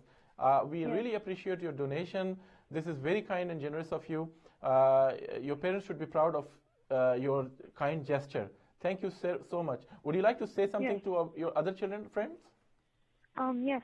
I would like to say that Humanity First is a very good charity for the world, actually.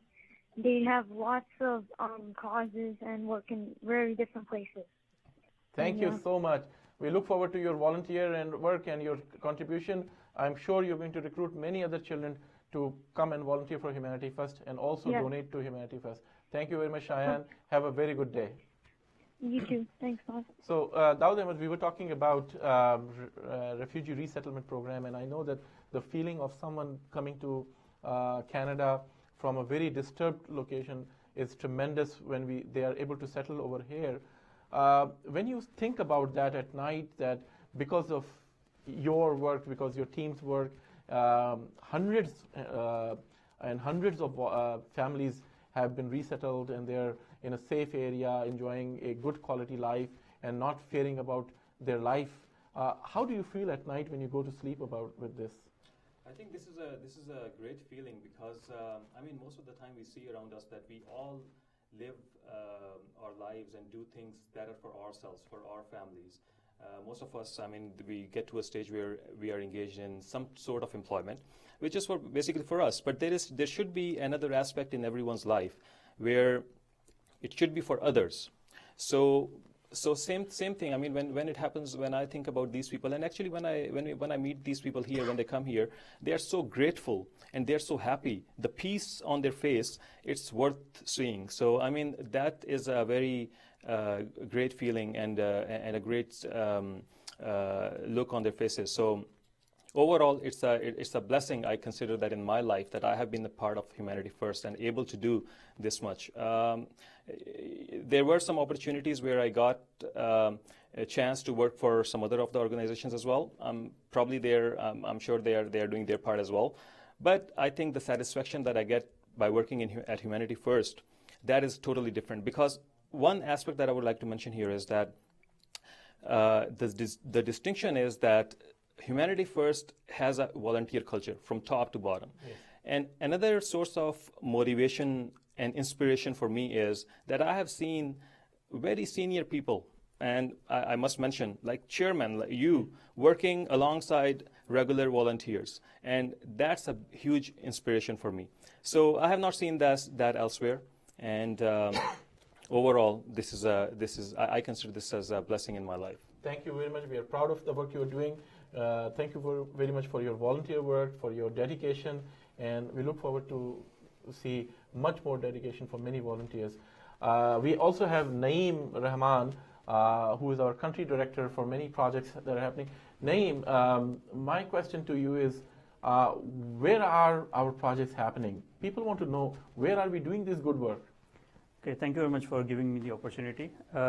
Actually, Humanity First International is working in so many countries around the world, but Humanity First Canada is responsible to work on different countries in Africa and Asia, including Senegal, Nigeria, Niger.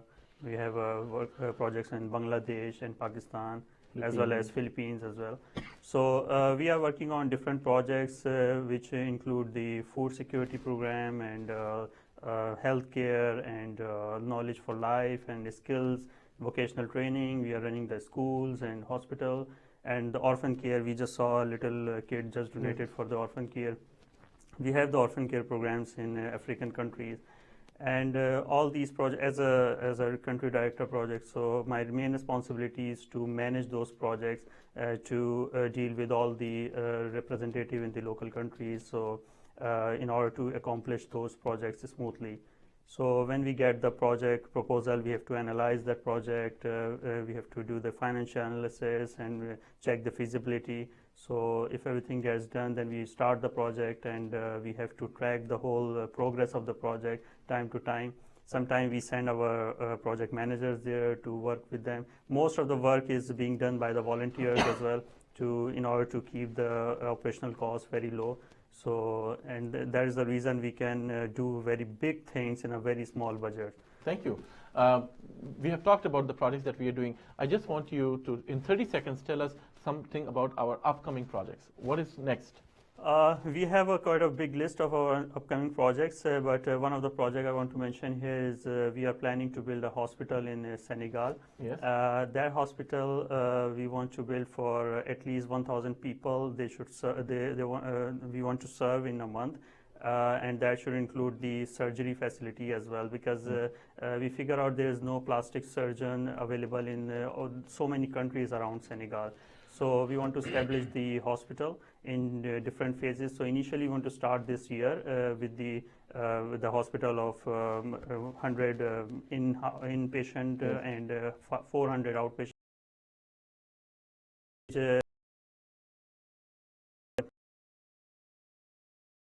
Project. So we will be building the hospital in the next phase, but we really want to start this project this year, and for that we need a big donation from all of our donors to start this project this year. Thank you very much. Ladies and gentlemen, as you heard from Naeem, that our upcoming project in Senegal is to build a hospital which is going to serve about 1,000 patients per month in an area with a population of over 50,000 with no medical facilities. So it's going to be a great project. We are gearing up to start that project. We are right now in a very early stage. Very soon you're going to get more information on our website. I encourage you to visit our website regularly, which is humanityfirst.ca. You can always call us at 416-440-0346 any time of the day. There will be live agents, or you can leave a message and somebody will call you back. Naeem, thank you very much for being here. Is there a last message that you're going to give to our viewers today? Yeah, definitely. Being a volunteer at Humanity First, what I feel that we work very big things in a very limited resources. And if we compare our projects, what we deliver in a very small cost, then sometimes I also surprise. For example, we did a whole model village project in very small amount of dollars. So, and we provided the electricity and water, and if I compare those electricity things, and it's like a huge things we are delivering to those needy people. So I would like to give a message to everybody that give a donations to our projects, and because your donation can go directly to that project, we will not waste your money in anywhere else. Exactly. So then whatever you donate, it goes to the right needy. The message. This is the team who work behind the scene. Hamid Farhan, Director of Finance, keeping our books straight. Dawood Ahmed, helping refugees resettle in Canada. Naeem Rahman, looking after projects in third world countries. These are the good work that we are doing. Become a part for us. Donate to us. Support, and we will be there to help mankind with your help, with your participation. It's your organization. You are as much part of Humanity First as I am, as my friends are. Come and join us. We have one caller. We're going to take this call quickly and go to the next part then. Caller, you're online. Please go ahead. Hello. Assalamu alaikum. Walaikum salam. Please tell us your name and where you're calling from. I'm calling from Barry. Yes. And your name? Ajmal Shahi. Okay, thank you. So what is the act of kindness that you're going to tell? Or any comments about Humanity First, or would you like to make a donation? Okay, I just like to first appreciate your work, Dr. Saab, and all your team. Thank you very much, Mr. Ajmal. And the work you're doing and your team. I normally do a commitment of a donation normally, and sometime I'm available for any kind of volunteer work. So this call is just to appreciate you and your team, and hopefully I would have more time to volunteer. Thank you so much for your call, Mr. Ajmal. Thank you very much for your support and your donations. We very much appreciate your comments. We are very proud to have you as our donor and supporter. We are now going to watch our last video of the day. I invite you to watch this very heart-moving video from Philippines, which was made after the recent disaster of Typhoon Hagupit, where we responded within 24 hours with our team and provided emergency supplies to the people who were affected. Let's watch this video, and then we'll come back for our final word. Thank you.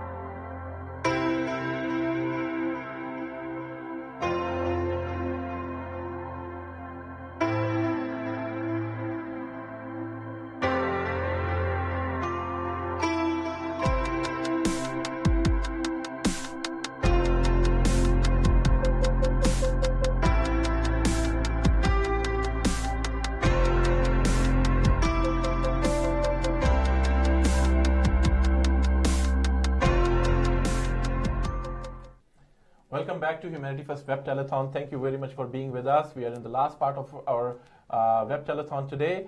Now we have a set of our volunteers who are working behind the scene. Not many people see them in our disaster response or in projects, but they are there in the back office supporting various activities. In order to run an organization, you need a lot of technical people who are working on audio visuals, on our cameras, on helping us with the events. There is a big team that is helping us today with this Web Telethon. They are very skilled people, but they're all volunteer. They're not getting paid a cent for this thing, and they are helping out.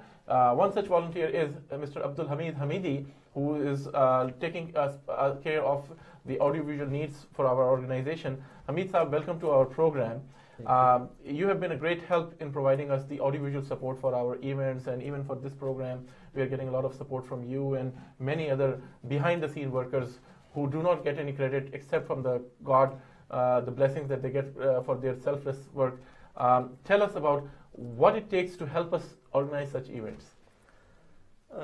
It's only, I would say, blessing of God, blessing of Allah, and nothing else, I would say. Doesn't matter how much you are skilled or whatever you do or all your efforts.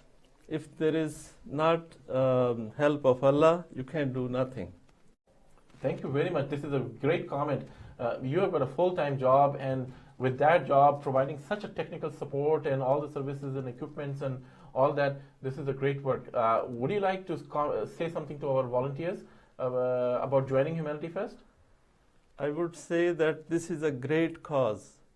You know, help others, and when you feel that, you know, you need to help others, then you do something, you feel pleasure in your heart, and you please Allah. And you know, the life is very short. Even if you live 100 years, even then one day you have to go to Almighty. So the best thing is the time you spend here, you help others. Yes, that's all. It's a great thing. Your support translates into getting more funds for us, and by that we are able to help more people. Thank you very much, Hamidi Saab, for doing that support. We have another technical volunteer here, Talha Jalal, who has been volunteering with us for many years now. Talha has been critical in providing us his technical support for our phone systems, for some of our audiovisual needs, and other IT needs. Talha, tell us, what do you do for Humanity First? So basically, I work in different capacity. I would like to help people. Like I always try to understand where Humanity First is looking for my need. It depends. Sometimes they are looking for some project management. Sometimes they are looking for technical skills. So my primary goal to achieve the high priorities of capacity where they are looking for me, and try to happy my Creator, Almighty Allah. Thank you. You are the man behind setting up this telephone call system where people are calling in. It's calls are going to our volunteers who are taking the call, and the calls are being transferred to the live studio. And the whole setup was done voluntarily by you. I think if I had hired a company, it would have charged thousands of dollars. How do you feel seeing actually your calling system developed and being functioned right now? What is your feeling that this system is working so great? First of all, I'm very thankful to my Creator, my Allah Almighty, who gave me a sense and who gave me that capability to achieve this target. And second thing, when people are calling in and they are donating money for needy people, so that makes me more happier. Like people can donate on the platform that I developed. So that makes me more comfortable, more happier, and increase my level of expertise. Like I can go in different directions, and I can achieve different targets. Thank you very much. If you have any skills, if you have any talent, you don't have to be on the island to build homes. You can provide so much help with whatever skills or talents you have here locally. Talha Jalal is just an example where he has some technical skills through which Humanity First is benefiting. Thank you very much for doing that help.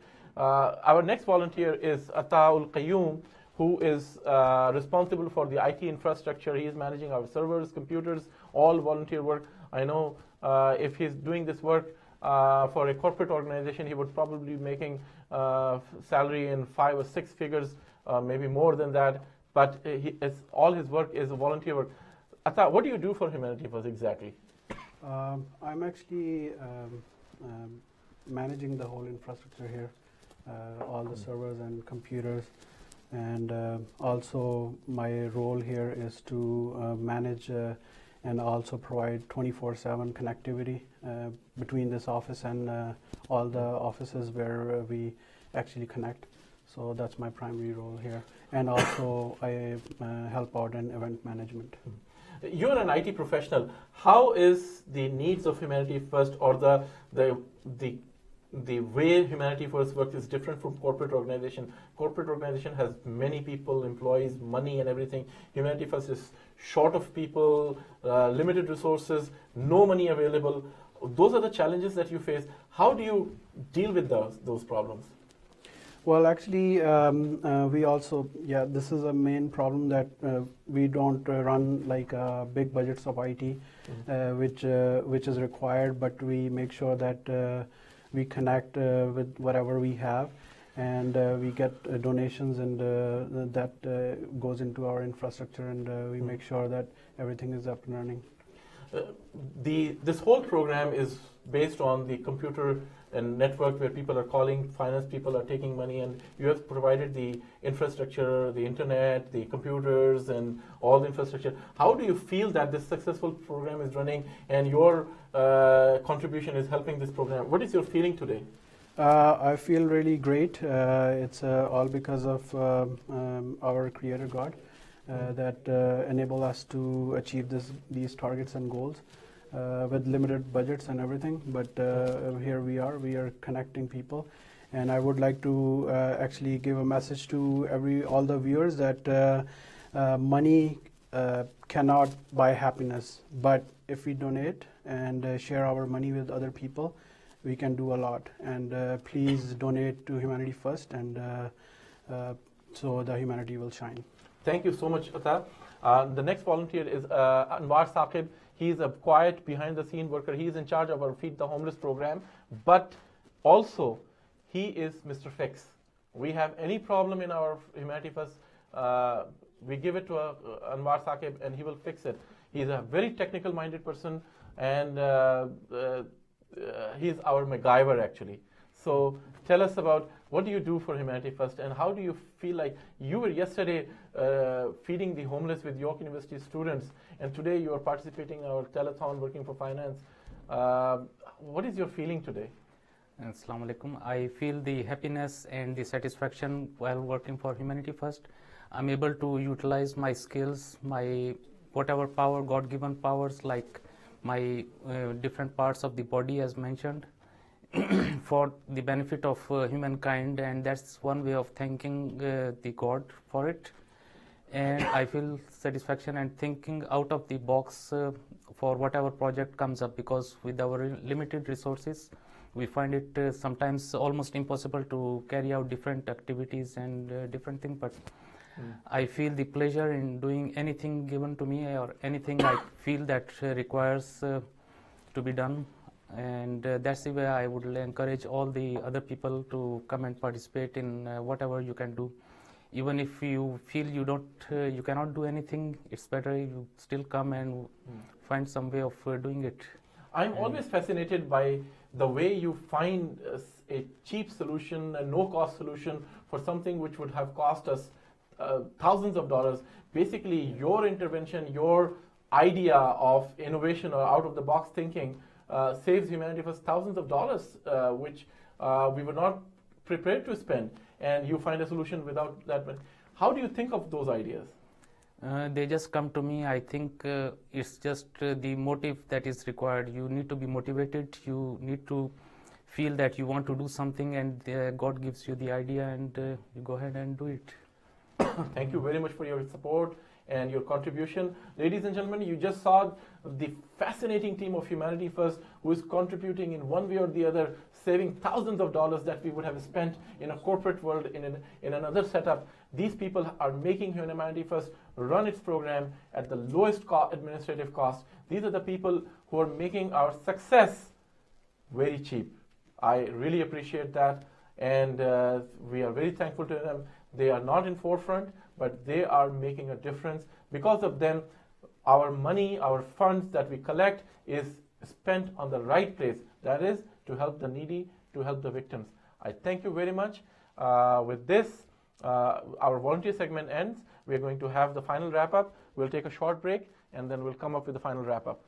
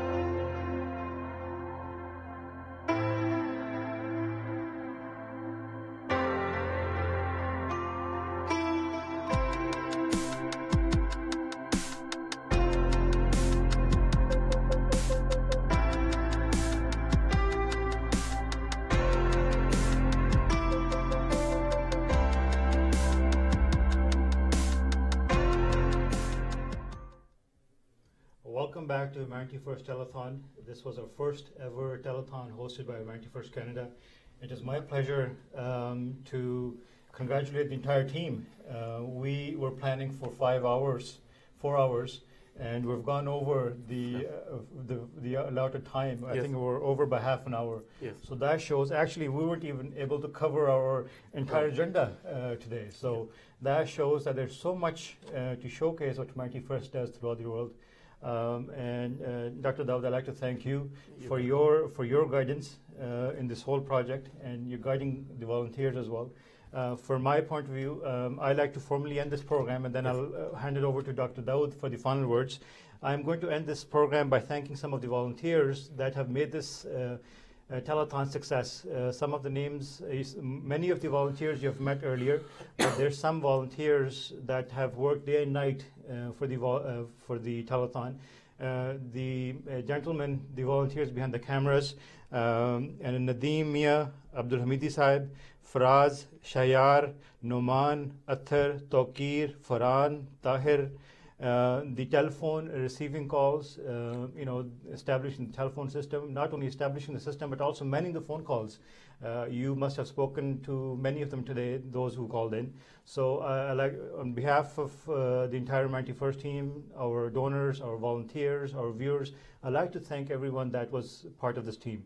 I'm going to end this program with the remarks from His Holiness Hazrat Mirza Masroor Ahmad, who prayed for Humanity First. He said these words: "May Allah enable Humanity First to go from strength to strength, and enable all of you with the spirit and sincerity and love for humanity, which the promised Messiah, peace be upon him, inculcated and taught."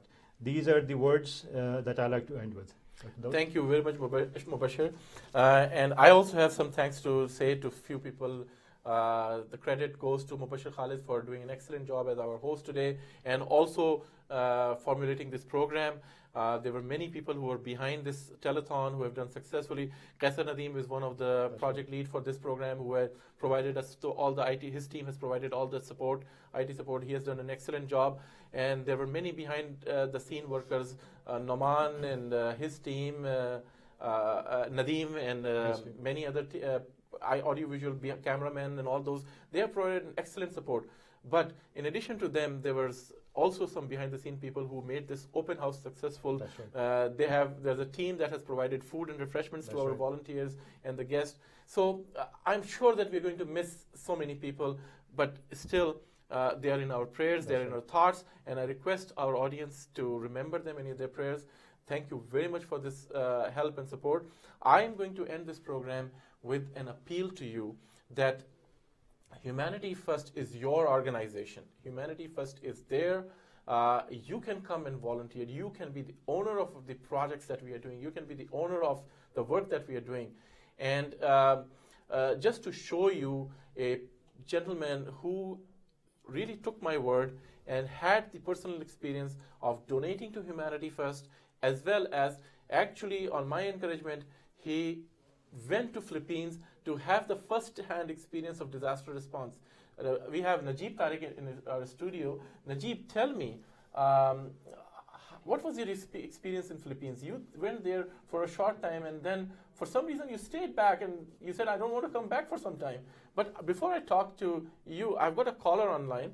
Let's take that caller first. I think we might have a caller. The caller might have been dropped. Do we have a caller online? Maybe the caller is the caller. You're online? No call. No call. Okay.